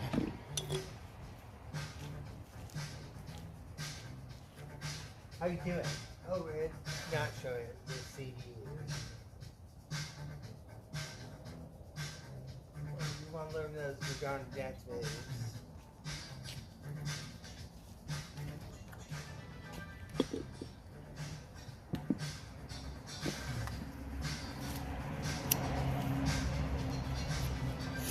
We have to watch the video.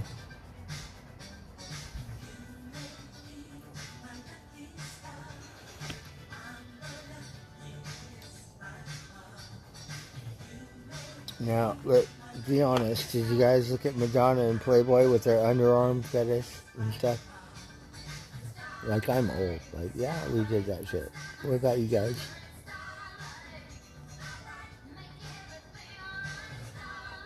Maybe not the underarm stuff, but yeah. Uh-huh.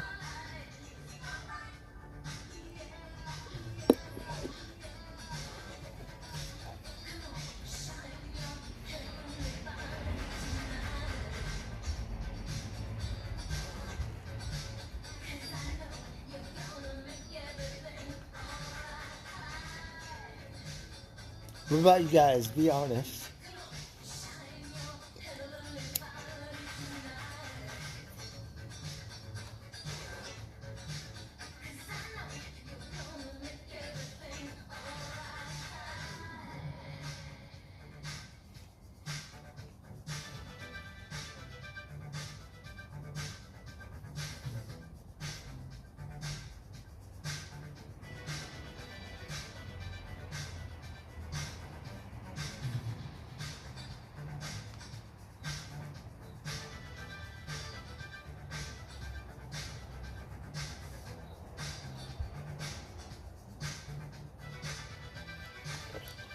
Is it ones or twos? Like, yes or no? Very simple question.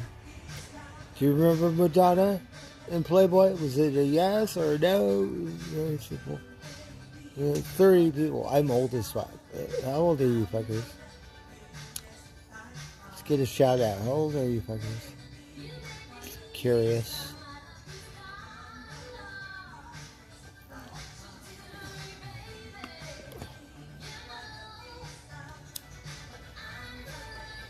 The girls right now, they're going, oh, you cocksucker.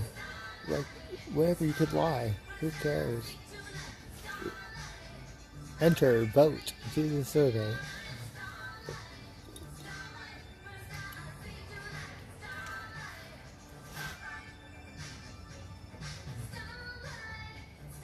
Do I have a boyfriend?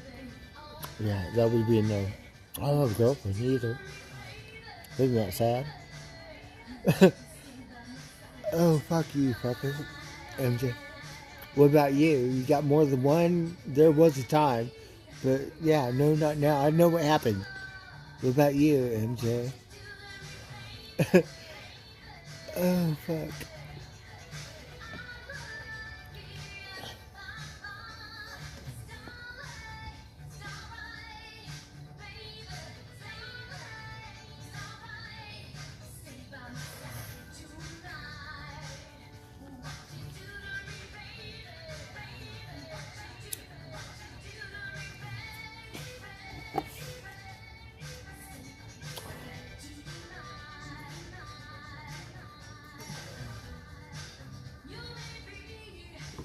That is funny as shit, you little fucker.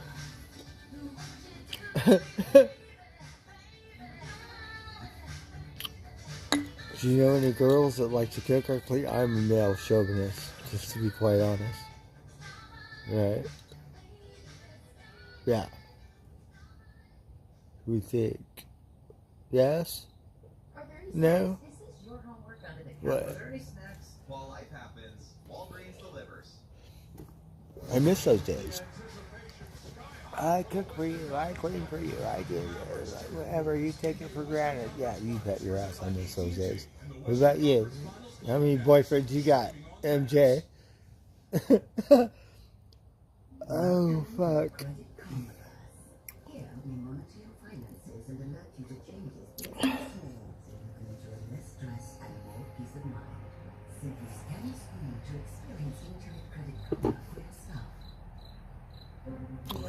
Me, I think I'm a little weird. I'm high maintenance myself. Yeah, so. Every push, every round, a relentless pursuit of better, faster. There's no such thing as luck, but with the right tools and a little creative spark, your team can make the sharpest lefts and the hardest work. Can you hear my cricket? We have commercials. Clarity counts on Dropbox.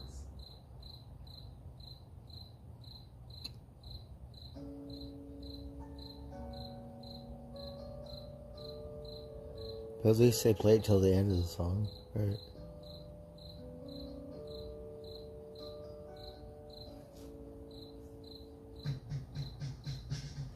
Me, I'm unemployed, so no money, no honey. You see, like sugar mom, some shit. And I think it's far and few between. Someone put up with my shit, right? What about you, MJ? What do you think? What about you? Tell me a little bit about yourself.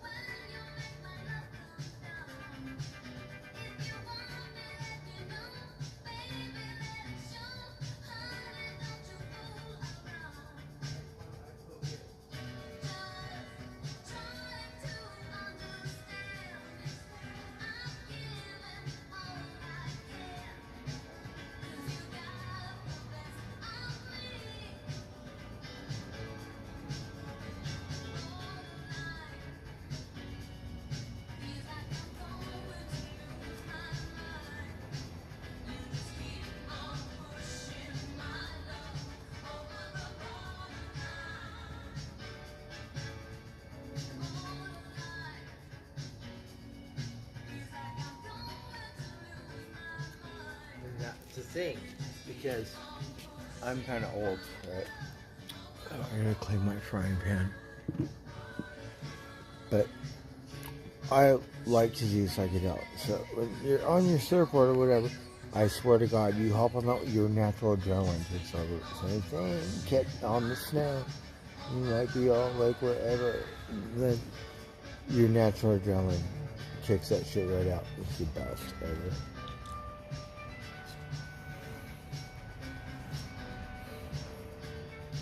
So maybe when I'm stress box, maybe I don't feel that shit. I'm all stressed out. I think we need, what's it called?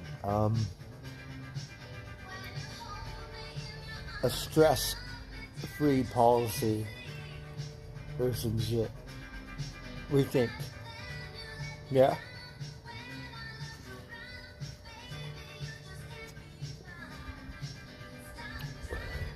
And that way you need, like, snowboarding, surfing, whatever. I do it a different way. However you do it, natural, whatever.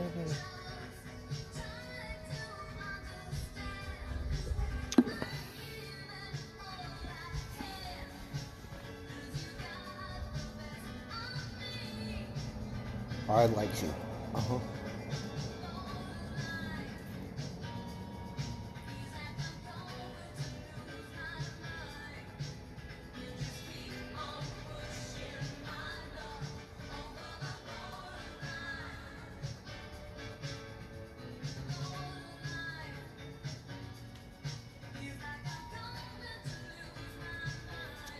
Then you get to escape and figure which you're like, oh, I know you could do it all in the natural, whatever. That is it. We think crazy. And then the weird thing about surfing and snowboarding, there's no fucking drinking. Like psychedelic out, like whatever. No drinking. No drinking. I shit you not. I don't care if there's a bar in the middle of the street. You have to wait till after. Fuck off. And then after Heineken stuff. But that's one weird sport that we will not drink. Like surfing and snowboarding, you have to be like whatever, right? That. And drink after.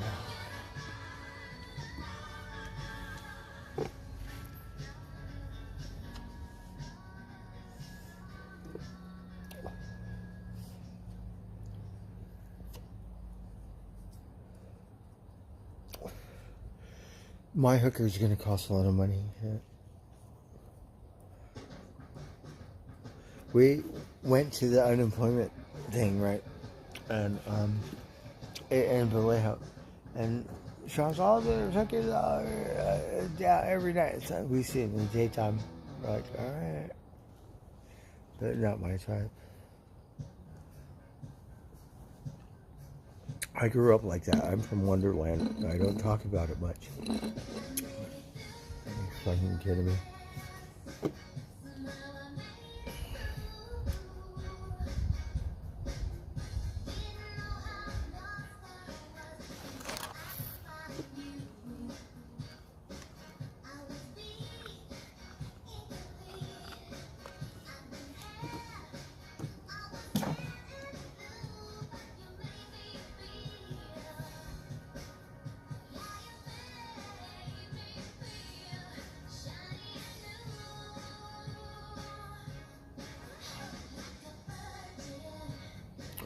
Or any girlfriend or something.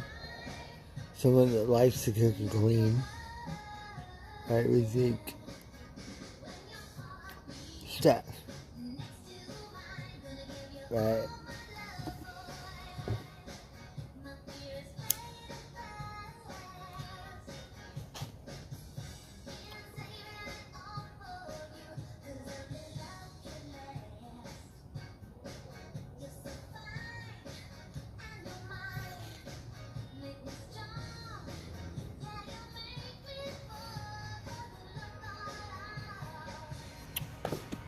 Is that bad? Is that a bad thing? You think?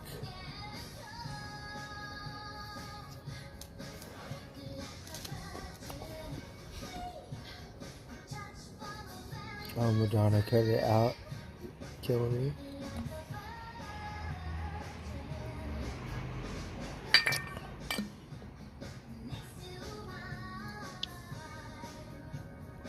Do you remember when you were young and shit?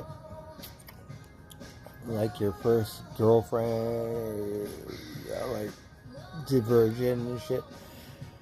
How many people got here? 20. What was her name? Or some shit. Let's find out. We can't even get gasoline prices. Let's see who's in here. What was her name? I'm just curious. Are you married still? Like.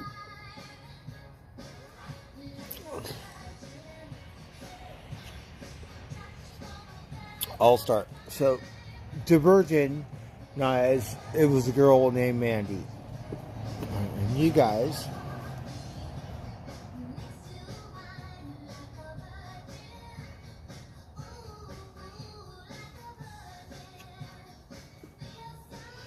you like the, what's the song? Oh, Mandy, something like that. About your Divergent story, fuckers.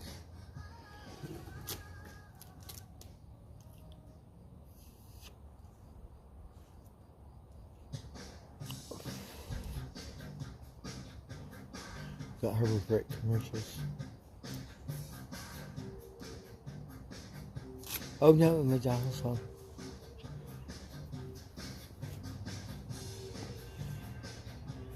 Alright, come on, fuckers. What was her name? And my girlfriend, right? Because she got big boobs.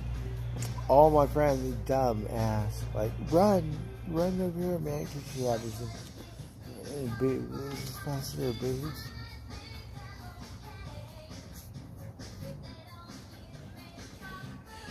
And when I was young, believe it or not, I had more than one girlfriend. I had the other slut girlfriend or whatever. Man, it was a good girl. The other girl, what was her name? Hold on, give me a minute. Let me think. My memory. Oh, fuck, I'm not that old. Oh, what was her name? I can't remember.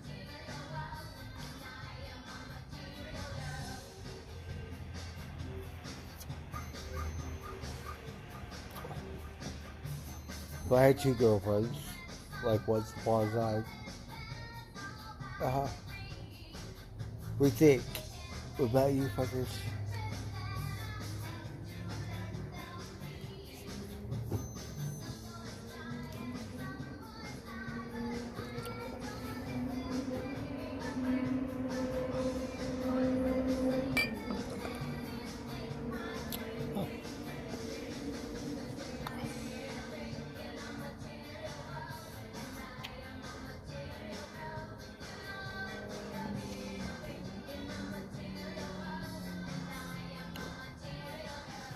I felt cool.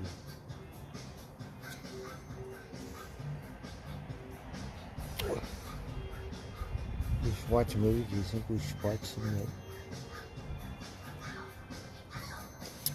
We wanted to watch this, like Mother Nature stuff, but we started watching all this psychic stuff.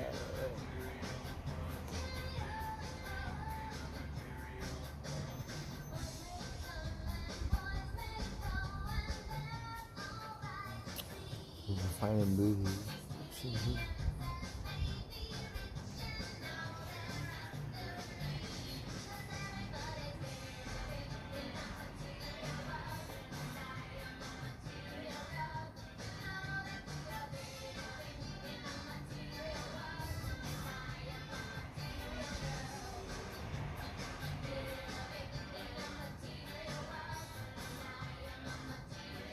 She practiced that Kabbalah stuff. It's the old Hebrew, ancient stuff. That's what it's called.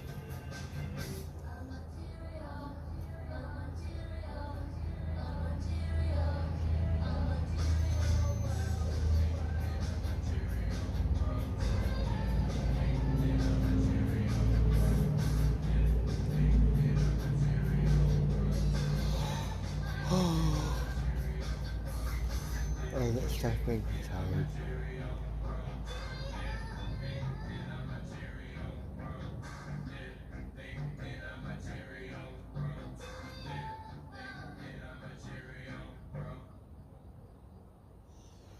I think we should watch some starfish movies or something. Oh, I remember the song. Oh, cut it out.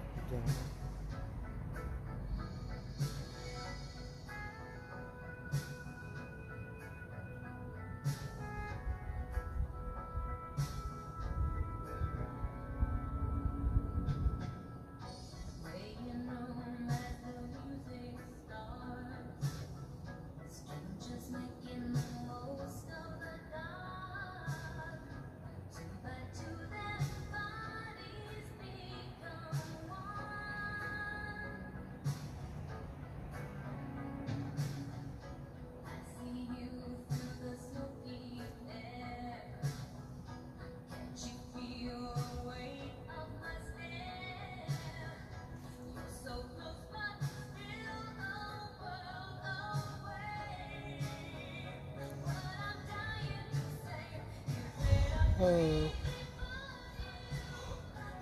Oh.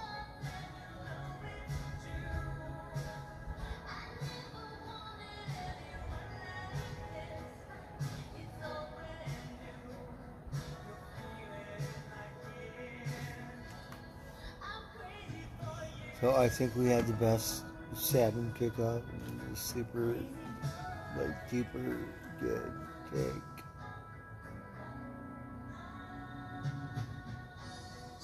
It took a minute. I don't know how many hours later, but yeah.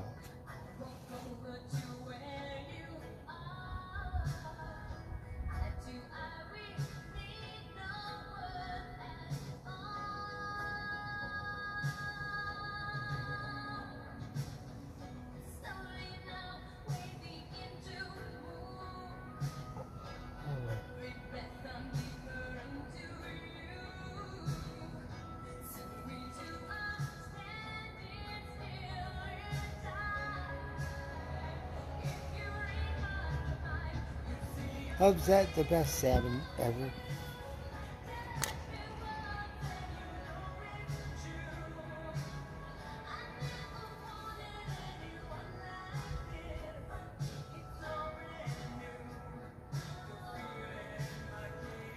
Oh, you're tired. Oh.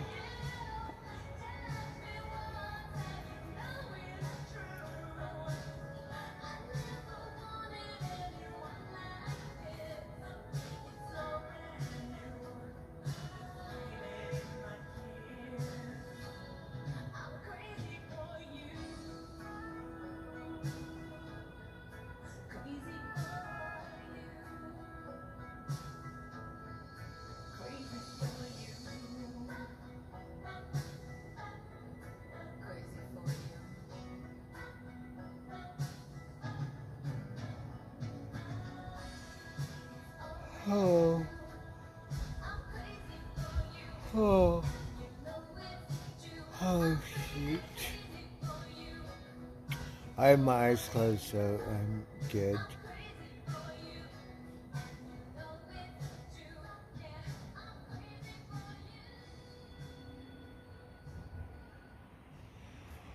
Oh, what about you guys?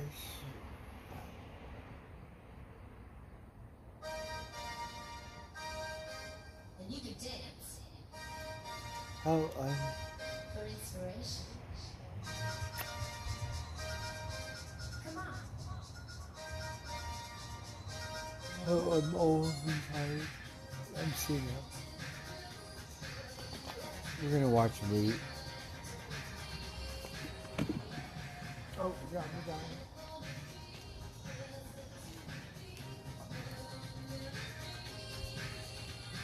Oh, what dance?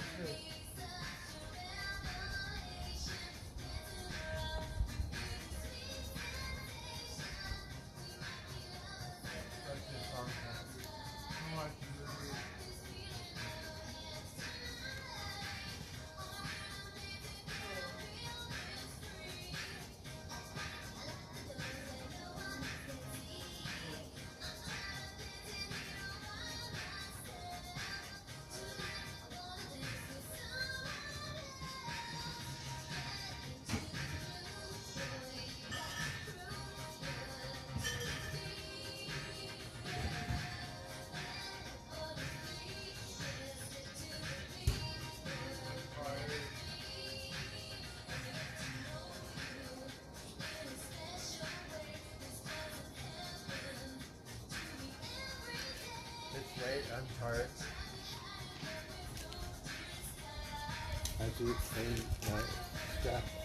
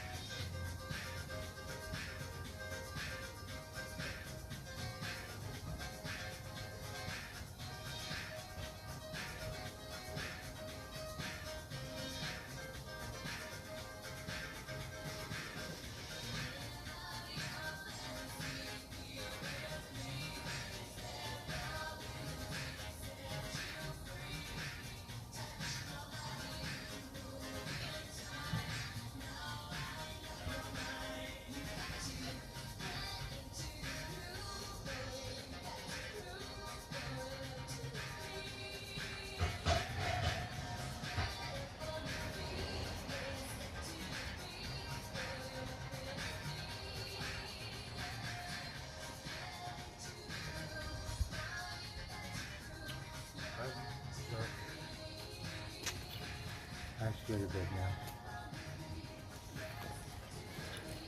now. So we got to eat. We had an amazing kickoff. Right. Now we're gonna watch some TV.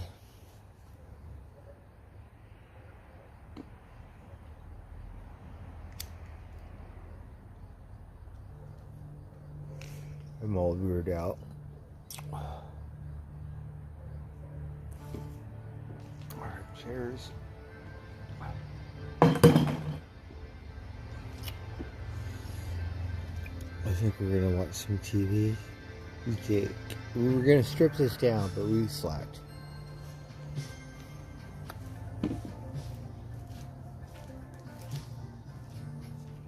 No, we don't want to.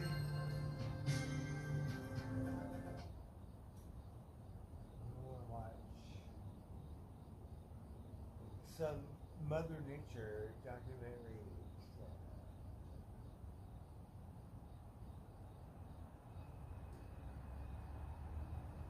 We like to trip out on the ocean.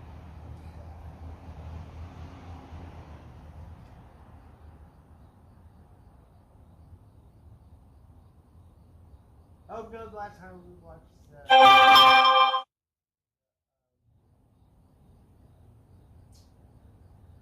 the psychic.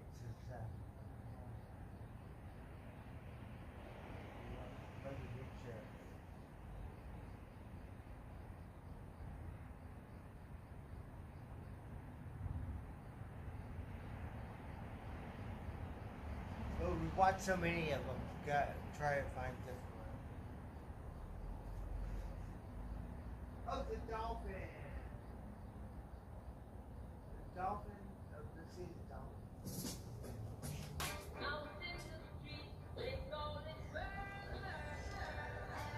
Oh, you're watching TV.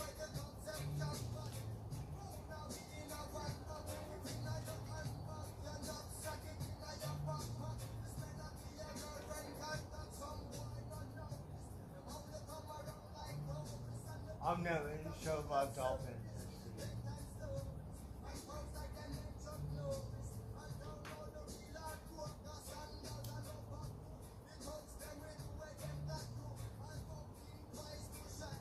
We're gonna wind it down.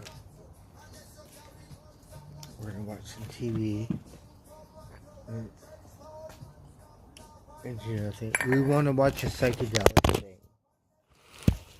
thing. Just because. I have to go to sleep now. Watch out.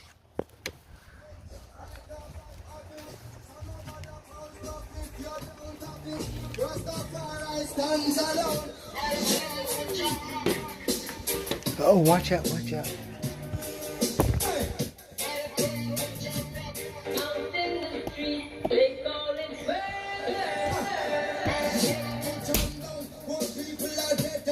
We don't see no dolphins. Showed a bunch of dolphins. No, we want to see just dolphins. What the fuck is that? Alright, let's see. The deep sea, a bunch of monsters. As well as under. Oh, where are we? Above as well as under the water. Sperm whales. Oh, the whale. Schools of modular rays. Watching Mother Nature. Blue sharks.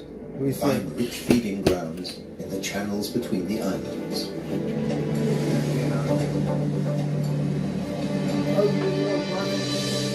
Nutrient-rich reefs draw in life. Blue whales seek out tons of krill in ocean depths. Here, around these shores, Europe's wild islands. Garments.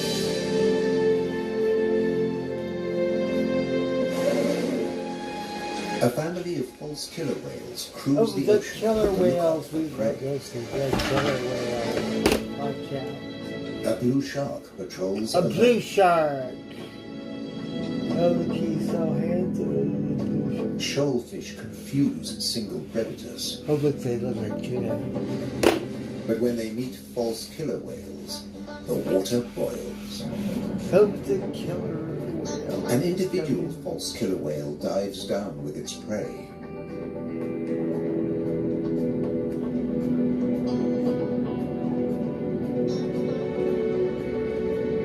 Oh, look at this shark. A blue shark comes late to the feast, drawn by scent molecules. Oh, he's so handsome. The blue But this shark. morsel presents a problem. Yeah. What problem? With jaws not made for chewing, it'll never swallow this tail fin. Tuna. How come? What happened? The poor shark. Most fish force water through their gills to breathe. This shark can't, so it has to keep moving. You can't know the shark. You got that. Near the surface, another blue shark is demolishing a tuna. This job its teeth can do. Shake and take.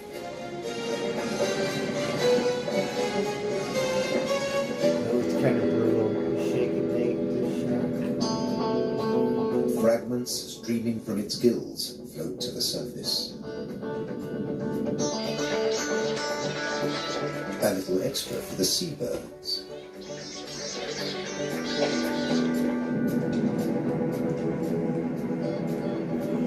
I'm high. Not all the remains. Oh, look what kind of thing is that?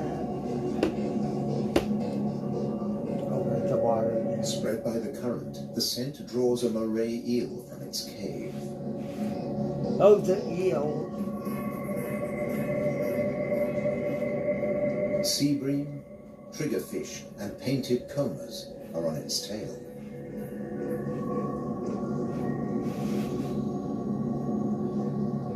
I think it's a tuna carcass or something.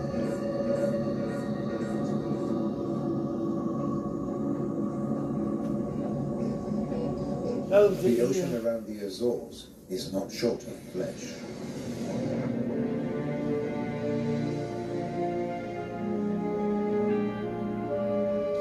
And yet above the water, the islands themselves have no large wild animals. Where are we? When Portuguese sailors landed on the Azores in 1427, these first humans found no vertebrates at all, except birds and two small species of bat. The birds evolved over time. This variant of the grey wagtail lives only on the Azores. Oh, look, he's so good looking. With head feathers a different colour from its European relatives. Whole islands have changed too. Santa Maria must have been much warmer. Oh.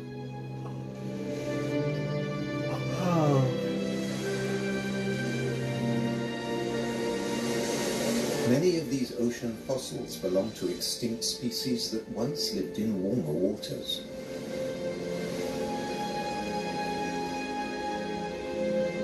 The water temperature may have fallen, but not the diversity of species.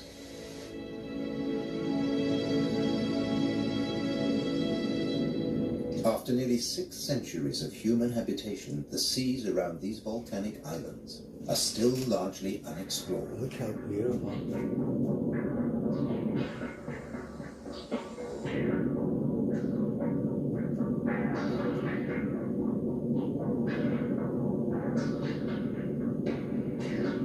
This is the world of the anglerfish. Oh, he looked just like the ground or a rock or some shit.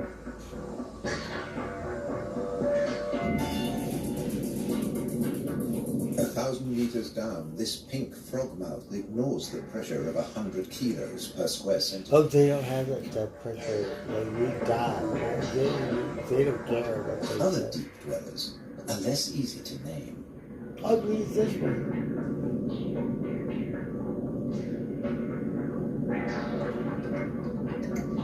In the darkness, it's easy to underestimate your prey. It has to fit into your stomach.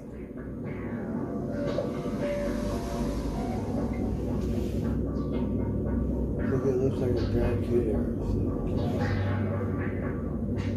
It's a monster. The six-gill is one of the largest deep-sea sharks. But Oh, at the night, shark! it swims to the shallows to feed.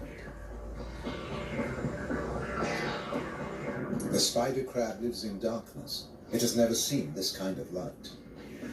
Oh, it's a spider crab. Nor has its coral community. Oh, beyond the scorpionfish. A scorpionfish. And past the deep sea sponges. There's an unknown world. Bunch of squids. Look how weird. They're a trip. Imagine the Look, the Atlantic between squid. Europe and America 8 million years ago. Pressure along the mid-Atlantic ridge forces the continental plates apart. Volcanoes pierce the surface on both the Eurasian and the American side. The Azores.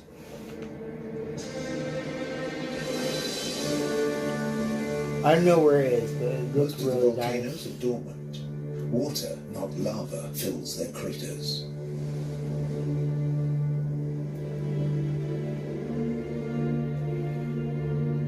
Sometimes only crater edges rear from the sea, worn down by the elements. I don't think it American Spawned square. by the sea, there too they will return.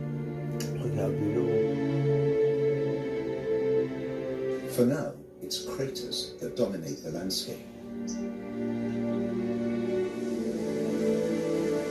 Gases still escape from fumaroles on some of the 1,700 volcanoes. Heat brings water almost to boiling point. Oh God, volcano. A massive eruption hit Fayal Island 60 years ago.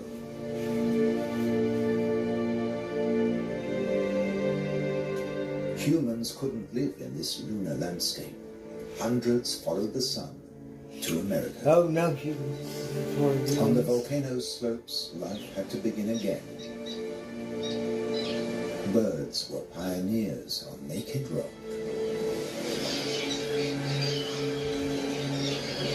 Wind and birds still bring seeds from over the sea. Some come floating.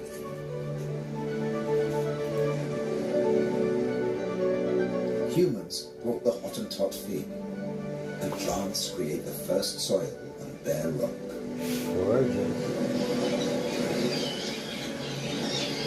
An active volcano will destroy life. Dormant or extinct, it can create it, above and below the water. The underwater cliffs of Formigash are the summit of a volcano. Overall, the waters of Europe's wild islands are home to more than 1,500 species. This is the spiny starfish.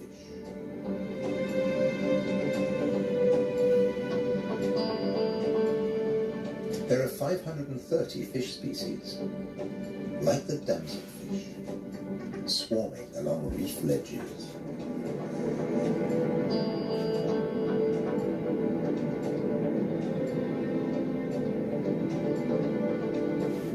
The grouper is a formidable loner. Its giant maws He scare loves to eat. Look at his mouth.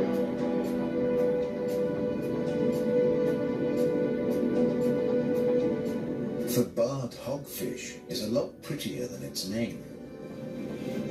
Oh, look at you. Got a bunch of colors. It's a protogynous hermaphrodite like its cousin, the grouper. It starts off female until it reaches a certain length. Then it becomes a male, aggressively defending its territory. Whoa, what a trip, huh? Hermetica, sub-team.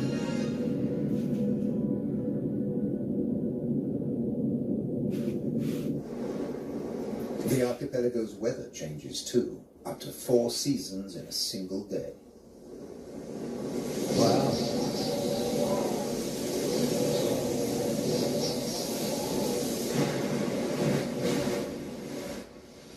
And when the winds blow above, down below, no one is safe. The storm surge tears into the seafloor.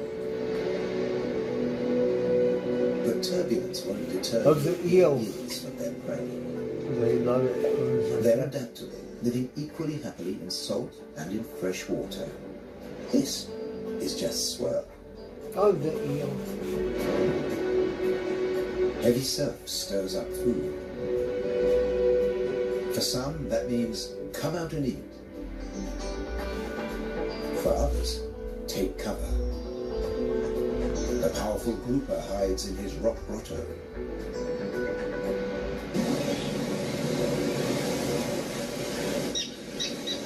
In churning waters, it's tough to spot your prey.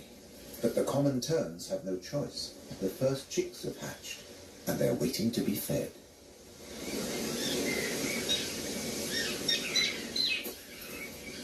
Elsewhere, adults are still brooding. So we're in Yes, Europe. a few pieces of dry grass hardly visible.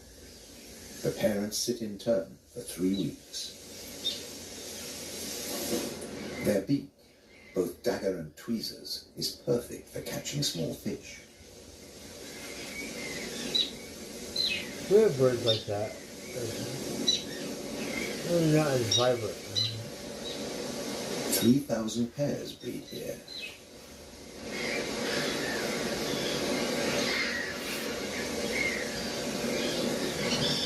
Typically, each couple lays 3 eggs.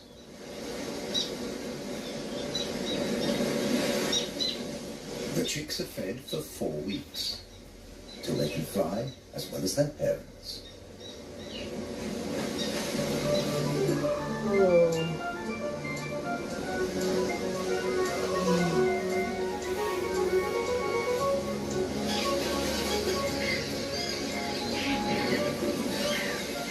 Then they're ready for takeoff on the long journey to South Africa.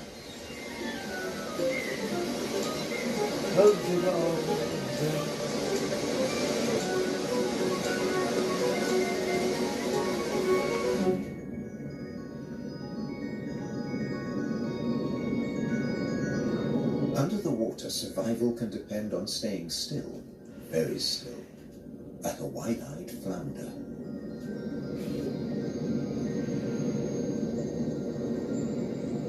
It looks just like the sand. With his general-purpose military markings, the Guinean pufferfish doesn't mind being seen. The Atlantic lizardfish doesn't bother with disguises at all, but simply shimmies into the sand.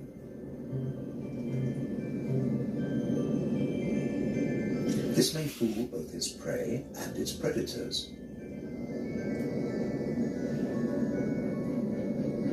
But it won't fool the pufferfish patrol. Oh, the pufferfish.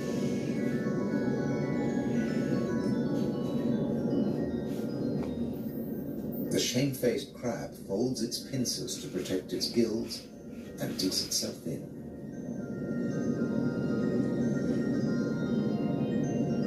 The crab. Leaving no opening for the plump flatfish. Oh, watch out, fish. The crab could eat you up.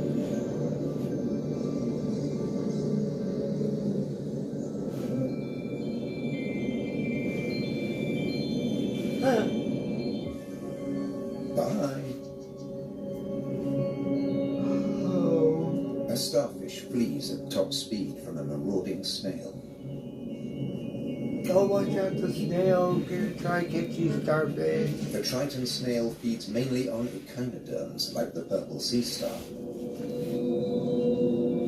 I'll let the snail try to eat the starfish. It's no big deal for an octopus. No pickings for it here. There's the octopus. Look at his brain. Sacrificing an arm, the starfish gets away. Oh, the snail.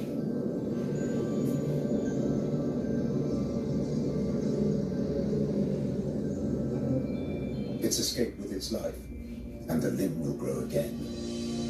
Oh, to start his thing grow back. These wild islands in the Atlantic are a freshwater reservoir. Vast amounts of seawater vaporize in the warm ocean air, and freed of salt, they unload onto the Atlantic islands.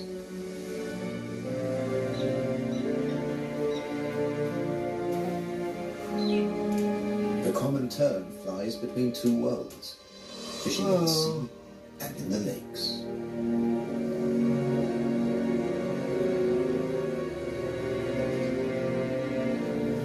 Humans brought the freshwater fish to these islands.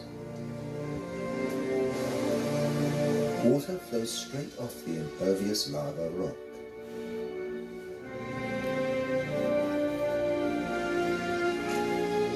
But peat moss sucks up huge quantities of water like a sponge. Where are we? Taking it in through every surface. Deprived of oxygen, It looked like Africa. I don't know where we are. the extremities keep on growing, and the moss colonizes more and more of the bare rock.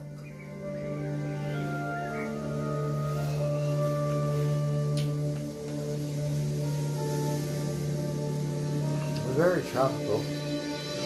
Just beneath, more than 270 caves pierce these wild islands, dark and cold. Perfect for isopods, crustaceans that have their breathing organs in their legs. Or for cyanobacteria, a life form that has existed for nearly 4 billion years. Cooling lava drops create amazing shapes. Shark's teeth. It's a hollow, secret world, just waiting to be filled. It looked like a rock. Past the undersea threshold of the Azores, it's permanent night. Perfect for a nocturnal common stingray. Oh, the stingray.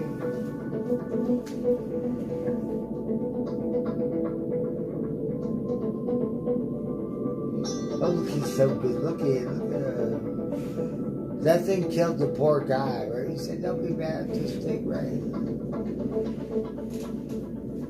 It's not alone here. Sliding over the cavern walls, unicorn shrimp. Oh, do we In the eat that camera stuff? light, What is it? comas and scorpionfish snatch at their prey. Oh, we got lots of them.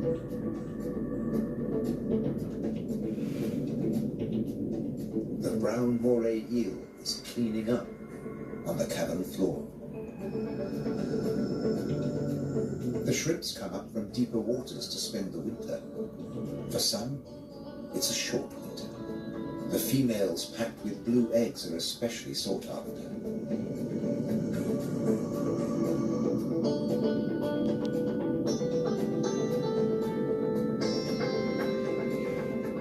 The shrimps also live off crustaceans, their own species. Cannibals. What's left of the moray eel's dinner? He's not very good looking. I get girlfriends. Whatever. First, eat your neighbor, then take time for a spot of grooming.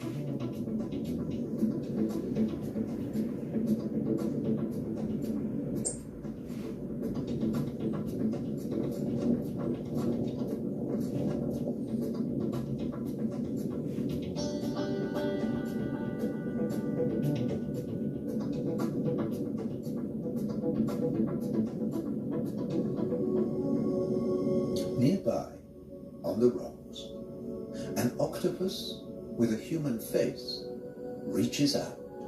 Where is he? Oh, look at him. Let me see him. Where is he? They changed colors over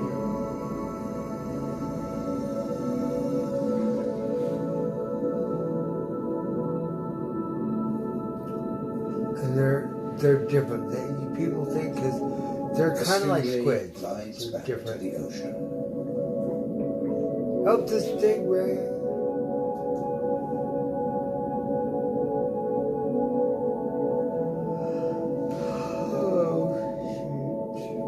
Passing hundreds of bristle worms growing in front of the cavern. What is it? Worms? What kind of worms? Look like worms. Their tentacles trap those are particles of the passing current to eat or to construct the tubes they live in. Is that like an amoeba or something? Not worm. Amoeba worm or something. Deeper down is a mysterious place, a rare sight in the Azores. A garden of soft corals. They don't make chalk exoskeletons like their tropical cousins. Oh, how come?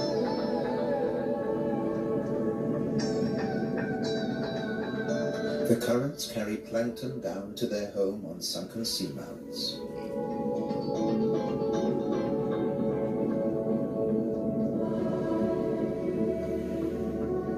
The venomous buried anemone is active only at night.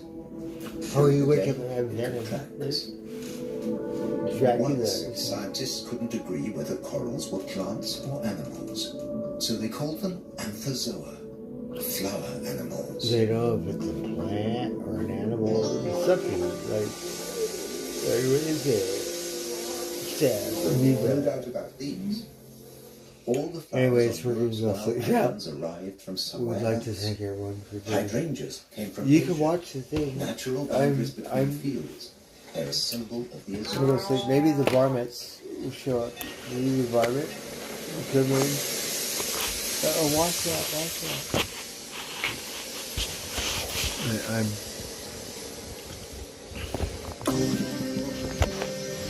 Hundreds of stone walls create hundreds of microclimates for the vines the settlers brought in the 15th century. Oh, I don't know. The phone messed up. We did.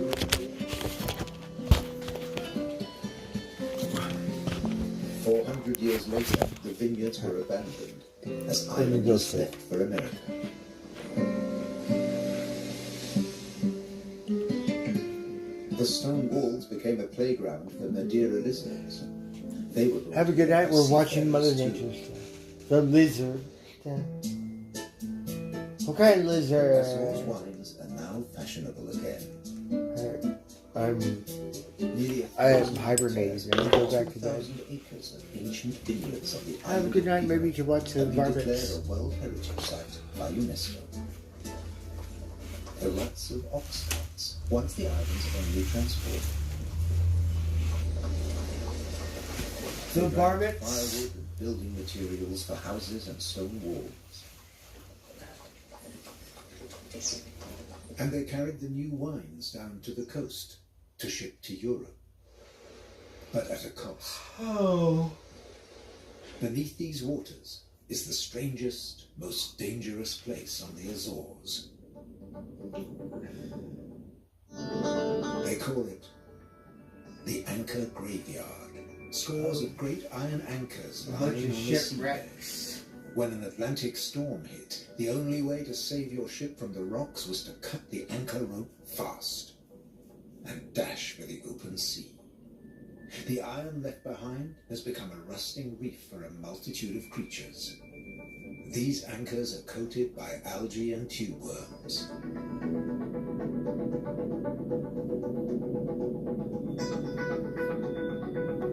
A shark's outline protects hiding fish. Word, let me see the shark, Rosie. The grim-looking sea robin feels its way. The three front spines of its pectoral fins have their own receptor cells for You finding can barely food. see them. The Mediterranean moray's mouth is mournful, but it's miming the call of the sea robin's swim bladders. Oh, look at this one. A common octopus Oh, he's so good discreetly looking. searches for food. You know, It will fit brain. in anywhere.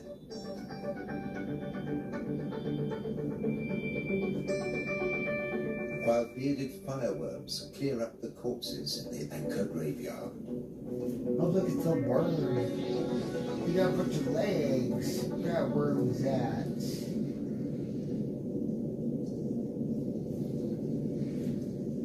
They are the mobile relatives of the immobile tube worms. You got a bunch of legs. Oh, it's a worm. The octopus has found another spot to test its camouflage skills.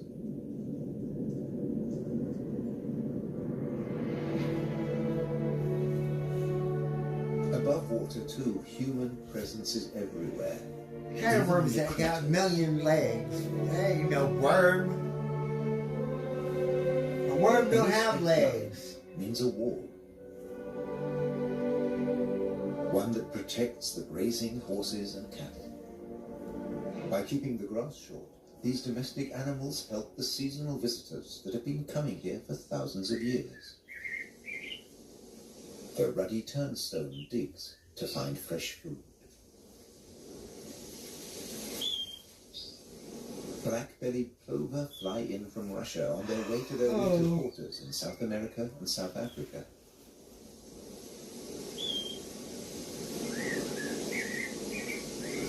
The ruddy turnstone drops in from the Arctic.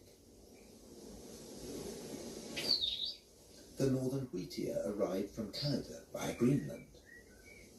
Look, they come from all over. The American pipit drifted in from North America. The blackbird? Well, it's here all year round. It's an endemic variety. The male is darker and glossier than its mainland cousin. Birds have to transport their own weight. A little body can be a big advantage on a long journey. But weight doesn't matter to other migrants. They're supported by water.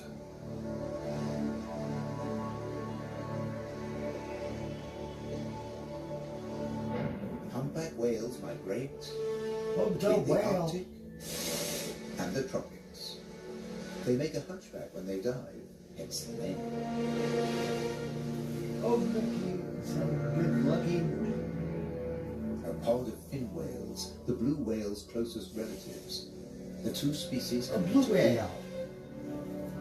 They swim back and forth between Arctic and subtropical waters.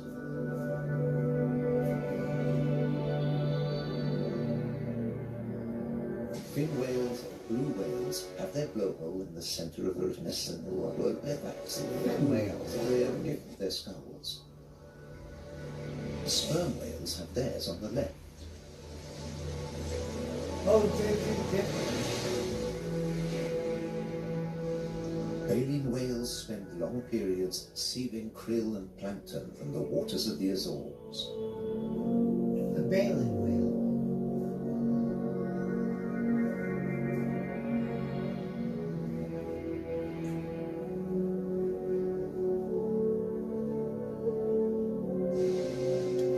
Oh, they like it over there. They leave their excreta behind them. It feeds vegetable phytoplankton. Animal plankton eat the phytoplankton, and at the other end of the food chain are fish and the whales themselves. But a great deal of whale food comes from deeper down.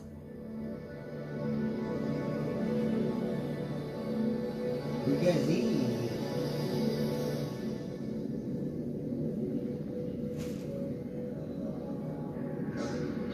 I'm thinking plankton, right? Like, what does he eat?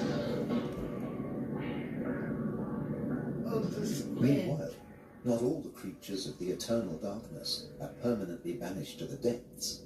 Every night, countless organisms leave the realm of the bizarre anglerfish and rise into shallower waters.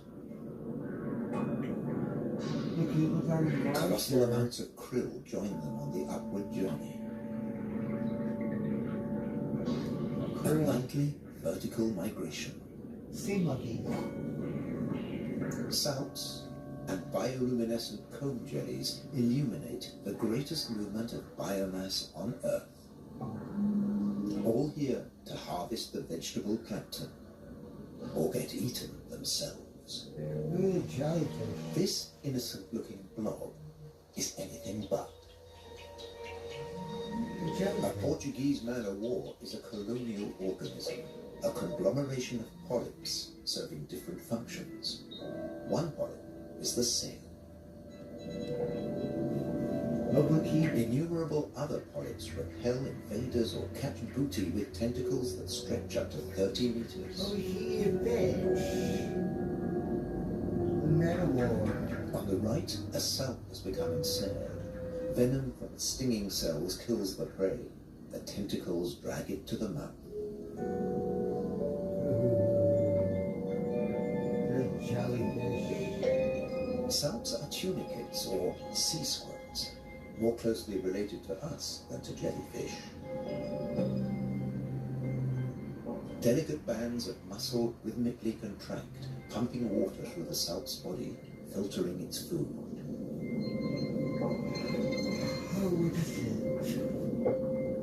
Salps build into chains and can direct themselves through the water. It was looking like a jellyfish or something.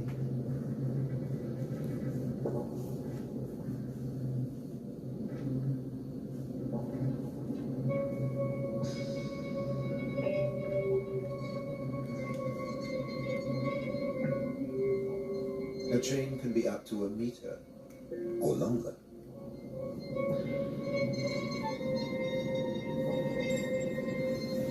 Unlike salps, many jellyfish have venomous tentacles.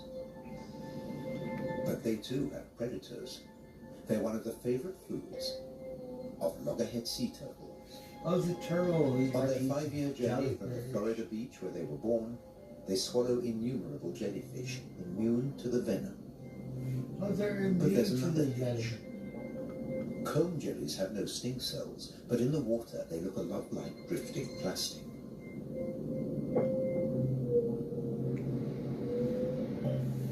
And that's the problem. The turtles try to eat plastic, and it kills them. Oh, the turtle. You don't know.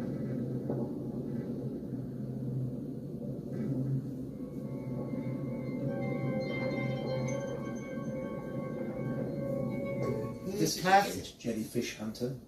At up to 3 meters in length, the ocean sunfish particularly relishes the Portuguese man-of-war. He can eat a jellyfish. He's immune to whatever But poison. that too catches other jellyfish.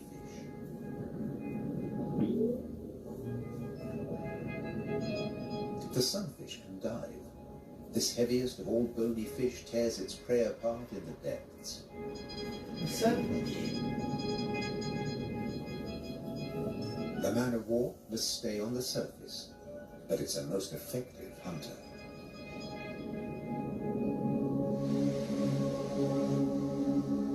The quarry's shearwater also has a successful strategy, at least in its familiar way. Oh.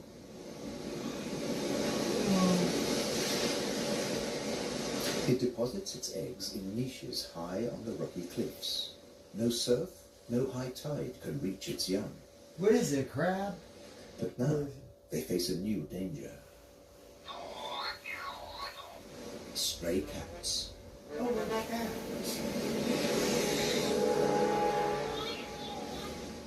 The female shearwater laid a Oh, it's a single egg bird. ready. Pity there's only one. Looks like a bad strategy now. They can't adapt to an unwanted gift brought by humans.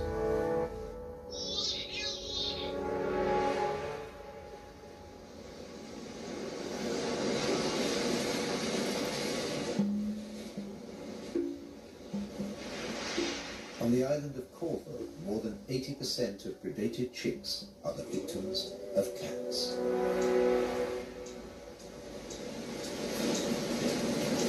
The cat can There's nothing the adult birds can do. They spend the whole day out over the sea. like only 2%. By contrast, periphyton, a mix of algae, bacteria and microbes, stay where they grow. Ruled by time and tide. Or 20%. Some quickly find a home on flotsam and jetsam.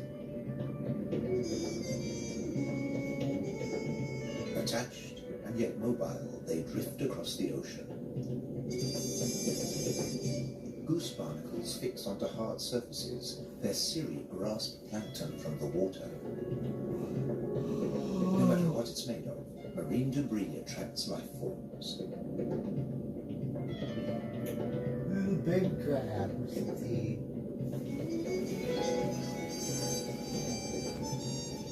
One of the ocean's fastest swimmers likes to stay close to flotsam, the mahi-mahi. With tuna. Because floats and buoys provide protection in the open sea. Some species may have survived ocean transfer as passengers on floating debris. Wow. When shearwater breed, dusk brings a deafening chorus. Parent birds calling to their young as they return from the sea.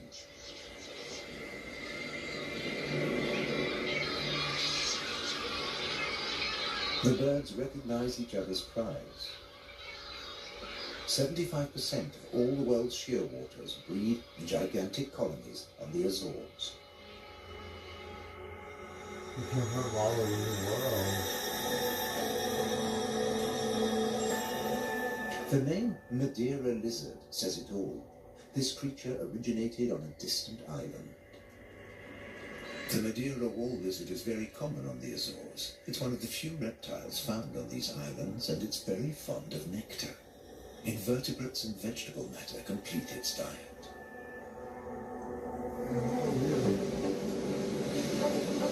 Just across the bay is the domain of a giant.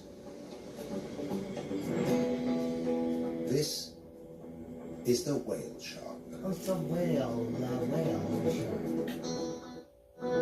The world's biggest fish. That's what 12 meters of muscle and cartilage say about the whale shark.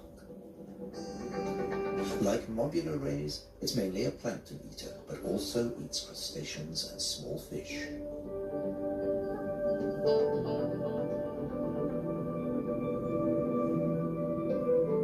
The rays' rolled fins on their foreheads direct the plankton into their mouths.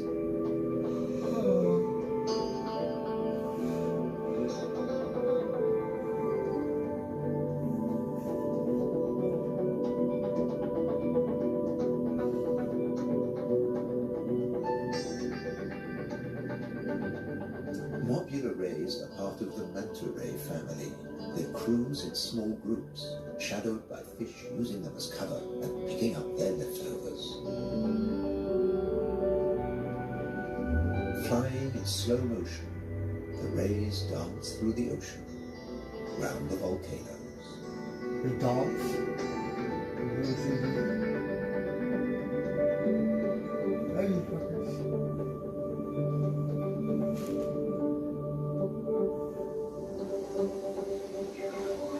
High above, there's something stirring on the cliffside.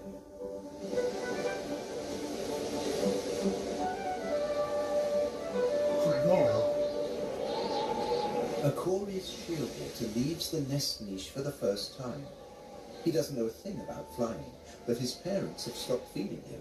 He has to learn to fly as fast as possible, or he'll never have a meal again.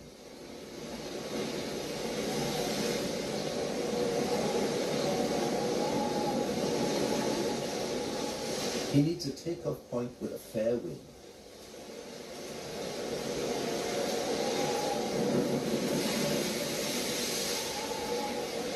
Even on the rocks, he looks unsteady.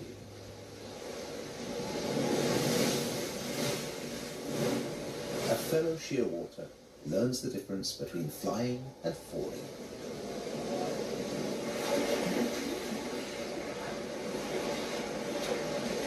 If you're already on the surface of the sea, there's nowhere further to fall. But getting aloft is even more difficult.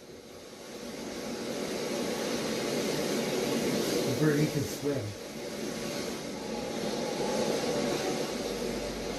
Wings over water. That's the right idea.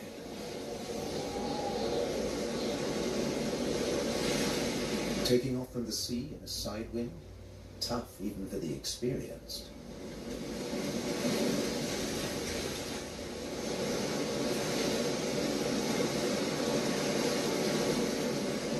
It's now or never.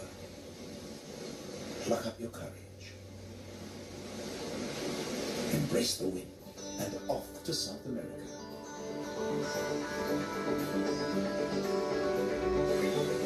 On the Azores, you're either coming or going.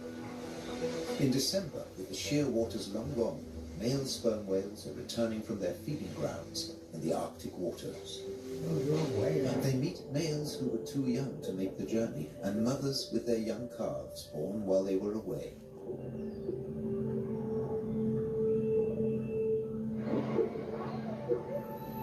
While the mother dives for food, her calf stays on the surface. It'll be 2 years before he dives with the group.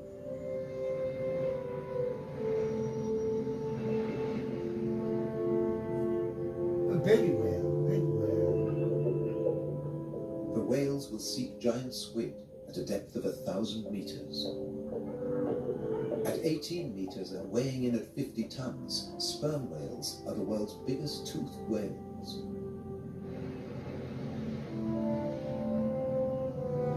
The calf will remain alone for up to an hour, defenseless against a possible attack by killer whales. Oh, to kill around now, be careful. Finally, the group return from the deep.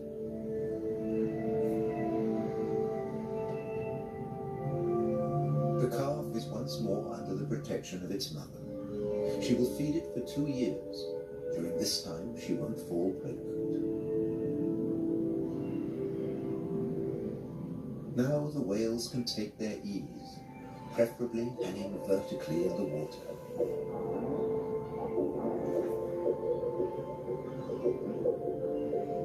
Someday the calf will join the long migration to the Arctic before returning to Europe's wild islands, the Azores. Oh, that was a new one. We don't know where it is.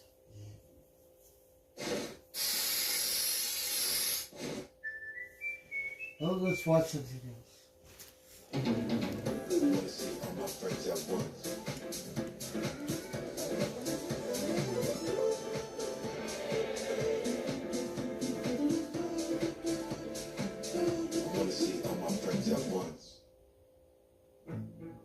Oh, the octopus.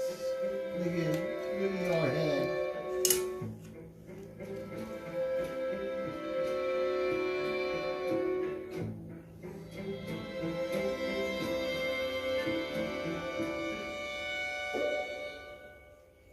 So I guess we're watching the inlets echo BBC to the sound Mother Nature. of a mysterious song.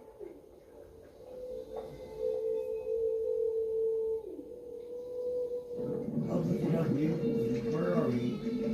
A curtain of bubbles and the haunting call hold the secret to an ingenious way of fishing.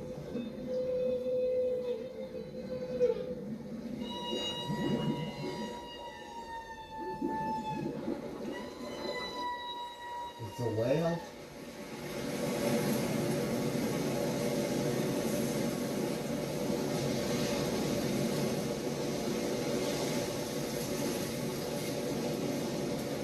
This is bubble net feeding.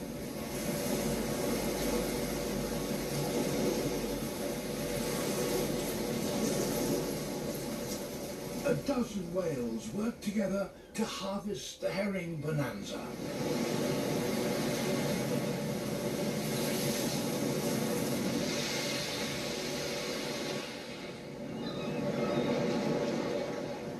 Such fishing requires an extraordinary level of intelligence and cooperation. The lead whale dives first. She is the bubble blower. It's her job to find the fish. The rest follow in formation.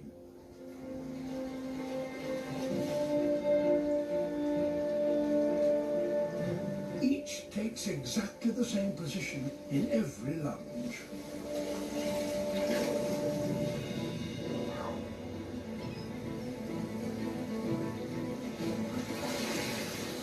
Once she's located the fish, the leader blows a net of bubbles that completely encircles the shoal.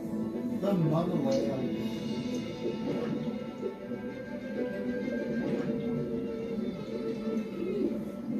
Another whale calls to synchronize the group.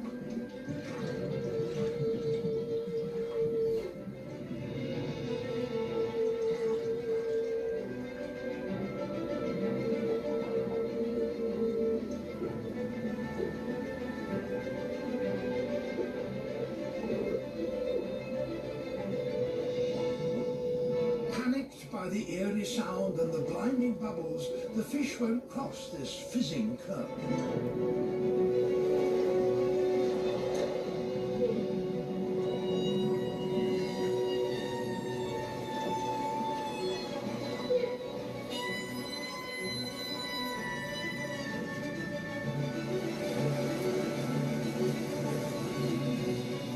Bubbles.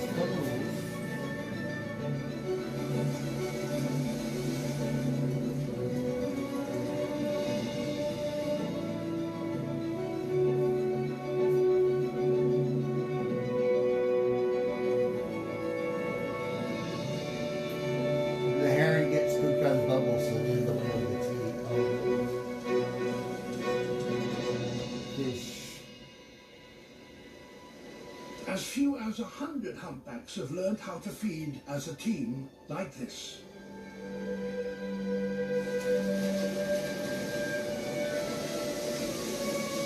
The humpback whale.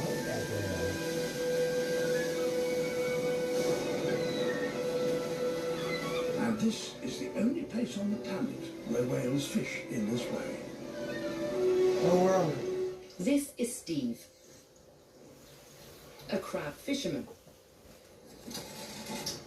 The basics are simple. Put some bait in a pot,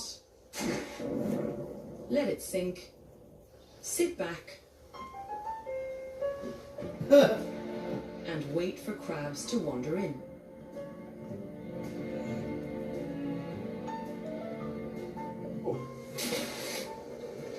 Steve knows that most crustaceans aren't known for their IQ. Once inside the trap, they haven't got a clue how to get out. The exit is obvious enough to us, but some animals just aren't born with much in the way of brains. But why does the seafloor here look like a crab graveyard? Well, there's another crab fisherman living down here in this cave. It's an eel. And it's a much more creative one than Steve. The animal living here shouldn't really be a problem. Its closest relatives are slugs, snails, and clams. What's an octopus? It's a giant Pacific octopus. Oh, look at the octopus, look at your brain. An animal with one huge advantage. An enormous brain. Taking body size into account, only those of birds and mammals are bigger. 2/3 of those brain cells, or neurons, are actually in its tentacles, and it uses them all to approach the problem of crab poaching. Plan A is to smother the prey. Oh, we get outlaw the crab net. All the crabs. He's smart. With the metal trap in the way, that's not too successful.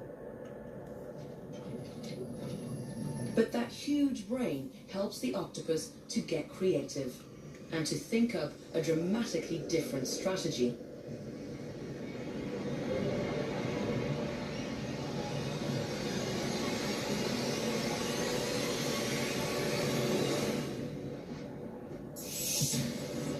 Oh, the octopus.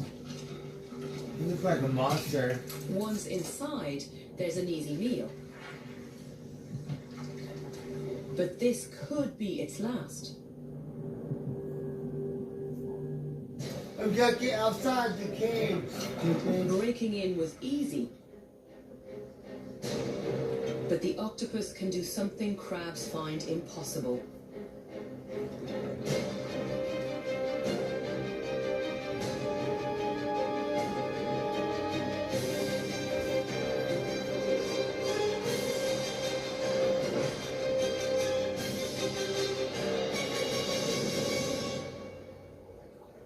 A sure sign that an octopus has struck.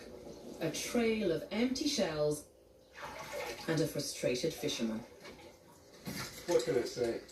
These creative, problem-solving skills set octopus apart from all other invertebrates. That's really strong.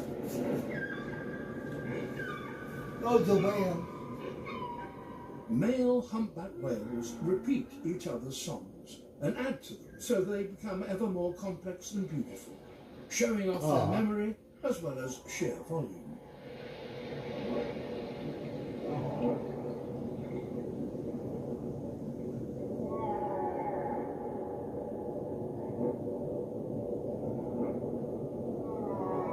Listening carefully to this song is a female humpback whale. She's here with last year's calf and is ready to conceive another one.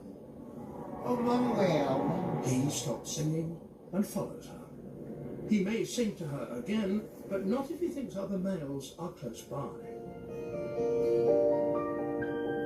They start to get to know each other. It's an old-fashioned, slow-motion waltz.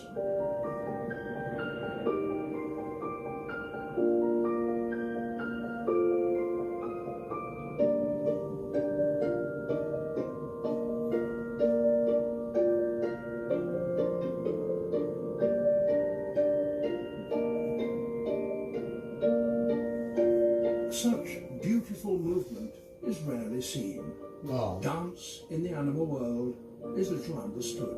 My whale got boyfriend.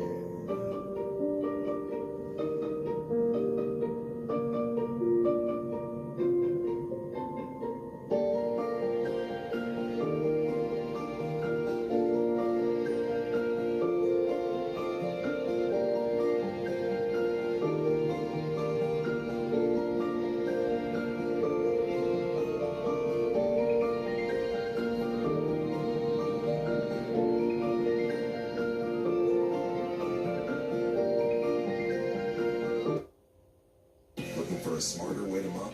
Oh, Try we the want any Swiffer commercials Mop. there. An all-in-one cleaning tool with a 360-degree swivel head that goes places a regular mop just I can't. don't care. We're trying to Mop watch the smarter whale. with the Swiffer Power Mop.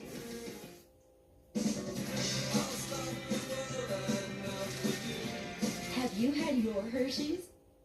An official message from Medicare. I turned 65 in a few months. I knew it was time to figure out Medicare. So I went to the official source, Medicare.gov.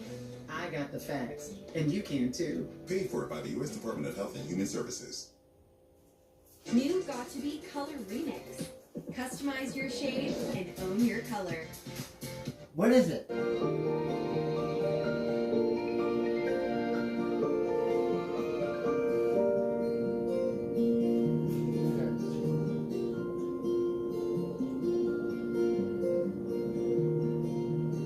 But their courting ballet is about to be cut short.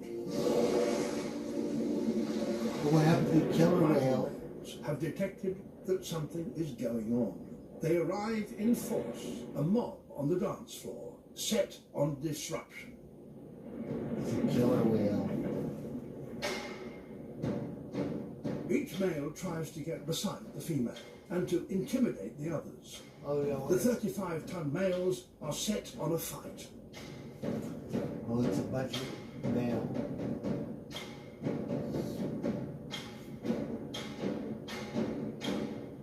She said, no, not my Animals girlfriend. that can seem so tender, in a moment become so aggressive. The mating game has become a battle. They smash into one another. They tail slap and bellow.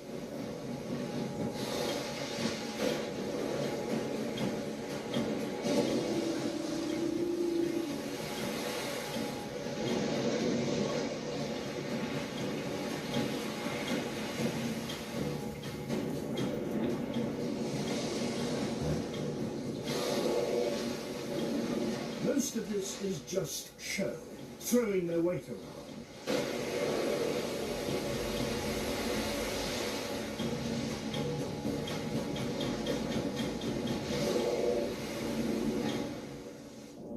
It's over. The biggest man has won. At this time of year, polar bears on average succeed only once in 20 hunts. Of the polar bear. If the hunter is skinny, like this one, that may not be often enough.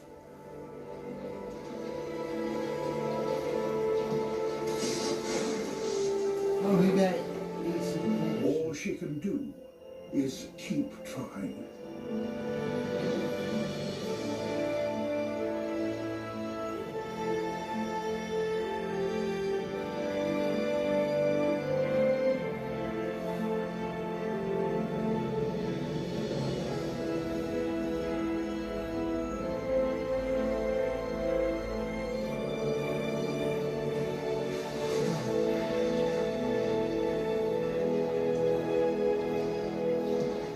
Poor bear, he brought iceberg. He did.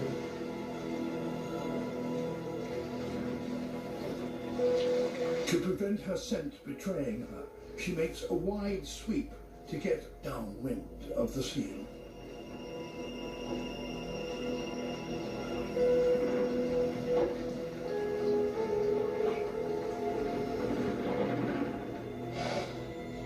Getting close.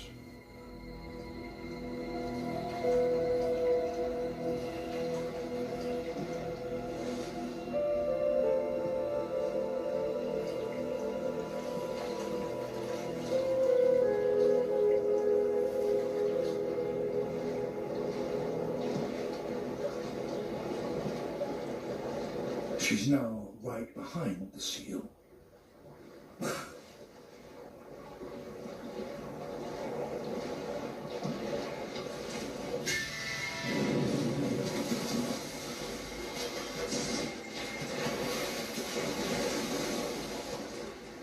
Totally sealed out.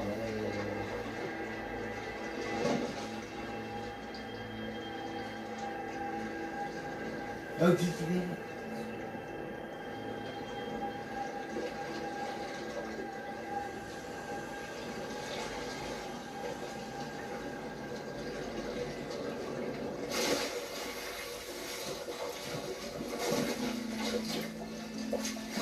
Incredibly, she caught the seal underwater. She got the seal. Wow.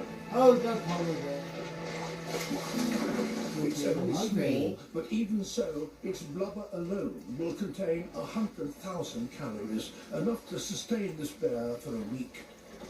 Oh, good for you, mama polar bear.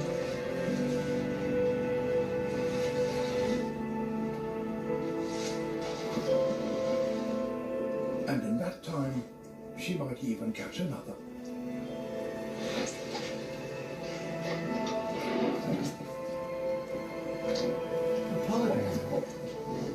But this can't go on forever. As summer continues, temperatures are rising.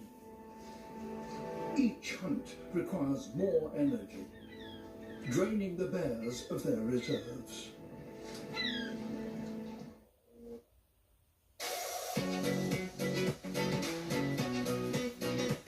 No too many commercials. Everyone will enjoy the UEFA Champions League with Gamesa. In Western Australia, these dolphins have taken on an even tougher challenge. Oh, we've been waiting all night for these The dolphins. fish have taken refuge close to the beach, where the water is only a few centimetres deep. Tail slapping is a method dolphins often use to stun their prey, but it doesn't seem to work here.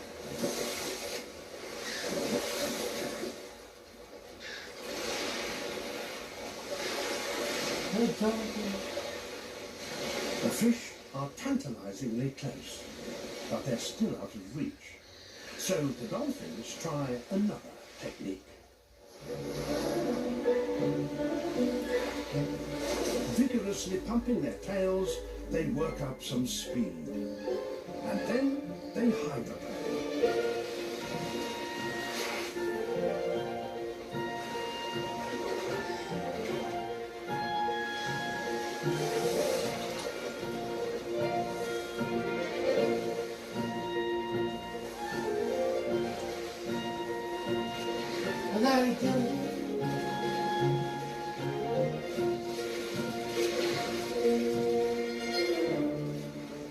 Their momentum carries them right through the shallowest waters and onto the fish.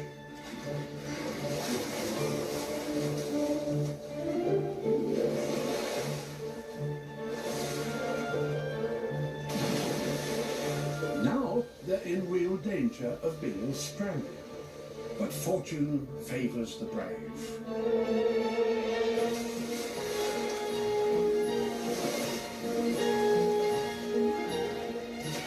Younger dolphins lie alongside, watching. But so far, only 8 individuals here have mastered this daring technique.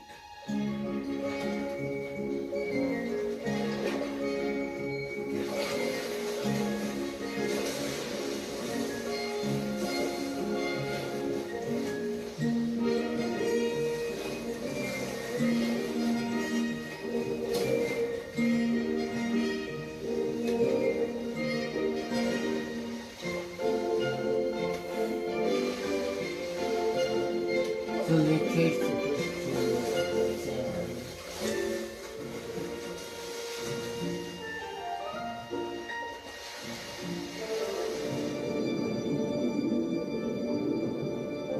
The soft corals are one of the main reasons that all this life is attracted to the Yongala. What is it? It sounds like a monster. Almost every available space on its once smooth hull is covered with them.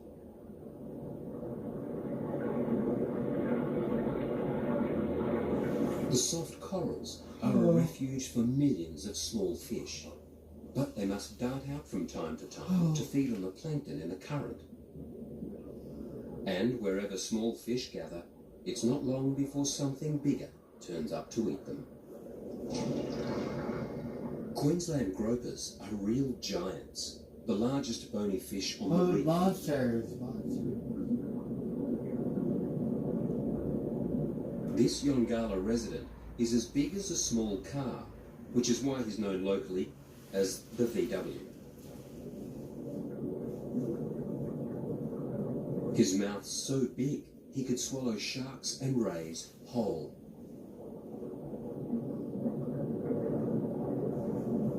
Oh, he is shark. But another resident has an even deadlier bite.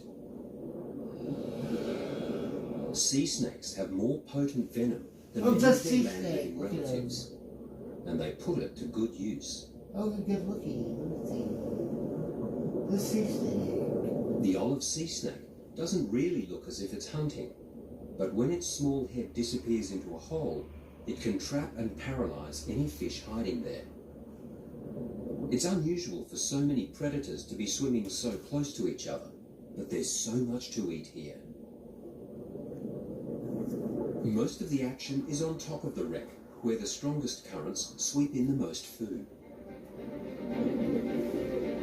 For the small fish that live here, to venture into the blue water is a huge gamble, but they've got to do it to feed. If they get it wrong and go too far, that can mean the difference between life and death.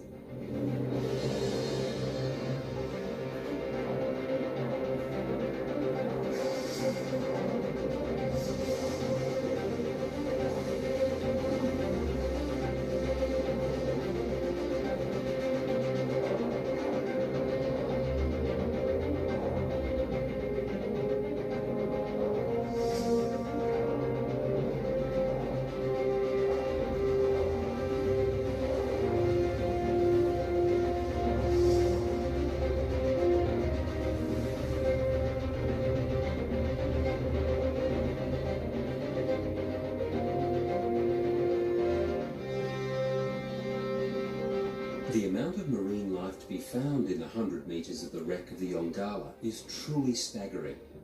Arguably, it's a greater concentration of life than on any spot on the barrier reef itself.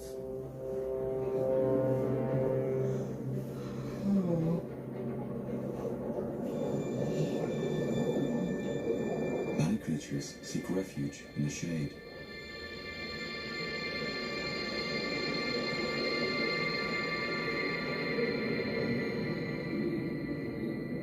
In Grand Cayman, millions of silversides gather in caves under the reef.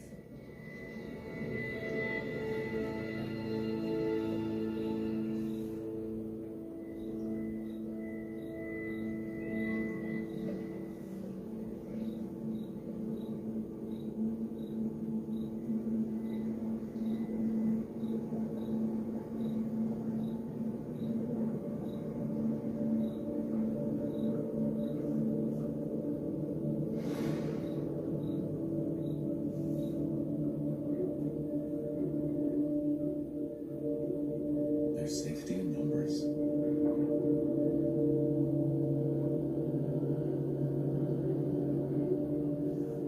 The danger lurks here in the dark.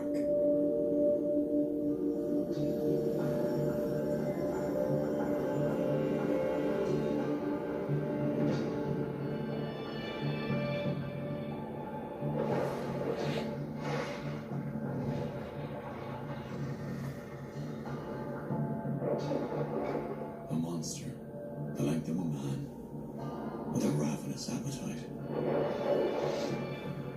You got belly with the fish.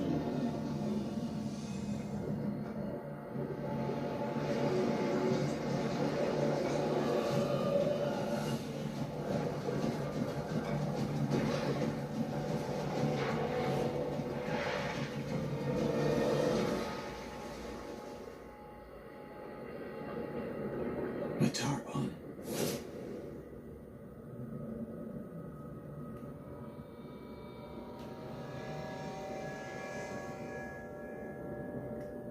He has explosive acceleration, hitting up to 60 kilometers per hour.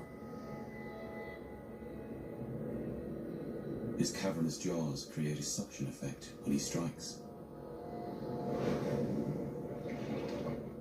He swallows his prey whole.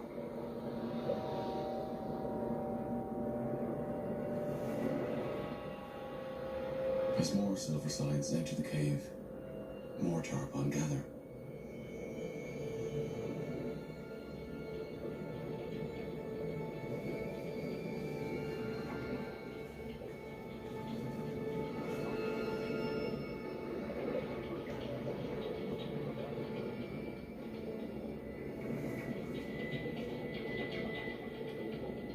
This seasonal feast is just too good to miss.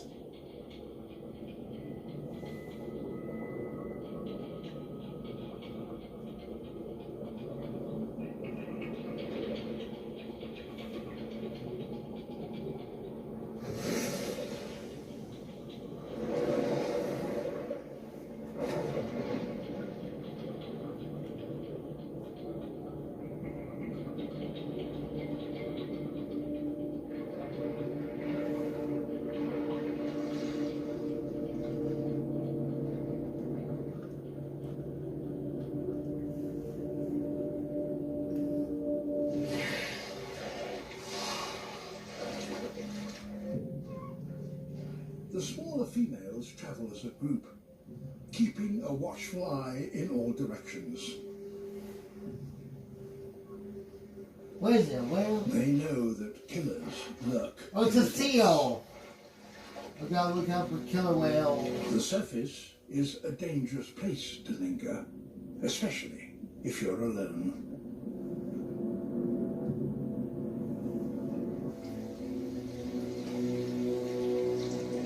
Better watch out, see?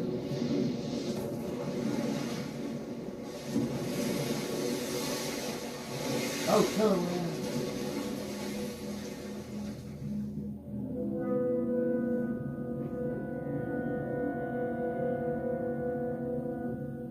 Orca. Killer whales. The sea lion is wounded, but the killers keep their distance. jaws are still a threat to the hungry orca. He struggles towards the safety of land.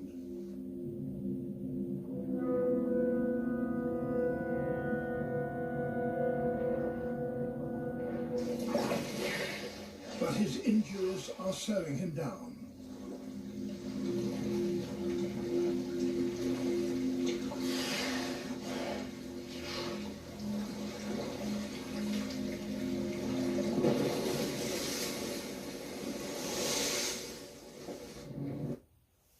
To get the toughest smells out of clothes, try Tide Fabric Rinse, a totally different way to clean. Just pour it in wherever you put your fabric softener to fight deep odors 3 times better than detergent alone. Try Tide Fabric Rinse. Rinse away tough odors easy.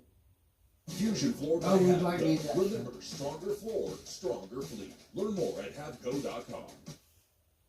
You love rich, delicious ice cream, but your Ice cream. stomach doesn't. That What disagreement kind is ends it? right now. Lactate ice cream is the creamy, No, we don't want that. We want real ice cream. that will never mess with your Fucking stomach. commercials. Lactate ice cream.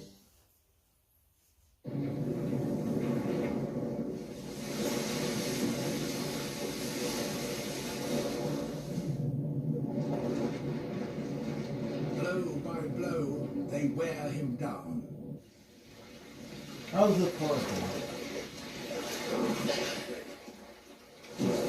Eat 'em.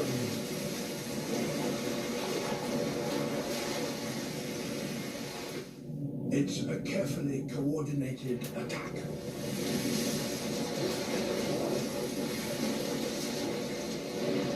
One killer distracts his attention while another hits his soft underside.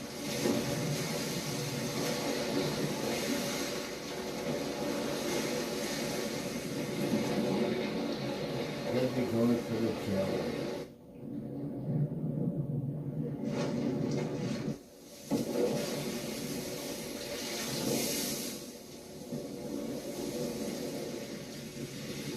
The richest seas on Earth can be treacherous. Sailfish, 3 meters long, are closing in on prey. Oh, look at the sailfish. He looks like a swordfish. They will only use just enough energy to make their kill, never wasting a fin stroke.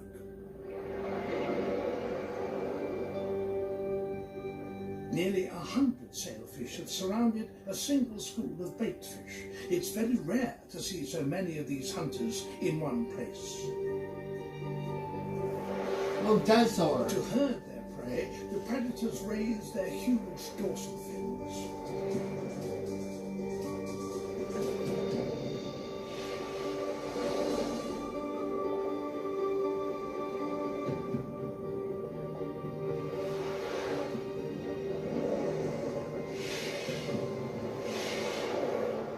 A mistimed strike by one sailfish could fatally damage another, but each continually changes its colour from blue to striped to black.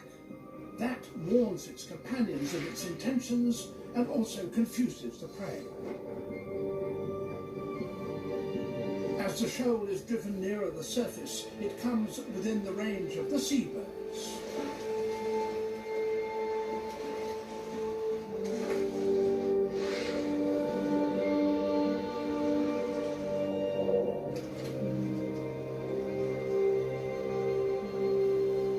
Out here in the open ocean, there is nowhere for the baitfish to hide. The bit.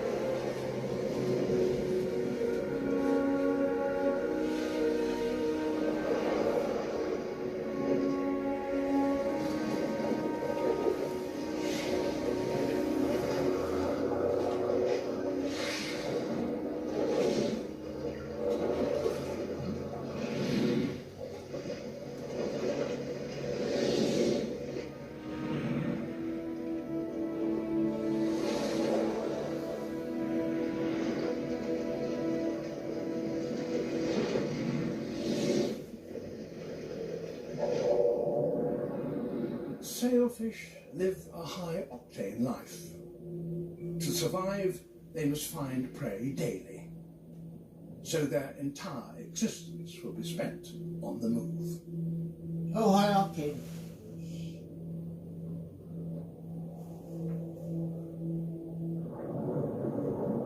With hiding places at a premium, fish will go to incredible lengths to hide down here, and none more so than this.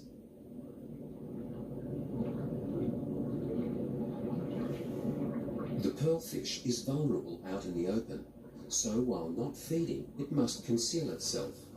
But it has a particular taste in hiding places. This is a sea cucumber, which feeds on the sea floor. Its body is basically a living tube. It sucks in sand at one end, extracts anything edible, and passes waste out the other. Just what the pearlfish has been looking for. How weird. But not the mouth end. It's drawn to the odour of the other end.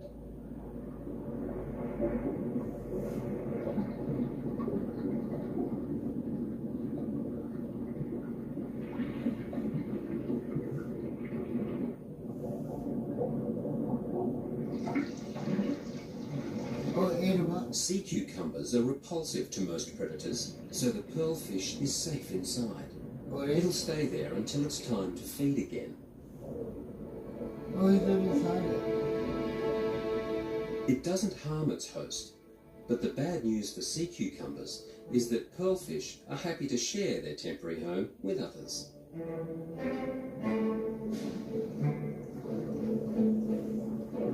It seems there's plenty of room for all.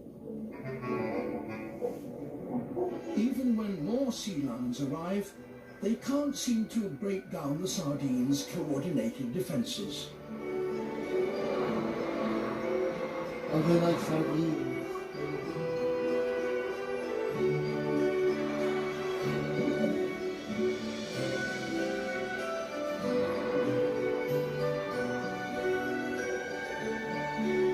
With a shoal this big, the sea lions need to isolate a smaller, more manageable group of fish.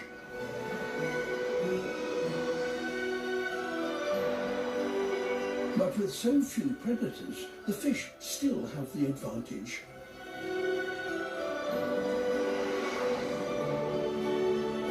All the sea lions can do is keep the sardines at the surface and wait for others to join them.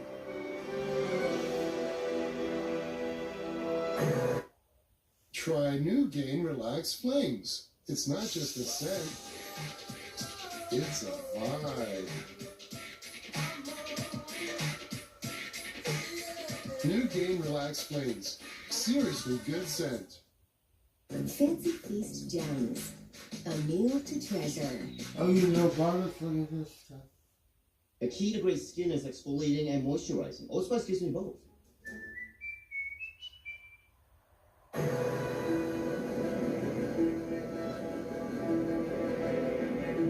Tuna.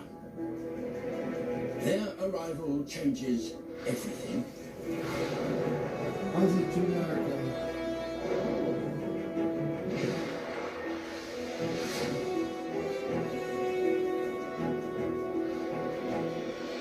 Tuna attack from below, cutting off the sardines' escape route down to deeper water.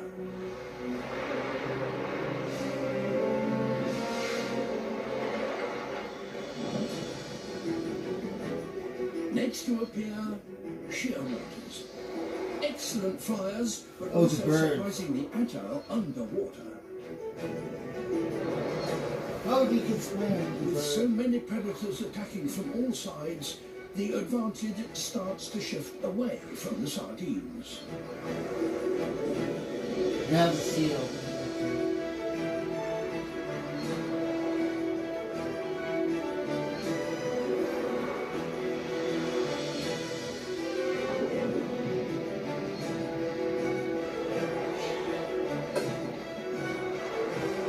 As the fish pack ever tighter, their shoaling strategy now makes it easier for the hunters.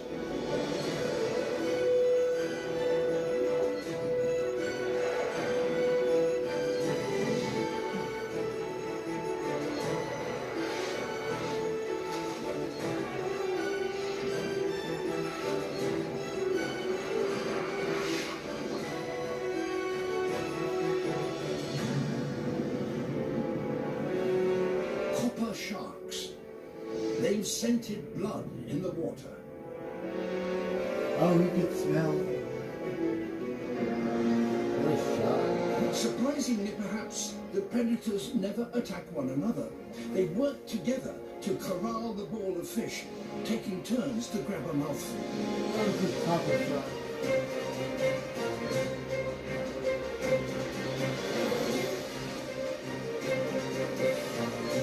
Common dolphins. As the shoal gets ever smaller, each sardine scrambles desperately to hide in the middle. But now there's no escape.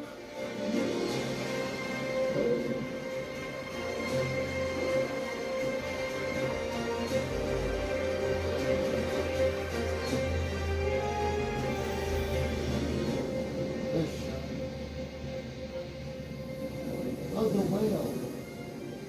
A Bruder's whale finishes off the feast.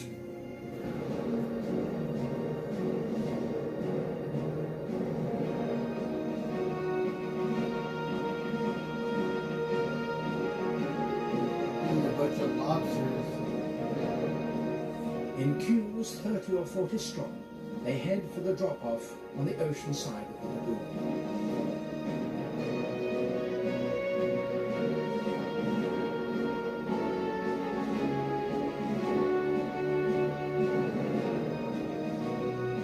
It seems that they know the way from the overall direction of current and swell, which remains constant at this depth.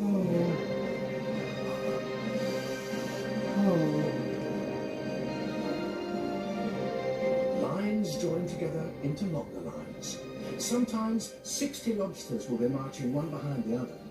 The migration takes place within a few days each year, and then the whole lagoon floor is covered with parallel marching columns. Travelling in line reduces the drag of the water on an individual by as much as half. But there's another reason why it's better to march in this way. If they are threatened, they can form defensive circles. A triggerfish, one of their main enemies. It wants to attack the vulnerable legs, but it has little chance of getting past the ring of spear-like antennae.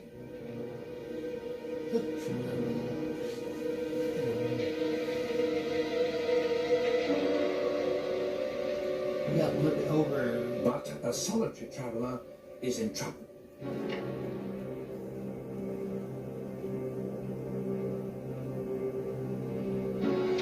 First, it's disarmed. Then the rest is easy. Oh,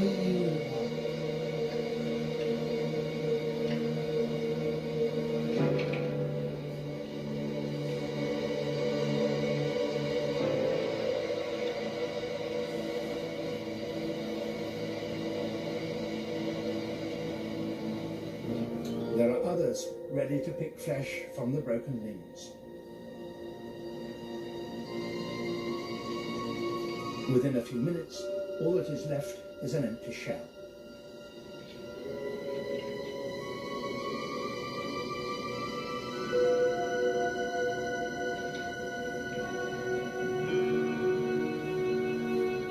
When the survivors reach the shelter of the rich reefs that run along the edge of the ocean drop-off, they abandon the caravans and each makes its own way. the old caravan. One by one, they clamber down the slope to even greater depths, where they will be safe from the storms that churn the waters hundreds of feet above.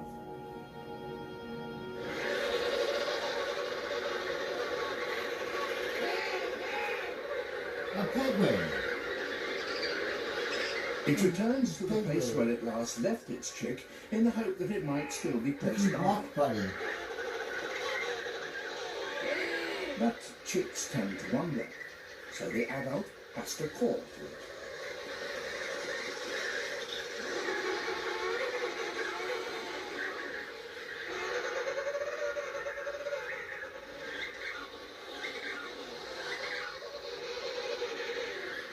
The chick responds, and they slowly home in on one another. The plaintive entreaties of the chick stimulates the adult to regurgitate a mouthful of fish.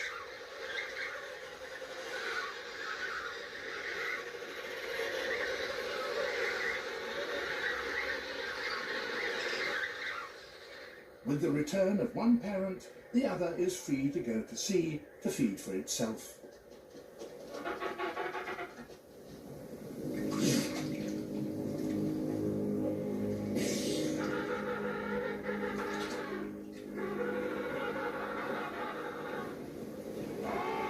Aware of the leopard seal's presence, the penguins press together at the ice edge, aiming to be the first to risk diving in.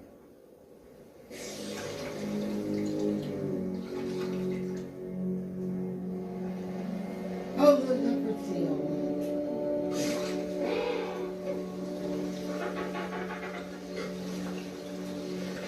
Occasionally, the seal comes out onto the ice and attempts to grab one.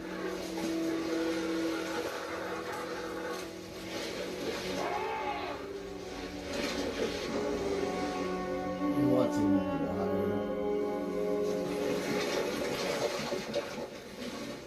But its most successful strategy by far is to lie in wait.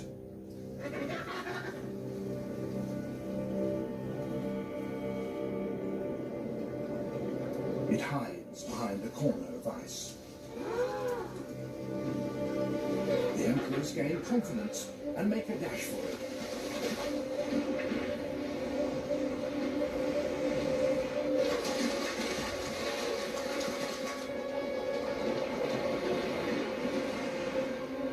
The first wave of penguins escape.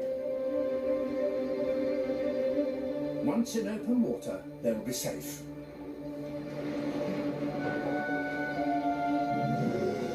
Now the seal is alerted by the noise, and through the massive bubbles, it makes its attack.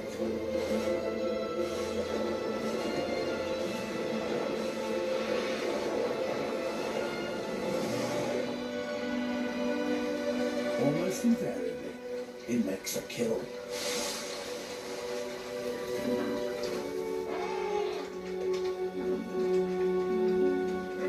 Encouraged by the absence of the seal, the remaining penguins make a break for the open sea.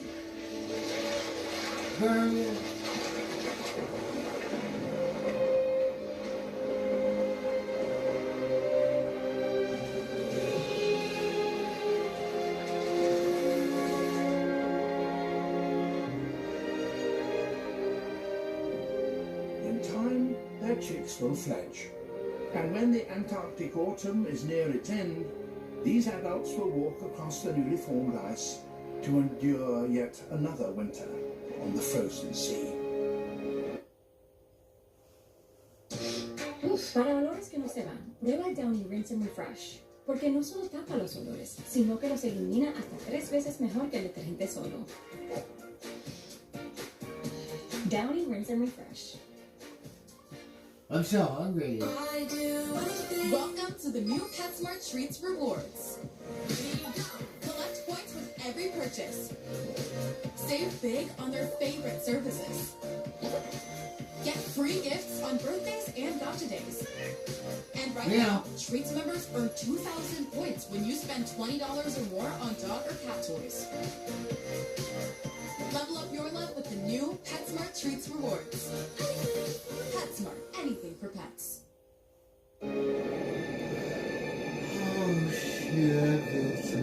Hump-head parrotfish, nearly a metre and a half in length. Their jaws are so powerful they can bite through rock. Oh, you can't watch TV. What is it? When they descend to feed, Bonefish. the reef itself is under threat. Oh, look at them.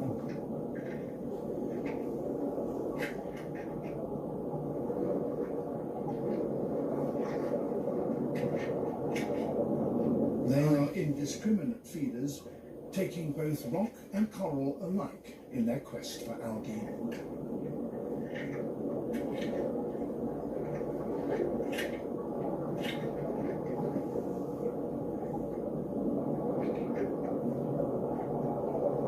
These fish play a large part in the erosion of the reef.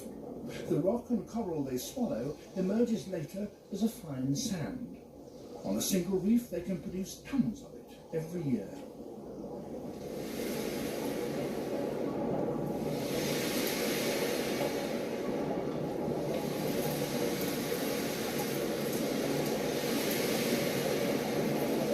This soft sand forms the tropical beaches that we find so alluring.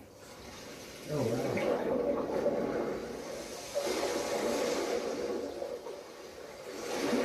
Help them on their butt. Over time, the sand builds up to form an island, which is then colonized by animals and plants.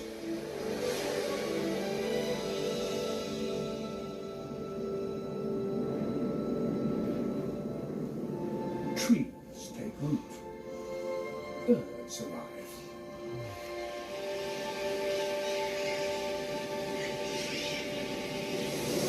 The guano from thousands of terns which have chosen to nest here enriches the sandy soil, which then can support more plants.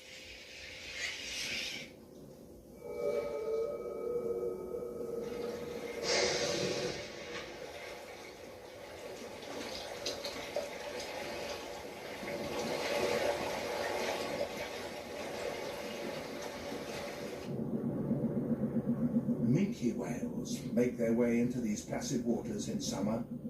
This is the most abundant whale in the Southern Ocean. Oh, look at him, a different guy.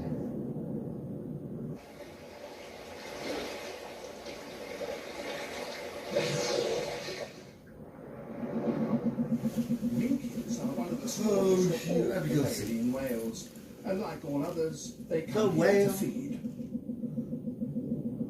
I'm hungry too.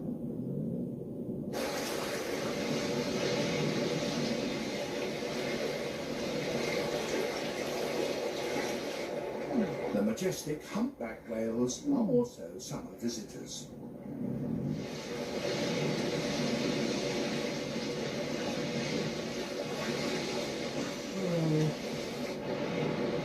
They have travelled thousands of miles from their winter breeding grounds in the tropics to gather the food that becomes available here in summer.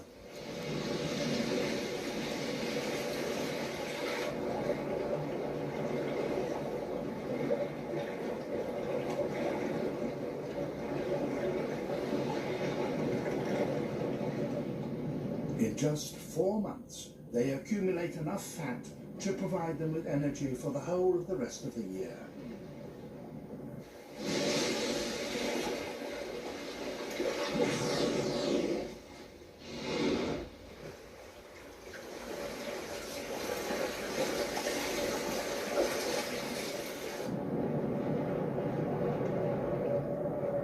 All these animals have come here in search of one thing: the krill. Krill is the mainstay of the Antarctic food web. Oh, the krillers.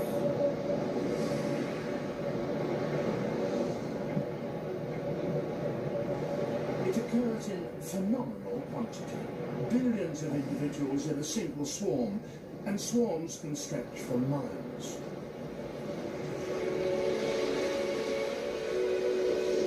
Fur seals also collect this rich, superabundant food. Krill swarms are very patchy, but once found, feeding is easy.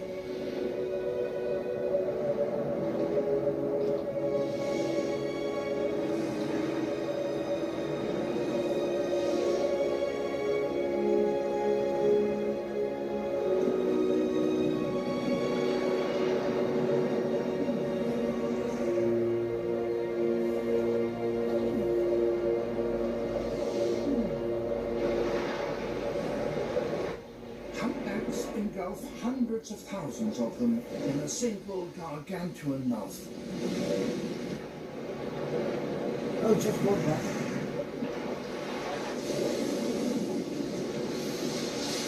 That was good. Hungry. When the going is good, the whales feed continuously, each eating up to 2 tons of krill in 24 hours.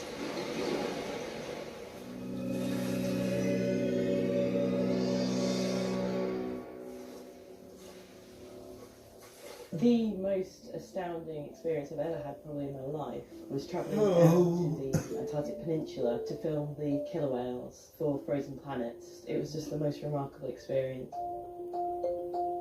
We were down there to try to find a holy grail sequence, something that has been talked about for years and years, but no one ever really knew if it was something that really happened or if it was actually sort of, just a legend. In Scott's diaries, they'd had this remarkable experience, killer whales seeming to work as a team and approach the ice and use a wave to knock off members of his team. But no one had ever really scientifically recorded it, let's say. So we were setting off with this challenge to record this behaviour that possibly might not even exist. We set off and headed out in this phenomenal boat called the Golden Fleece. We had to cross Drake's Passage, which is perhaps the most dangerous passage of water in the world. We were on there for 4 days, non-stop, rolling backwards and forwards. So it's just this real sense of adventure as you're going across. Come out of Drake's Passage, and then all of a sudden you're coming down the peninsula, past all these icebergs and re-entering into this icy world. It was quite phenomenal. And the water can be super glassy, and the life around and seeing these groups of penguins heading out to fish in the morning. It was so exciting to be there.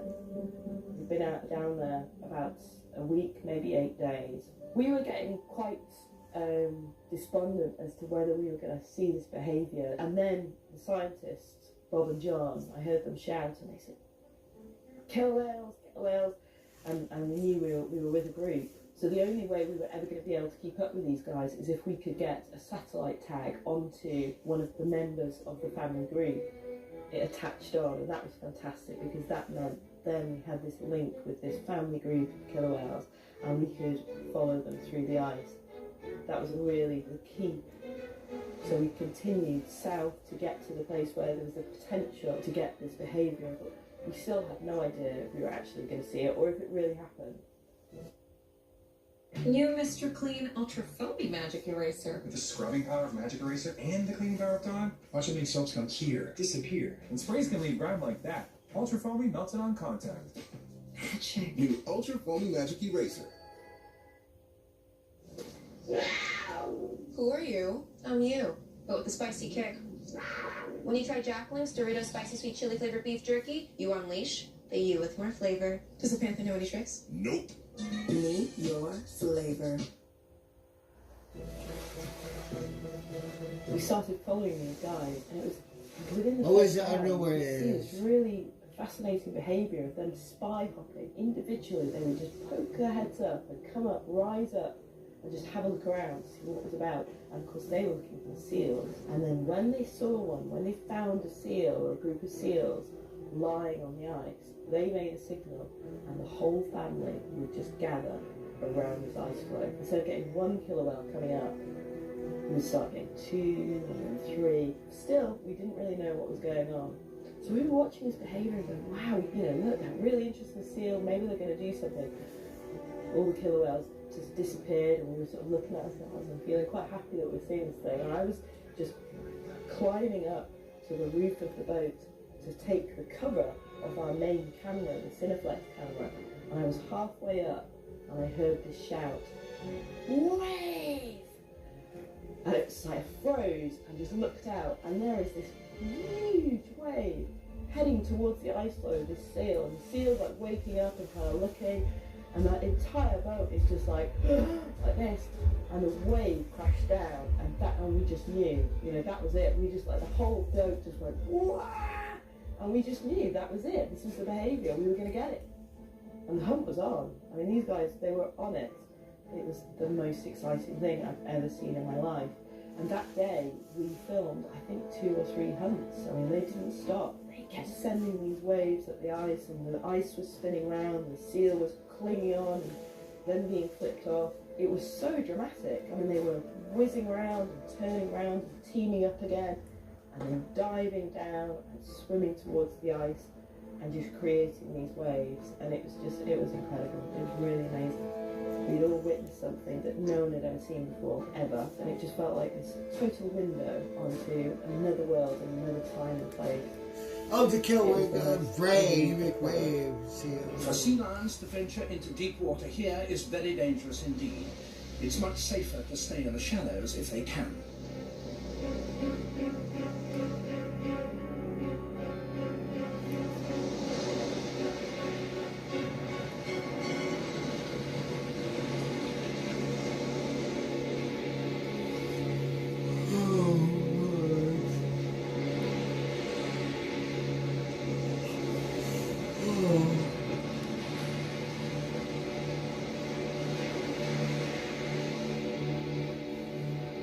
In one or two places, channels enable the whales to get really close to the beach.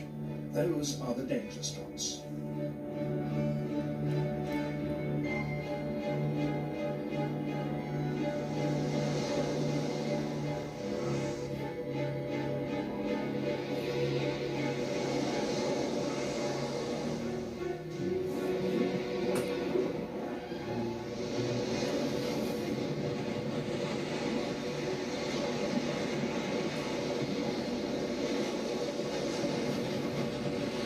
To get off the beach, the killer has to thrash its body.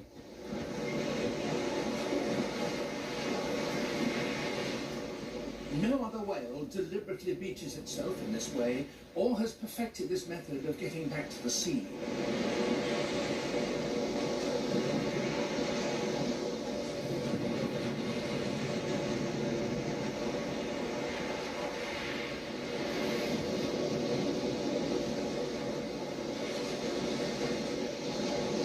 As long as the sea lions stay well up the beach, you might think they would be safe. But the hungry whales are very daring. Oh, good.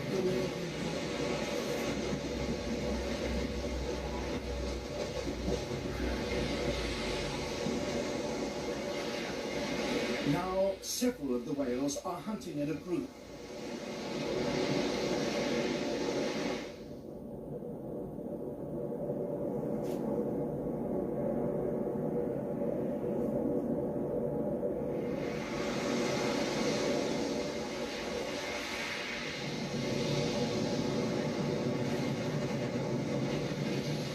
That sea lion was keeping just ahead of one of the whales, but was caught by another it probably hadn't seen.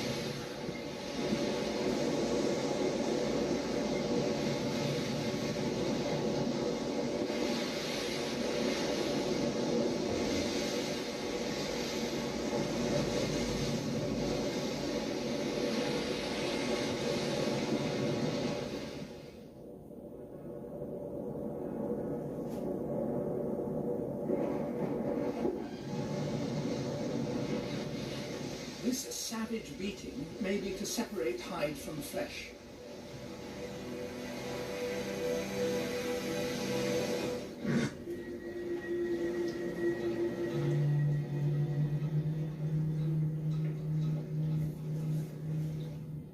Every year in June, tiger sharks appear in the shallow waters around this scattering of tiny sandy islands.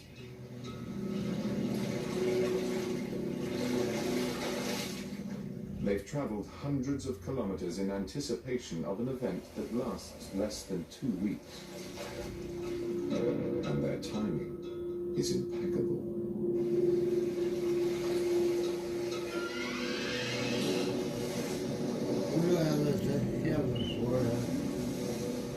Albatross chicks are sitting ducks. Okay, albatross.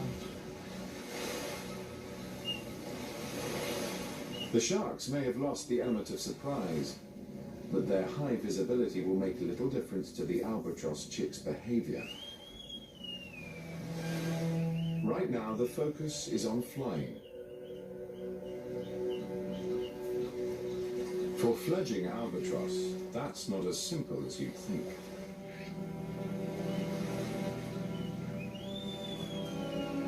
The problem is the island's runway is a bit short, especially for a bird with one of the world's longest wingspans.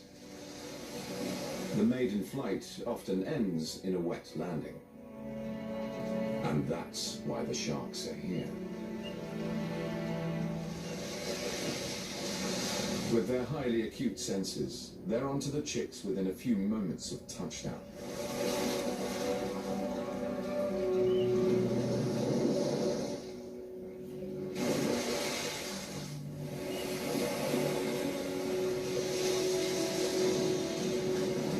During 2 weeks of fledging, over 100 albatross chicks make the same fatal error, and the sharks take full advantage.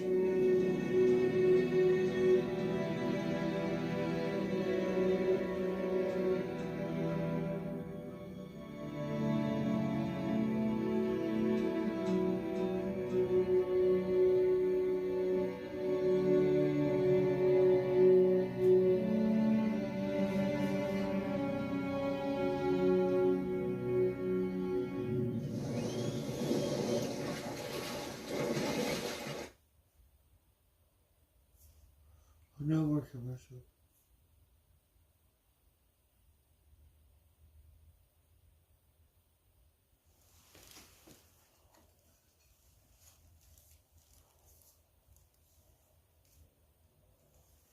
In an ocean where food can be surprisingly scarce, this annual feast is something these sharks depend on.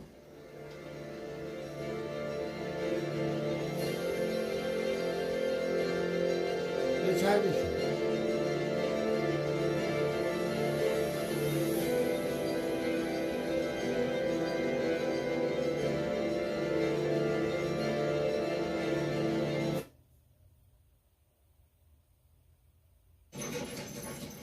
Up to 8 weeks of relief with Cytopoint. That's a lot more fun time, right, Max? Yep, it's life-changing time. Cytopoint is a long-lasting treatment for allergic dermatitis. Just one injection given by your veterinarian can control allergic itch for 4 to 8 weeks. It's life-changing itch relief that brings back the fun in life, day after day. Now's the time to ask your veterinarian for Cytopoint. We are Sonoma Clean Power. If you live in Sonoma or Mendocino County, chances are you're one of our customers. But who are we, and what do? We are Sonoma and Mendocino County's local not-for-profit electricity provider. But we do a lot more than just provide electricity. At Sonoma Clean Power, we offer programs designed to help customers save energy. We fight for energy affordability in Sacramento. We advocate for grid reliability and climate safety. We work with local schools to educate students about jobs that aim to mitigate the climate crisis. We work with local food banks to help our neighbors in need. We put smiles on the faces of families over the holidays. And we really like puppies. So since you're probably already one of our customers, you should get to know us better. Follow us on social media and let us know how we're doing. Come visit us at our Energy Center in downtown Santa Rosa. We look forward to meeting you. Okay, maybe we should go. Fuck, I need a job. I'm hungry. Are you fuckers still watching it? The watching oceans sharks. are mysterious Tiger sharks. and seemingly endless. There are creatures that are curious and intelligent, but have neither teeth Oh, the nor one. bones. The giant octopus. Oh, the giant one. They live in the kelp forests of the northern Pacific Ocean. This is where we will observe them and film them. Another location is the Villa Picado Islands off the coast of Mexico. Here we will search for the mysterious Humboldt squid. And we will be there when sailfish and manta rays hunt off the coast of Benedicto. Humboldt squids only come to the surface during a full moon. This is where they hunt, and they're dangerous.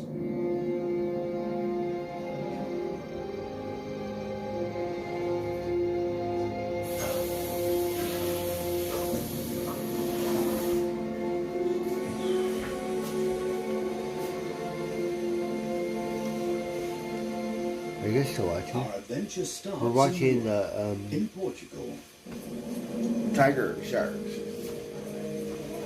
I'm The so fishing hungry. harbour of Lisbon is That busy salmon every was morning. enough baby The salmon. Atlantic trawlers come in with their profitable catch, despite the fact that the waters off Portugal are heavily overfished. Oh, look, we got the beer for the moment. The demand for fresh fish is increasingly high. But we'll just make a sandwich. Upon closer inspection, we see many octopuses and squids. Oh, what kind of They octopus? still seem to be Giant. plentiful here. We expected that. The giant octopus.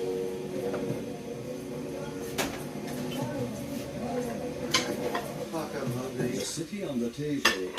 Surprisingly, this is where we will find a squid that only few have seen alive. Oh, calamari. It is Architeuthis, the legendary giant squid, and it's located behind the walls of this aquarium, the Aquario Vasco da Gama. The thing that you'll notice are the teeth around the giant suckers. The entire animal is 24 feet long, Look, you and can its bite tentacles you. are each 6 feet. Architeuthis has a horrible weapon, a large beak with which it's able to severely wound or kill its prey, Oh, we got beak. as in the case of this Bite sperm you. whale. Several years ago, this squid was found in the fishing net of a Portuguese fishing trawler. The aquarium is proud to have this incredible find on display here.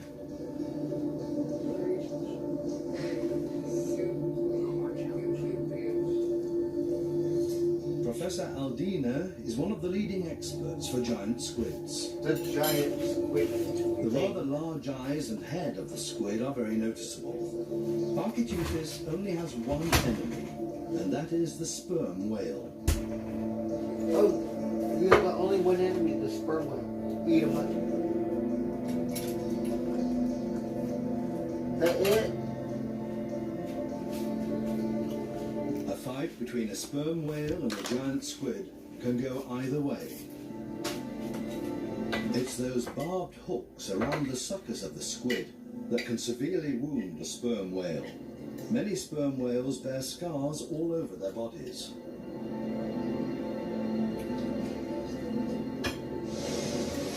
One thing is for sure, Architeuthis does not only live in the South Pacific, but also in the oceans off Europe. This male sperm whale weighs about 66,000 pounds, and it's hungry. It hasn't eaten anything in days, and has to dive deep to find a giant squid, possibly down to 3,000 feet or more. He said krill and... On its way into the deep, it passes What's these that other cone stuff? jellies, That's not good, no, we need incredibly squid. beautiful and graceful.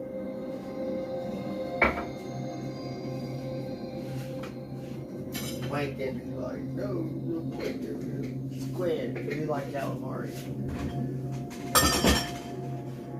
Many of the jellies and We got fishes this organic down here mustard, are I like equipped with it. a sophisticated light system in order to lure We in bought two their mustards. prey, We were like, or what also a the mate. hell?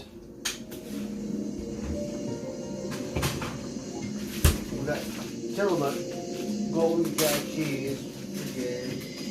This is one of the rarest of them all down here. What is the it? viper fish. Oh, the viper. Look, he looks scary.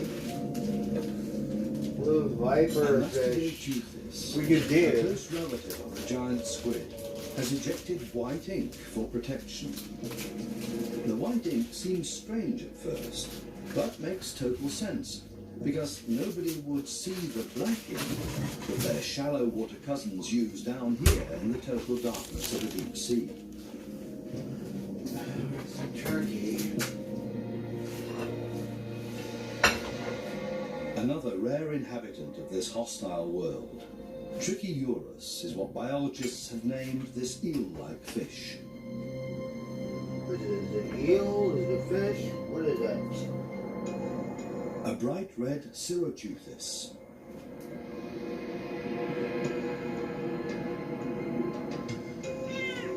Meow. Oh, where did you come from, fucker? A creature I love seemingly made meow. of glass. This small Here, you squid little has not shit. been named yet. It's Come here. completely unknown to science.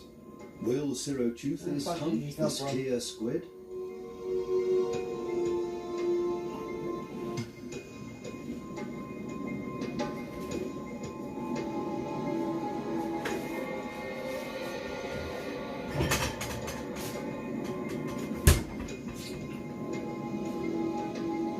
Yum, I'm All of a hungry sudden, a too. defensive response from the glass-like The creature. little varmint. But where is Architeuthis?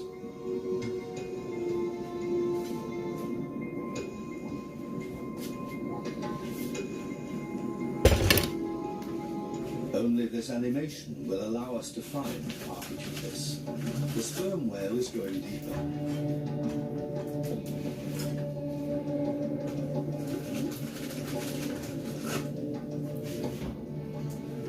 Its biosonar leads the whale precisely to its prey.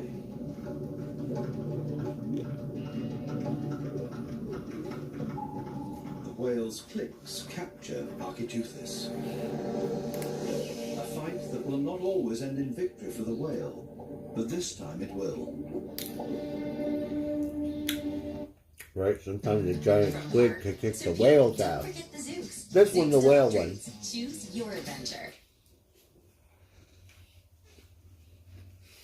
Surfer sweeper dry cloths, grab dust and hair and lock it away. Better than a broom. Love it or your money back. There's so many commercials right now. Synergy Raw Kombucha, a sip of life. Let's talk about retirement in Arizona. It's no wonder that we are home of the Valley of the Sun. I don't have With time tons to of think about options, retirement. dining I'm at fucking every corner, unemployed. and fun things too. Fucking kind I'm of commercials that. living here in Awatuki, and I'd love to show you around. Fucking help me. Located in a 55-plus community, this 2-bed, 2-bath home is tucked in, conveniently located right on the green.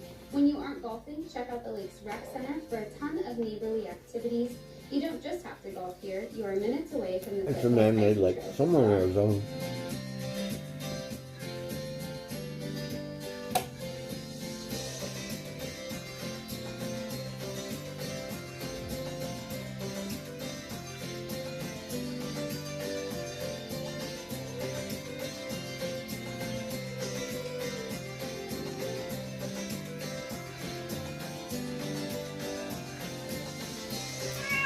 Oh, Romeo.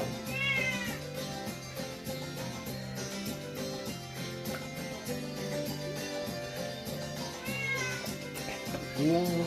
Oh, hello. Look, my little friend, he woke up. Hi, Whether you're handsome. going to golf or want to sit out back, the views here are stunning. My name's Cassie. For more information about this property, you can reach me at 480-466-6367. I'm ready to golf. Are you? We've left the Atlantic Ocean and have traveled to the Pacific, near the Sea of Cortez. How are you, off the handsome? Villagigedo Islands. The Solmar 5 is on its way to Roca Partido, an island in the archipelago. We are searching for a direct cousin of Architeuthis, the Humboldt squid. They're like vampires. They awake all night. Come here, you little vampire. The team is still in a jolly mood, but that will change soon. Captain Pedro Ramirez knows these waters like the back of his hand.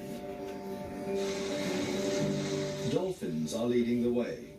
It's a large school of them, and they love to play in the wake alongside the ship. The Solmar 5 is not fast enough to keep up with them, but the ship is still a welcome distraction for the playful dolphins.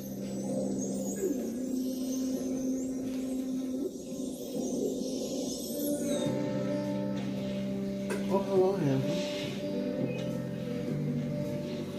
Come here, let me see you. crew, on Come the say other hand, hello. only has eyes for their equipment. Nothing must go wrong. This is Come going to say be hello, our dive David. site. A rock How in come the you don't middle come of say the hello surf anymore? You where wild? ships can't anchor. I miss you. I want you to come say hello every day like you used to when you were a Big big cat. trevallies are gathering underneath Now the what ship. happened, you wild? Huh? What's going on? These volcanic rocks reach several thousand meters out of the deep.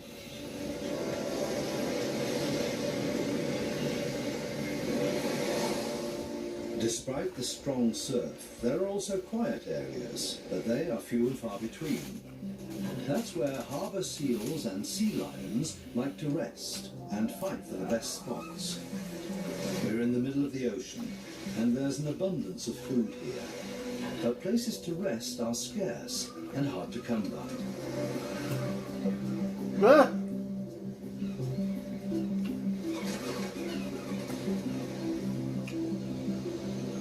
Despite that, everybody is trying to get along.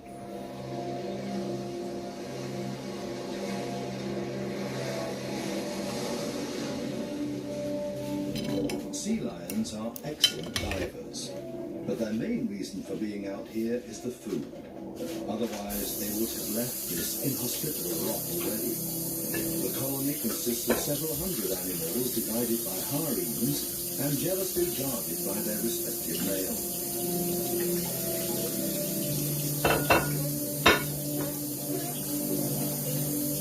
These sea lion cubs were born in May and are gently tended to by their mothers. The mothers are very busy tending to their young and are rarely able to rest right now.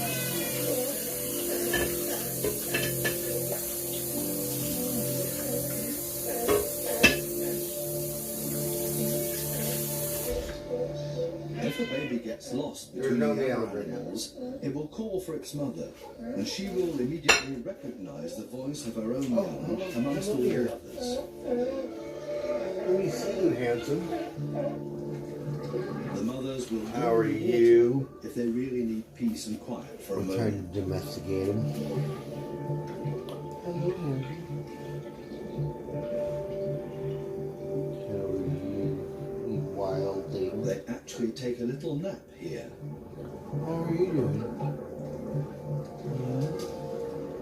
Not just the mothers are stressed out, also the fathers. And now you growing up, you all wild?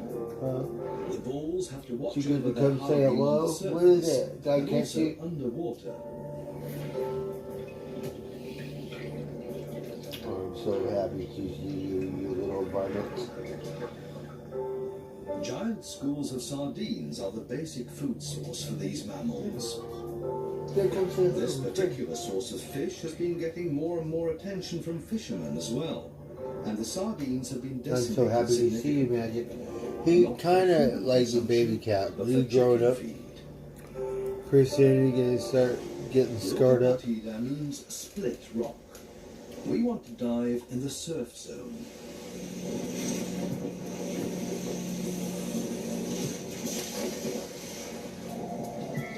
The powers of nature around this rock are apparent, even underwater. The divers are faced with strong currents and a constant surge of the waves. The visibility, on the other hand, is excellent, 150 feet and more. Big-eyed trevallies are very aquadynamic. They are pelagic fishes and can deal with any current.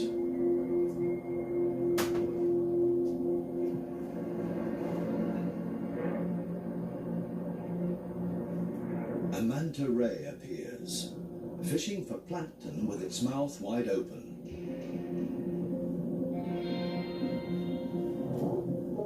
They're night animals, I think, but we feed them in the day.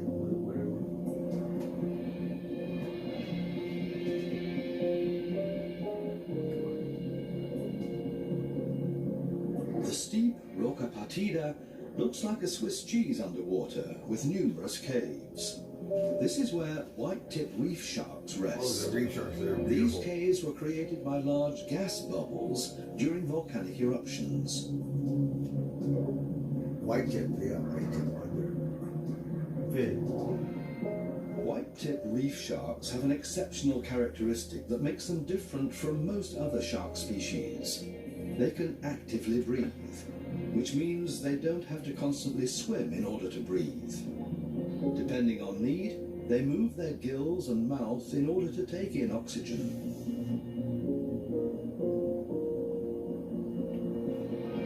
Our cameraman is trying to get as close as possible to these sharks. The animals Like the other shark, he gotta keep moving he's to blocking their sleep. entrance. This way he could like sleep or some shit.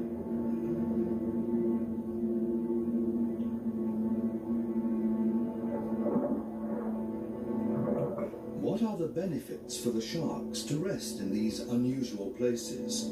The answer is easy. The current is very strong in this area, and they would use too much energy to swim against it. Therefore, they seek out these protected areas to rest. Not every cave is suitable for every shark. The younger ones search for smaller caves. Oh, here comes your Scientists who girlfriend. have observed these sharks for Magic, longer periods of your time girlfriend. found out that the same sharks always seek out the same caves. Oh, that's your girlfriend? Oh, that's your girlfriend, huh? God damn, she got I remember you put all your feet in the thing. This little savage.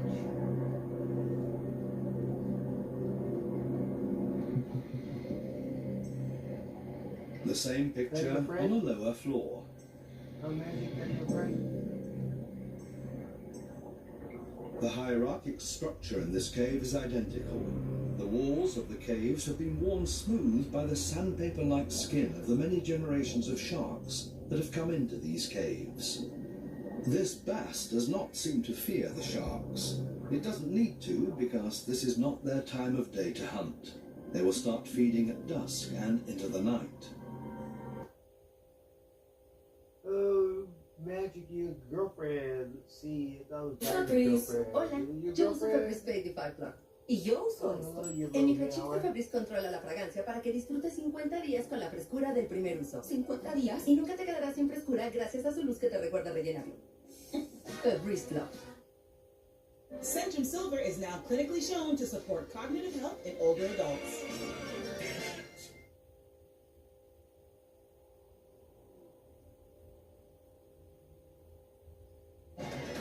Geography isn't learned, it's lived. If you travel, you know. Zook's tasty, tender dog treats can turn every outing into an adventure. From park to peak, wherever you roam, don't forget the Zook's. Zook's dog treats. Choose your adventure. I don't know how they talk. They Cameraman go, oh, Mike you got Ricciardi human. has entered one of the Feed caves you, and but makes you're a still surprising friends. find. Chimeras live in this cave. They also belong to the family of sharks. They avoid the daylight and live exclusively in the dark.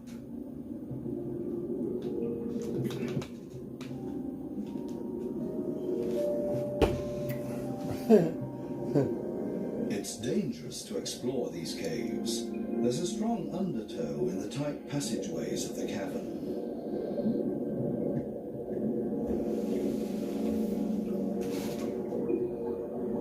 These bright red stone crabs don't like the light. They typically live deeper in the ocean. But these caves are their land night of milk and creatures, honey because the strong current sweeps food in and out. It feels like a rebirth to leave the caves, even for an experienced diver. Look at A swordfish. highlight for every diver, and especially underwater cameraman, Dinosaur. form a small school of marlins during their Marlins, right? These lightning-fast hunters showed up suddenly because their prey is a school of sardines. They work together and control the movements of the bait ball. The spear-like snout is almost 3 feet long and a dangerous weapon. They could easily spear us, and we would not be able to defend ourselves. Filming these rare fishes is very dangerous, and more feared by most teams than working with sharks. The behavior of the sardines offers them protection. The predators have a difficult time to separate individual sardines from the ever-moving ball. They have to attack the bait ball over and over to be successful.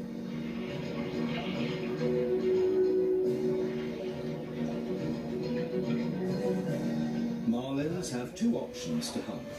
They feed on smaller fishes directly with their mouth, and larger ones can be speared.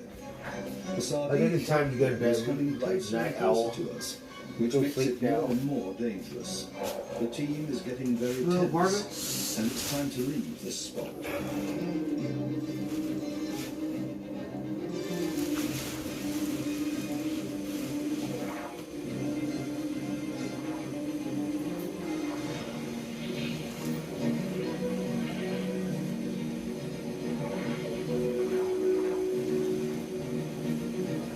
Better safe than sorry.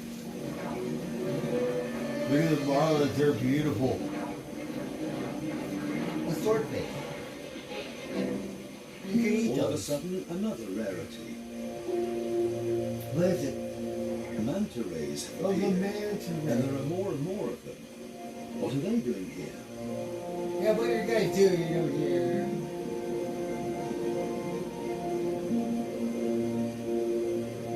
After feeding, these giant rays like to have their gills cleaned by cleaner fishes. The rays know where to find their favorite barber shop and come there as needed. Oh, the little fish clean them up.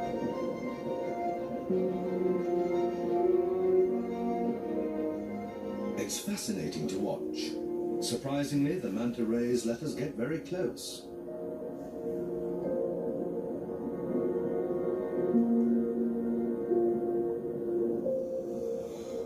Oh.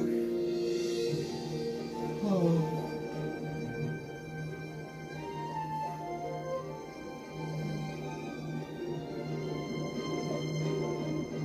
Unique and beautiful. Captain Ramirez sets course towards Benedicto, our next destination. The island chain of the Revilla Gijedos consists of several small islands. Some are separated from each other by more than 62 miles, but are connected underwater by an enormous underwater mountain range. Pacific white-sided dolphins have found our ship again and are playing in the wake. Always a welcome sight, even for professional cameramen. But our hope for the night is to find the Humboldt squids. Look at all the dolphins.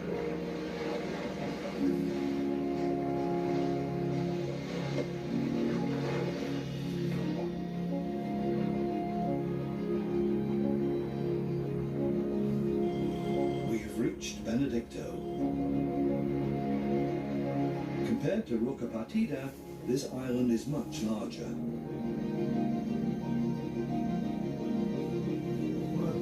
Strong rains have eroded this island and given it its rugged look.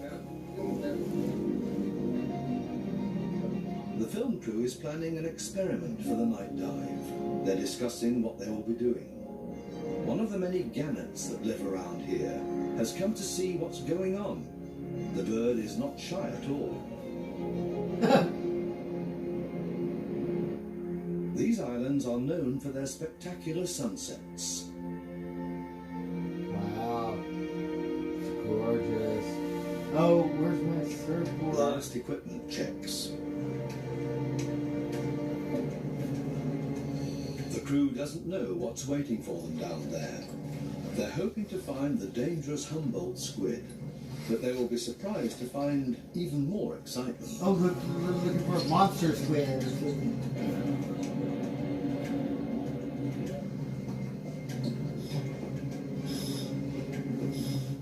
The lights of the boat have attracted a group of Galapagos sharks. It will be a gamble to jump into the water right now. Too dangerous. But we still want to get our pictures. The big sharks. Watch out. The crew decides to use a remote pole cam. It would still be a loss if it got destroyed, but better to lose a camera than a limb.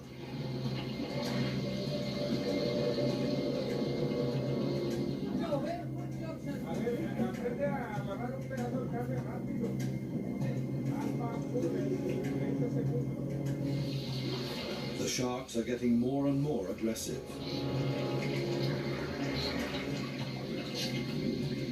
They're hungry.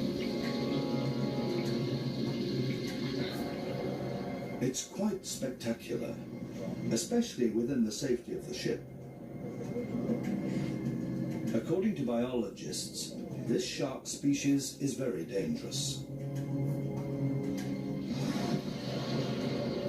Attacks on divers are not uncommon, so it's not advisable for divers to go in the water in the early evening hours. This is the time of day when most sharks start to feed.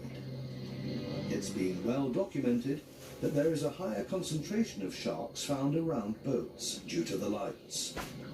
The crew is a bit concerned about their expensive camera equipment, but it seems to be fine with a few minor scratches.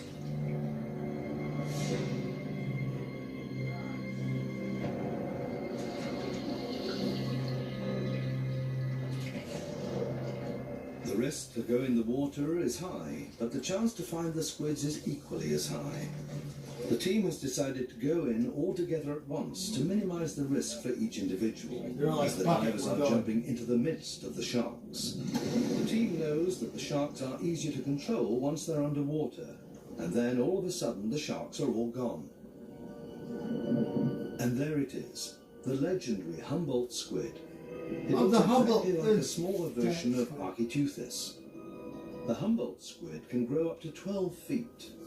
It has thin, whip-like tentacles and rhombic fins. Oh, we look like These a monster. squids are hunting for the mackerel that are drawn to the lights of our boat.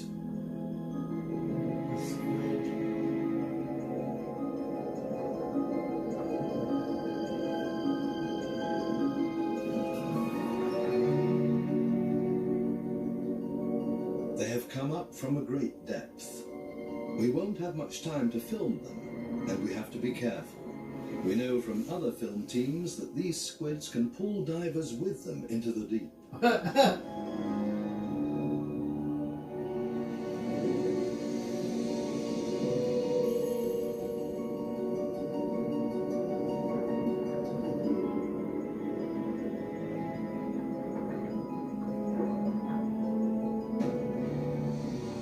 Assistant Alex has a hard time to keep this squid away from him. Oh yeah, the team has long forgotten the dangerous Galapagos sharks that seem to have disappeared for some reason.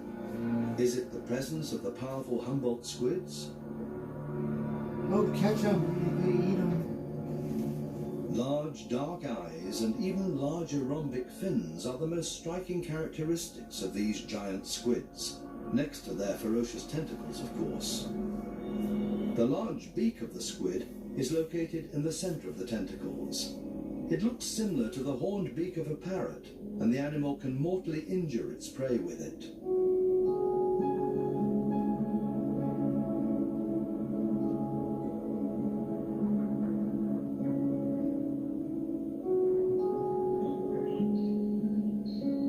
Oh yeah, they eat.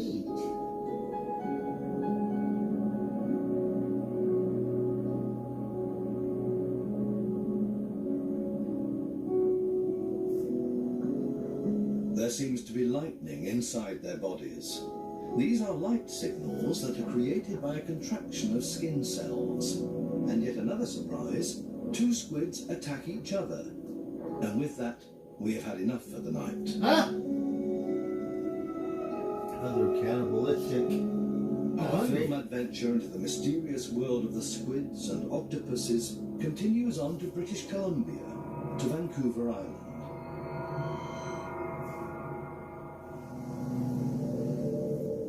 Dense fog surrounds the Malay Islands, located to the north of Vancouver Island. The fog creates a mysterious light.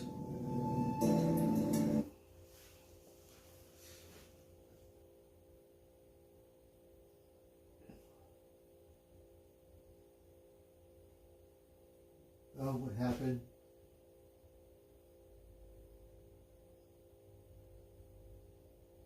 Oh, wake up.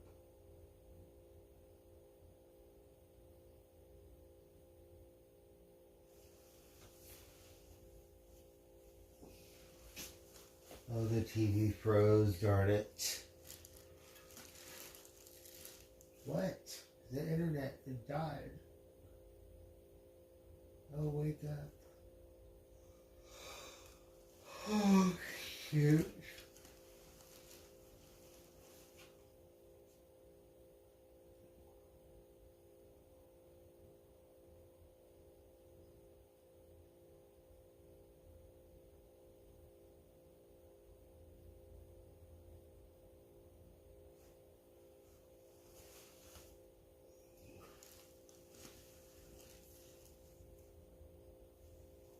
Okay. We're on pause. Right now. Hold on.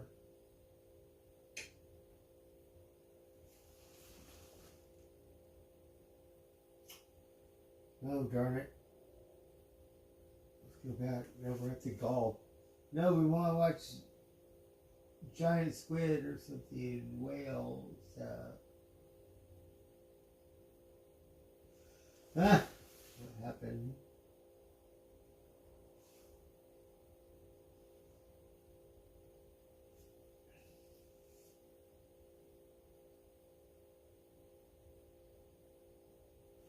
It doesn't want to work. Okay. Want something else back. I'll go to sleep anyways. No, enough golf. We watch golf.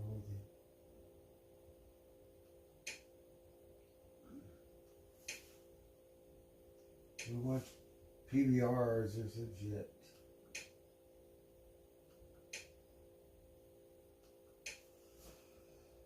Oh god, what time it says? Oh, it says it's 2 a.m. Poker after dark. Okay.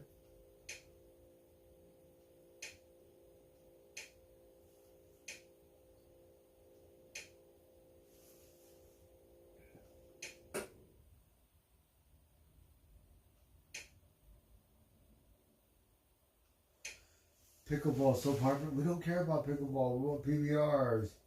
What the fuck is this?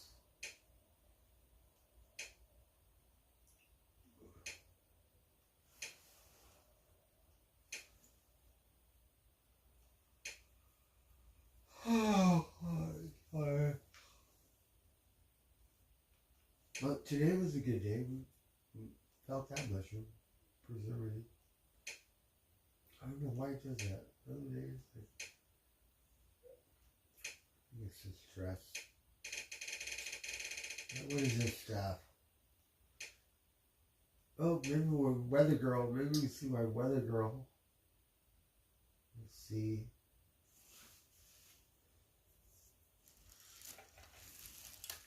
We have another gorgeous weather girl for the Bay Area. She's on Channel 7. Oh no, it's LA. Her name is... Oh, hold on, what is her? She's gorgeous. Brianna. Her name is Brianna.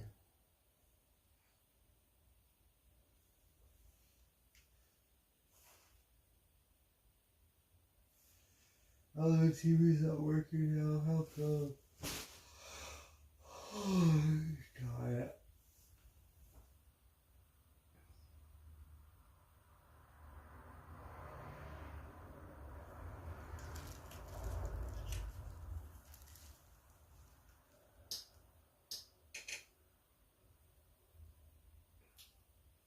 Fuck, I want to see my weather girl. The internet don't work now? What happened? Oh, fuck me.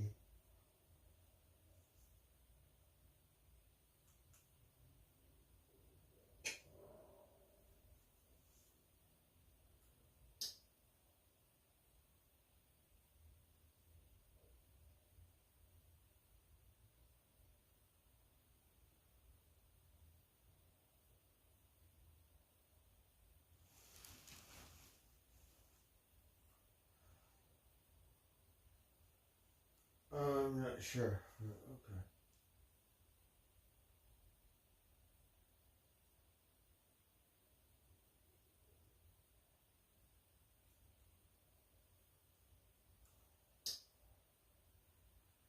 Oh, the TV doesn't work now. We could do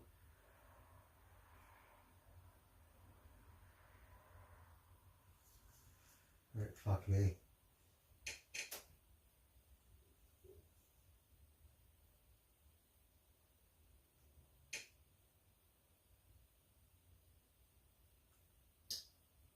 Tired.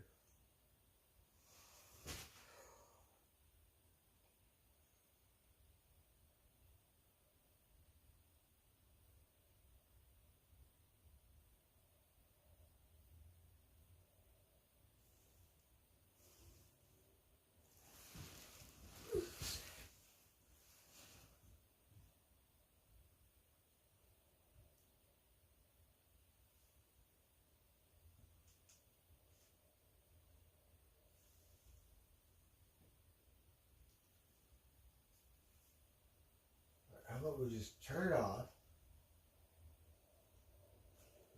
turn it back on? What the fuck?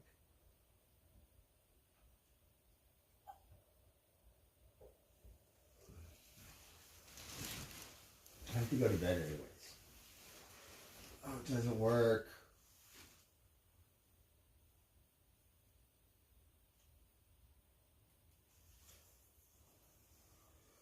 Oh, fuck me. Oh.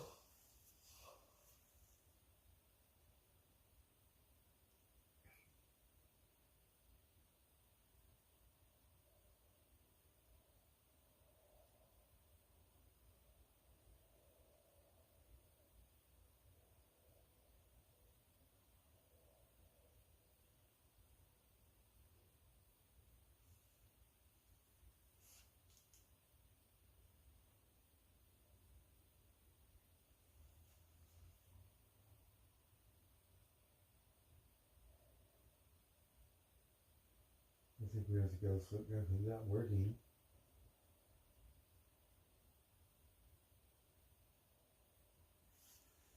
You can unplug it.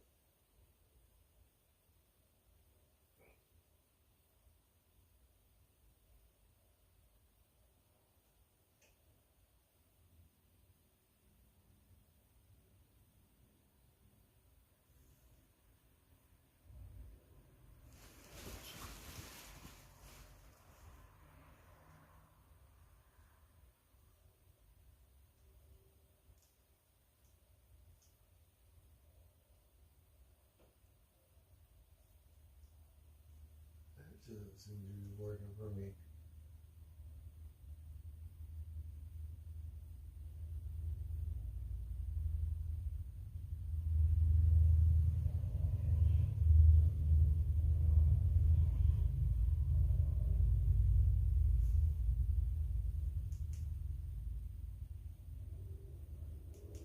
So whatever, the internet isn't fucking working. Okay, hold on. Let's turn it off. Let's unplug this.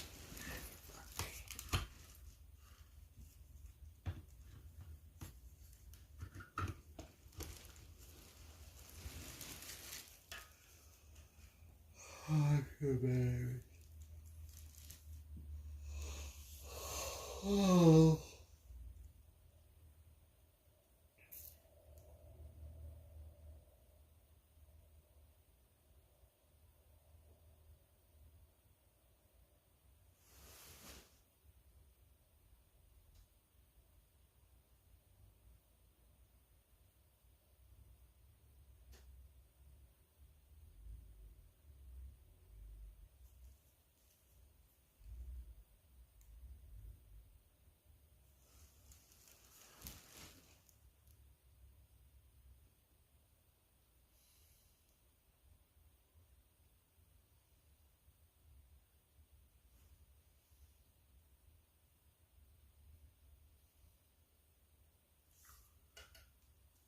Alright, let's try it again.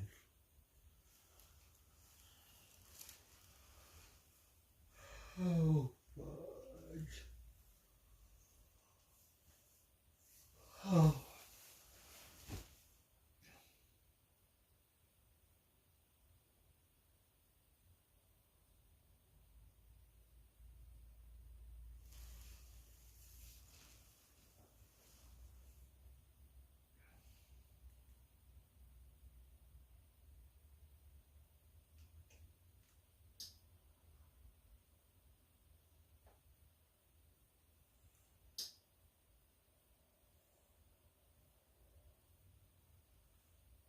Right now it says we have no internet.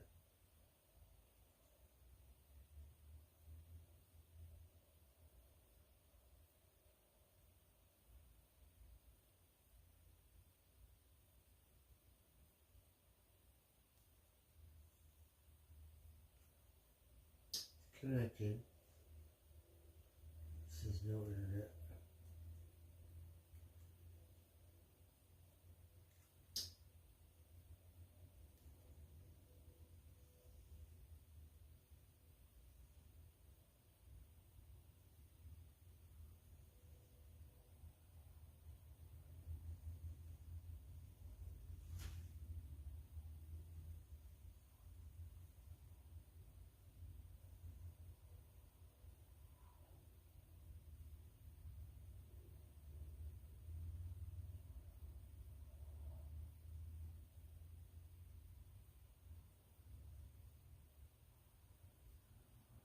It solar disappeared. Pop back up.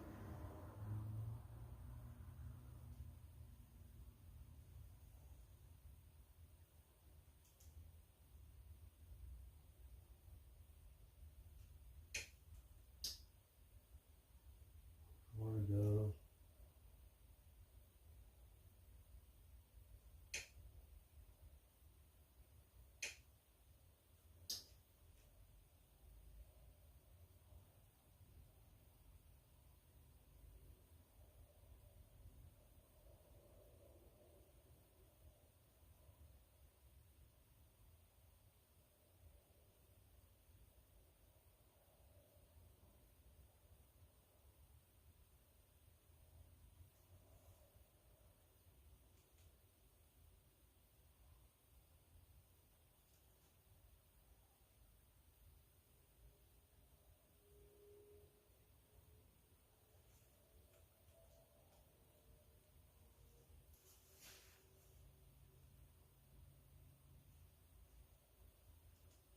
It's not fucking working.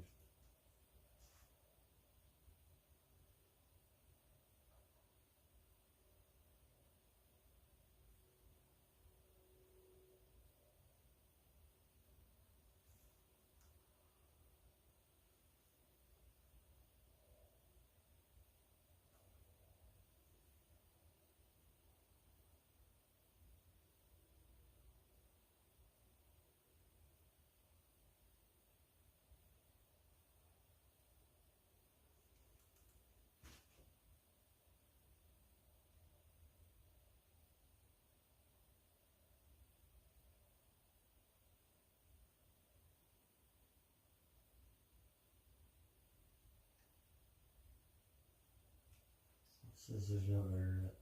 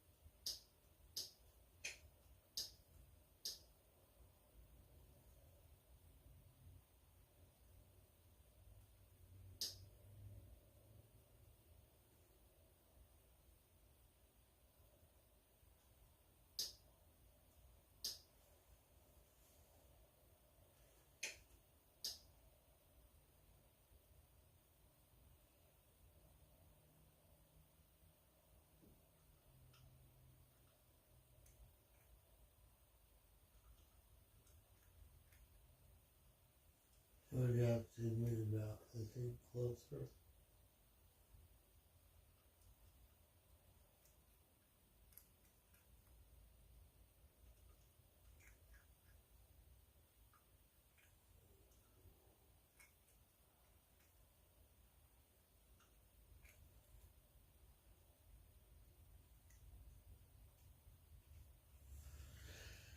Whatever, the fucking internet's not working right now.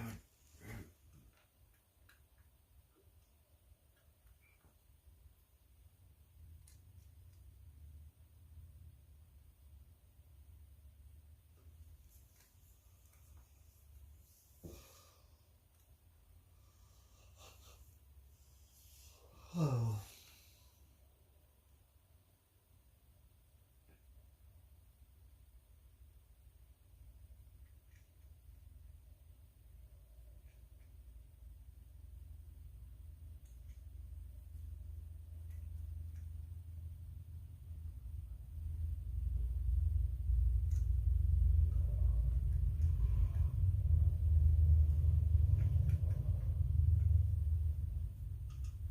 Who's that out there? I can hear you.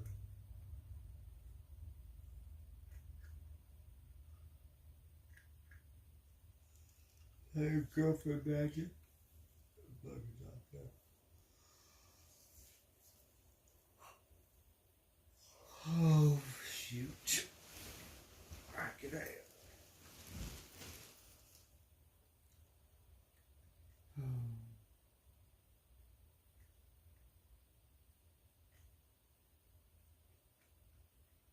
Oh, that one worked pretty good.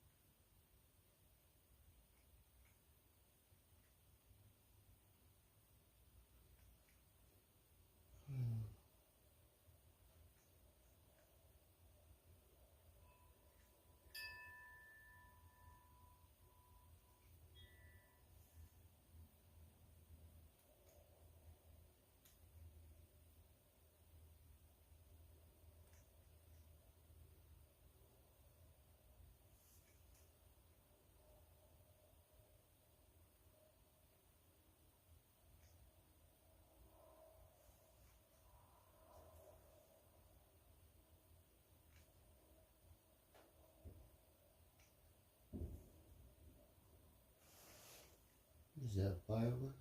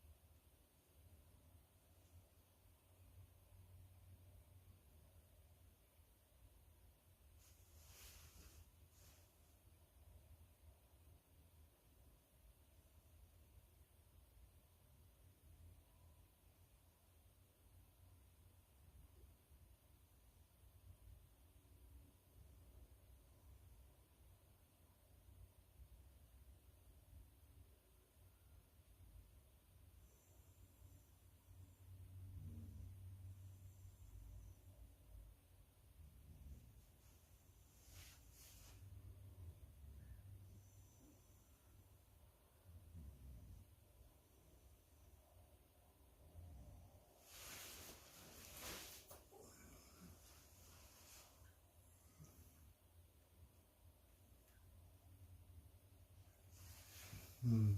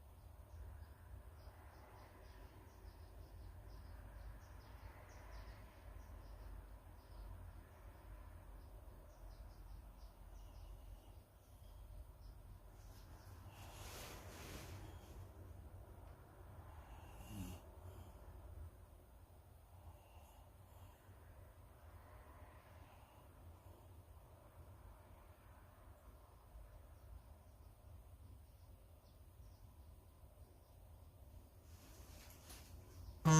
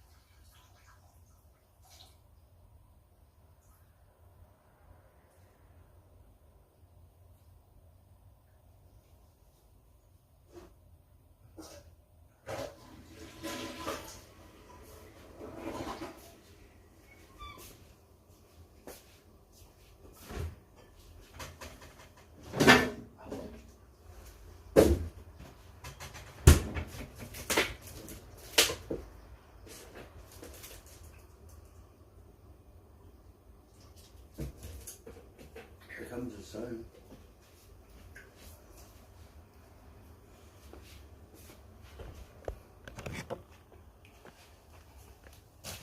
Good morning.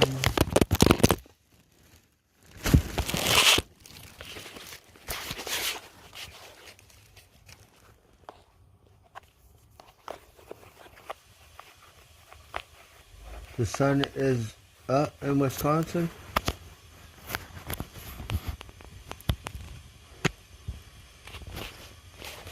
Yes, hump day was Wednesday.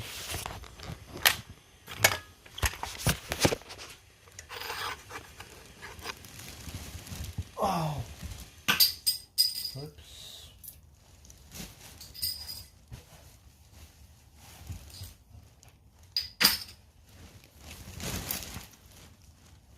Oh. Oh. The internet. The internet doesn't work. I read on the TV. Oh.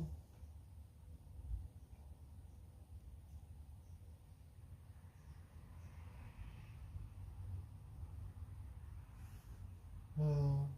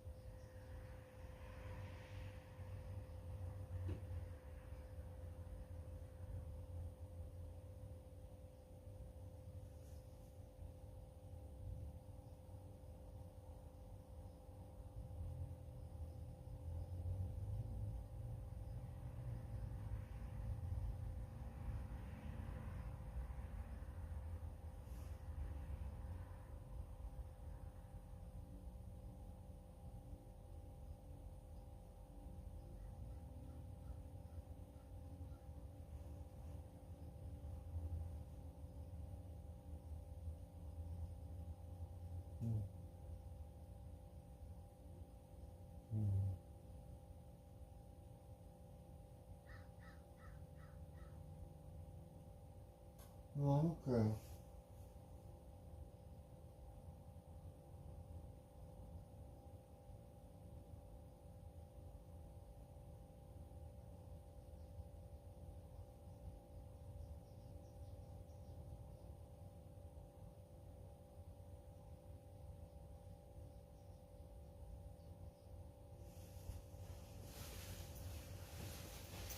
Oh.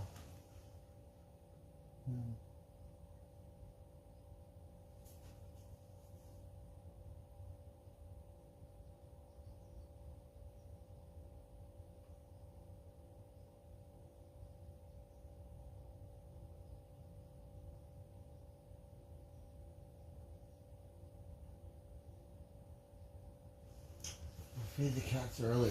Crows might be able to eat. Oh, you guys are watching me now?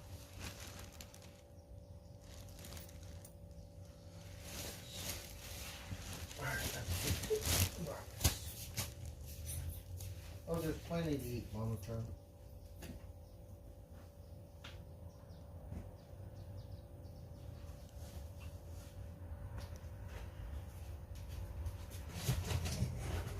I heard something move the tray last night.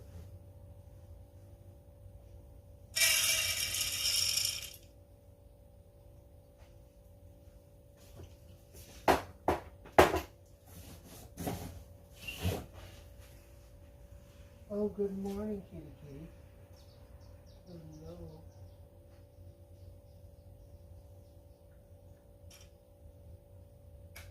Good morning. Oh, you're full of stickers.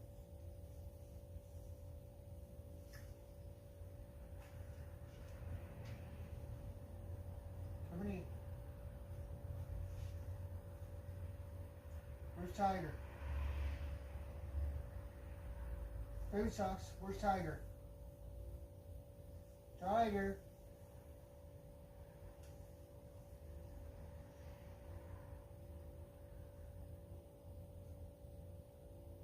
Tiger.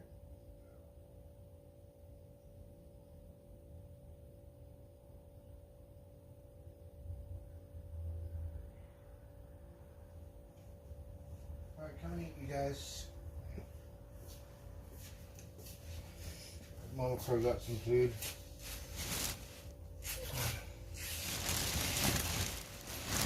I gotta undo my thing because the sun is coming up, so now you guys can see me sleeping. Oh, let's see.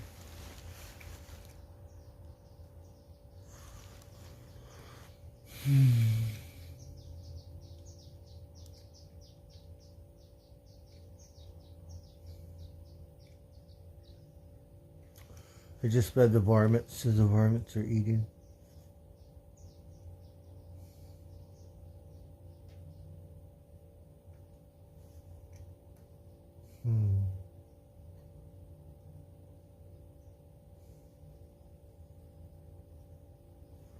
I have to end my stream.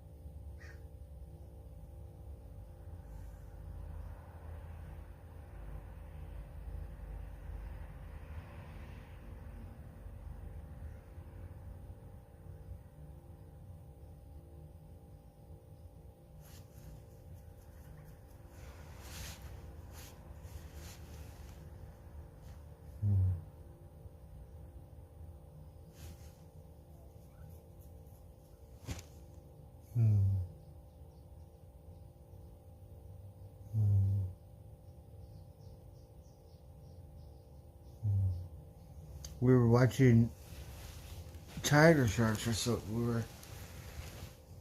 Oh, it's really so good. The internet died. Oh, shoot. Hmm.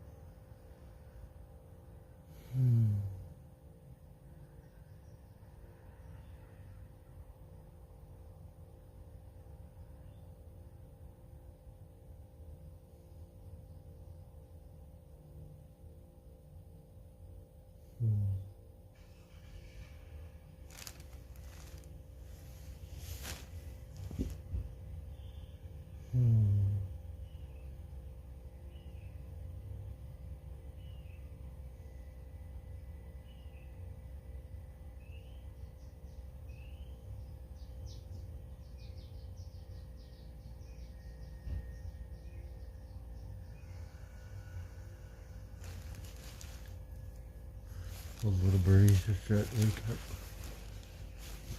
Oh.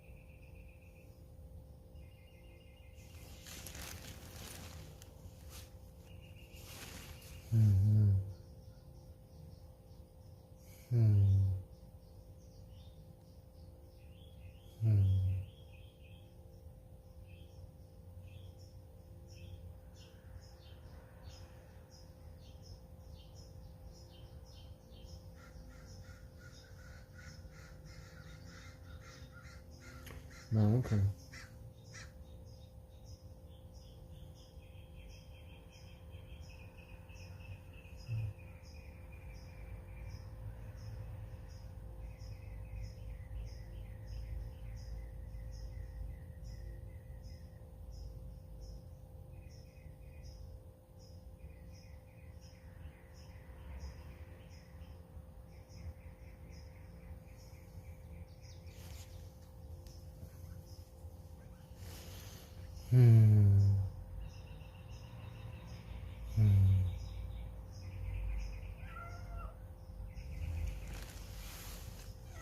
Meow. Meow. Meow. Meow. Meow. Come over here, meow. Meow. Meow. Meow. Meow. Meow, where are you? Meow. Meow. Where's that little varmint? Kitty, kitty. Meow, come over here.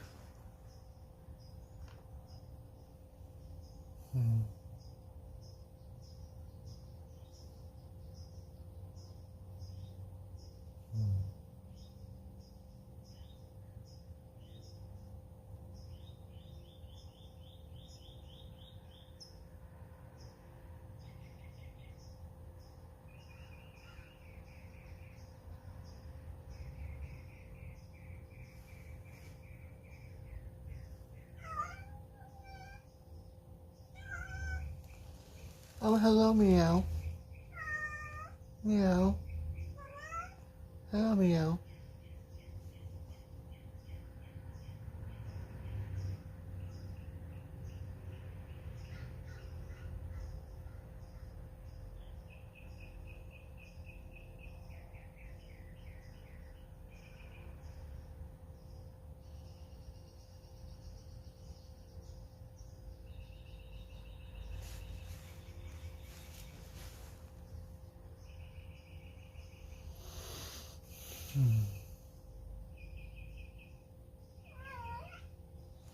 Meow.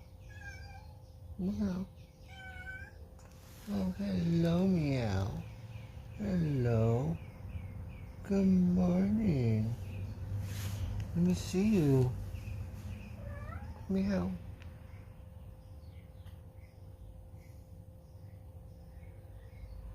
That's Rosie. Kitty, kitty.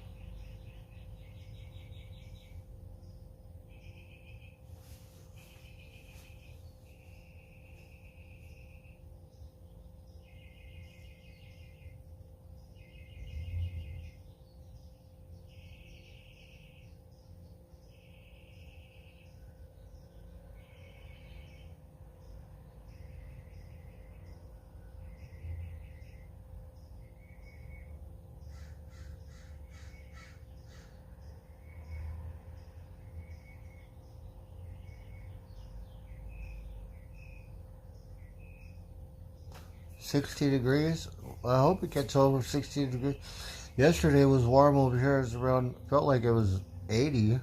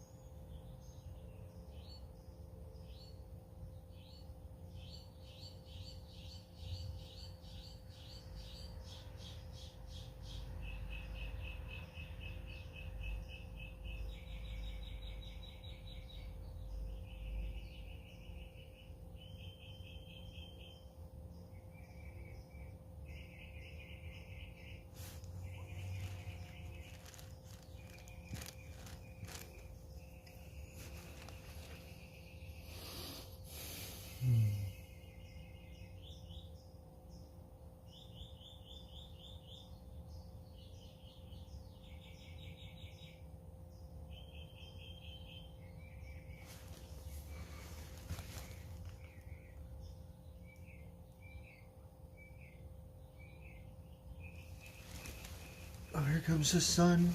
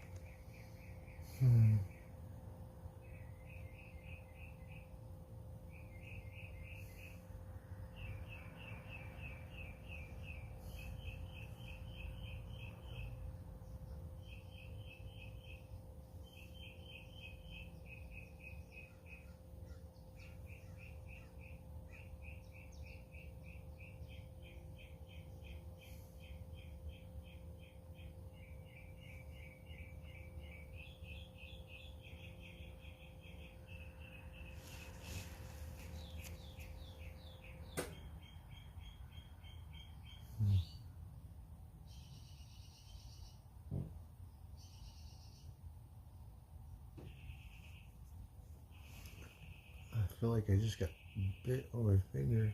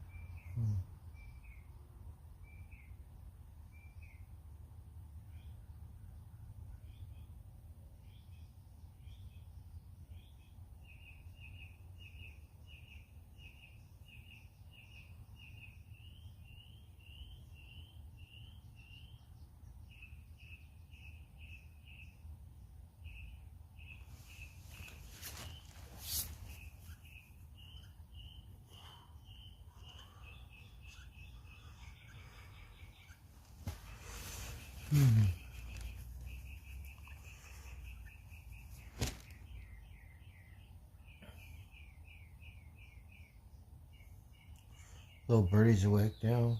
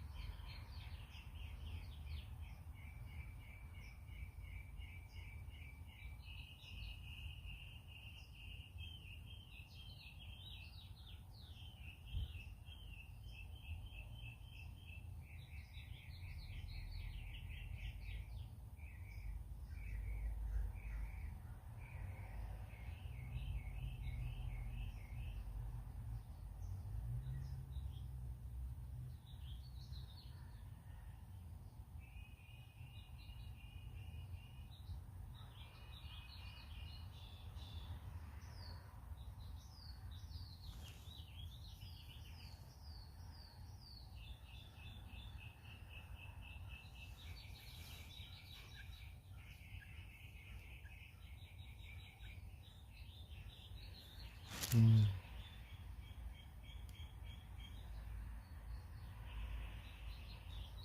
Mm. Mm. Mm.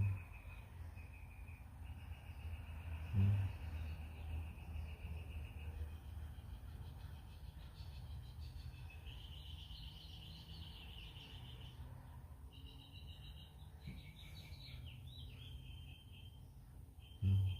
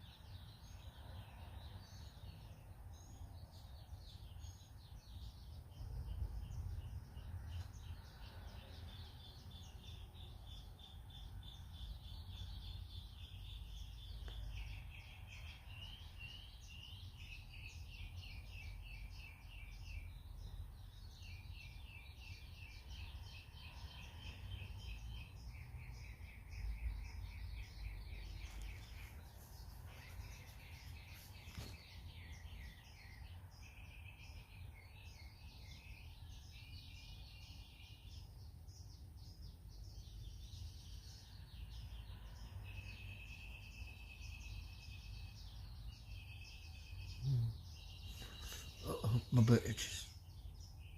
Hey, he's back in it. Alright, hold on. Oh.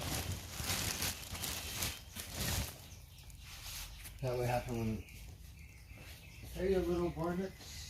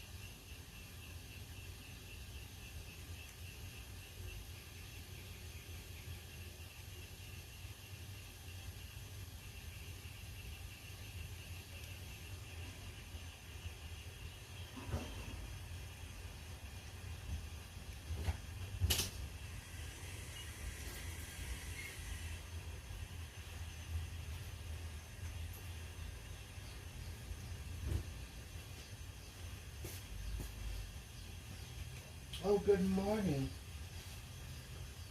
Baby socks. Who's the magic? Oh, Ghostface. Baby sock, Ghostface. Hello, Ghostface. Good morning. Ghostface. Come and eat, Ghostface. Ghostface. Baby socks. Baby socks. Ghostface, come and eat. Come and eat.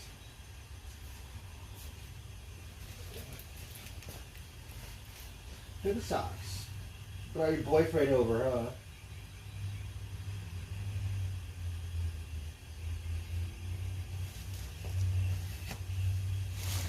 That's okay. He could eat. I don't.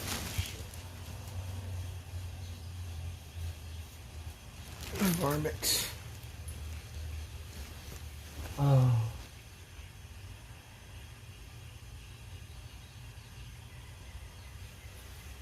Oh.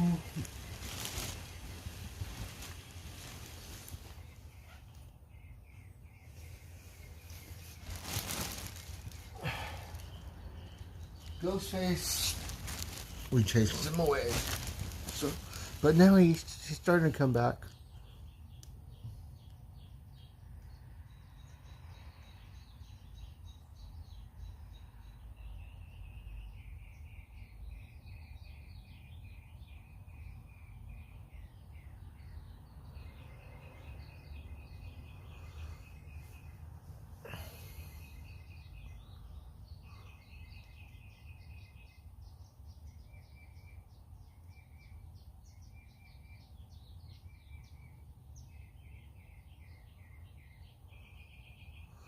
Well, that sounds wonderful. Oh. Mm. Hmm.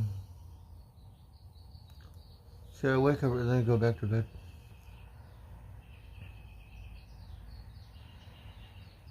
Hmm.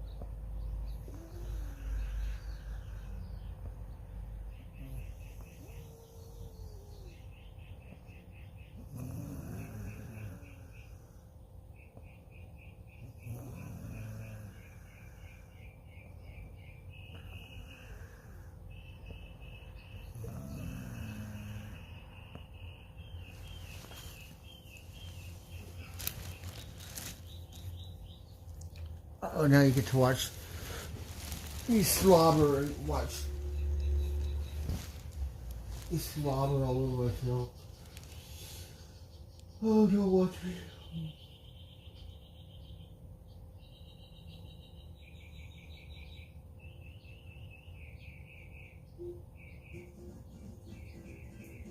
Alexa, quiet. Right now in Las Vegas, it's 80 degrees Fahrenheit with mostly sunny skies. Alexa, quiet.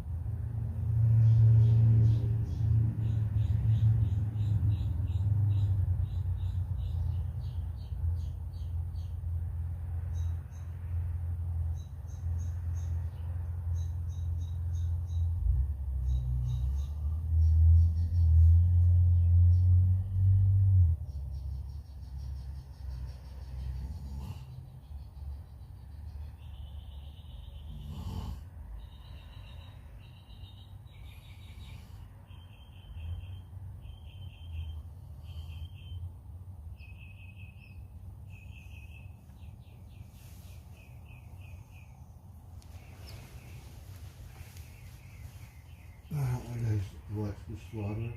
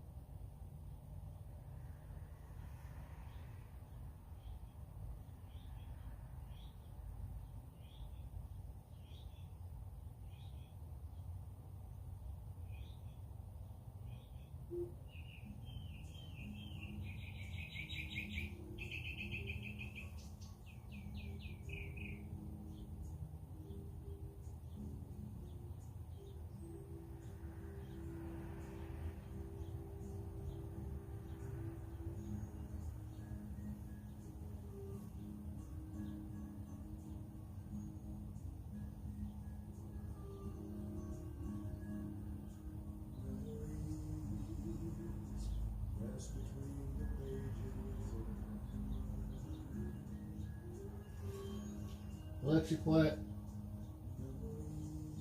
Alexa, quiet. Alexa, be quiet.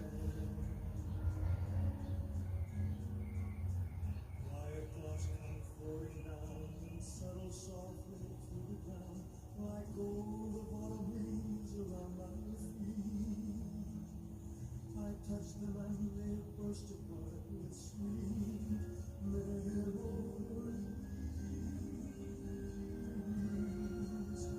Sweet memories of holy hands and red bouquets and twilight's trembling purple haze and laughing eyes and simple ways and quiet nights and gentle days with you.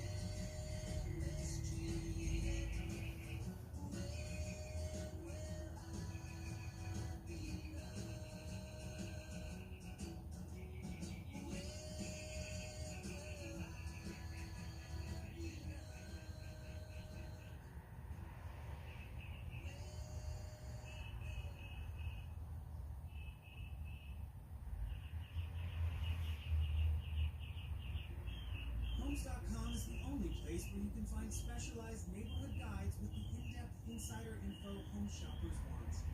Very in-depth info. Want to know if there's homes for sale in the area? We've got it. How long has a home been on the market?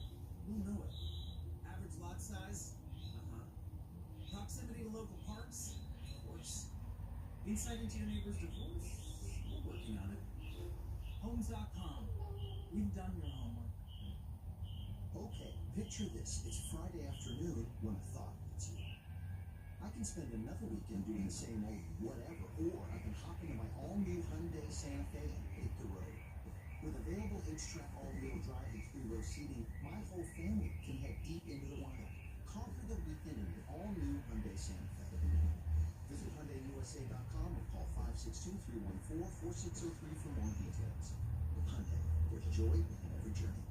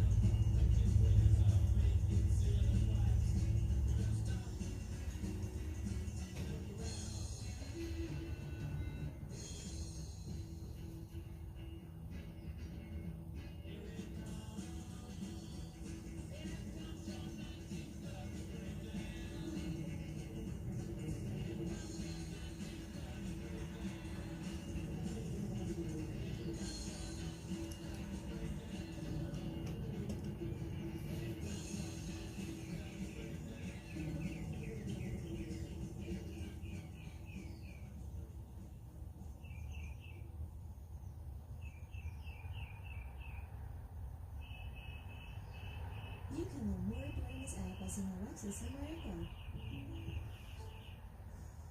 There are a lot of things you'll want to say when buying a new house or car, but what you should really say is the one thing that can help you find the coverage you need. Like a good neighbor, State Farm is there. To learn more, just say Alexis and Mariko. That's Alexis and Mariko.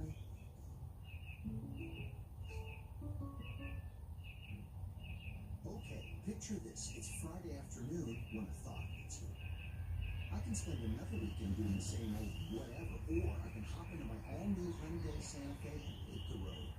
With available H-Track all-wheel drive and 3-row seating, my whole family can head deep into the wild. Conquer the weekend in the all-new Hyundai Santa Fe. Visit HyundaiUSA.com or call 562-314-4603 for more details. With Hyundai, there's joy in every journey.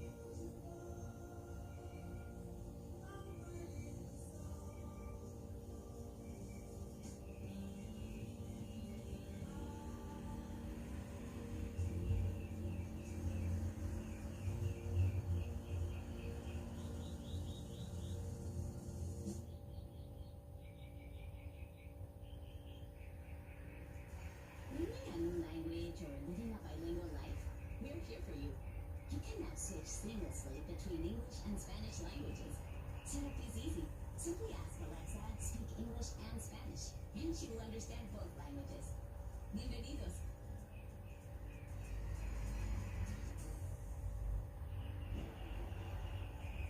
Look, we got one plate. Everything we work for comes down to this. Quick question.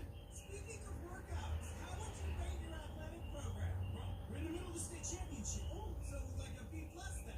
Get out of our huddle. Well, at homes.com, we leave it all on the field to get you detailed information on local schools. Off the field. Off the field.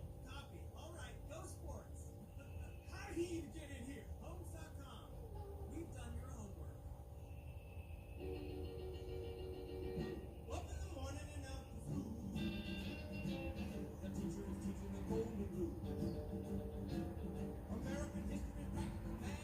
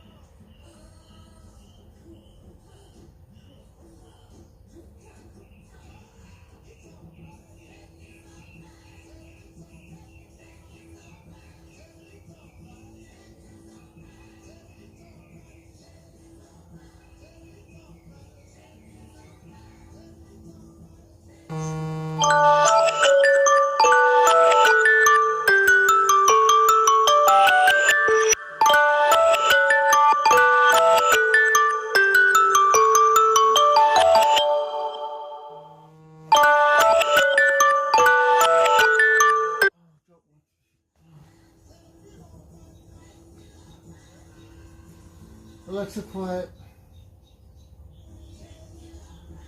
Alexa, quiet.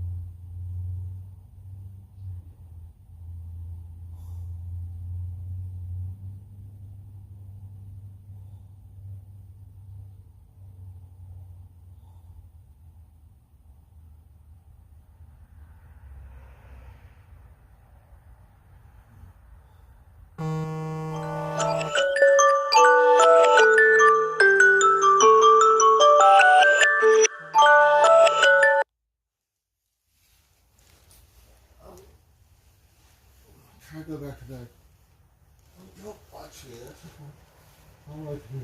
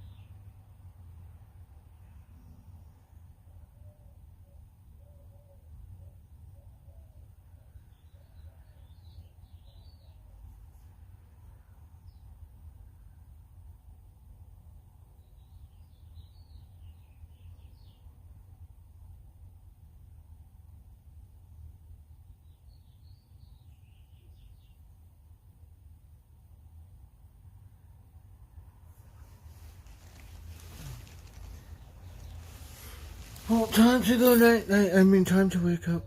Good day, everyone.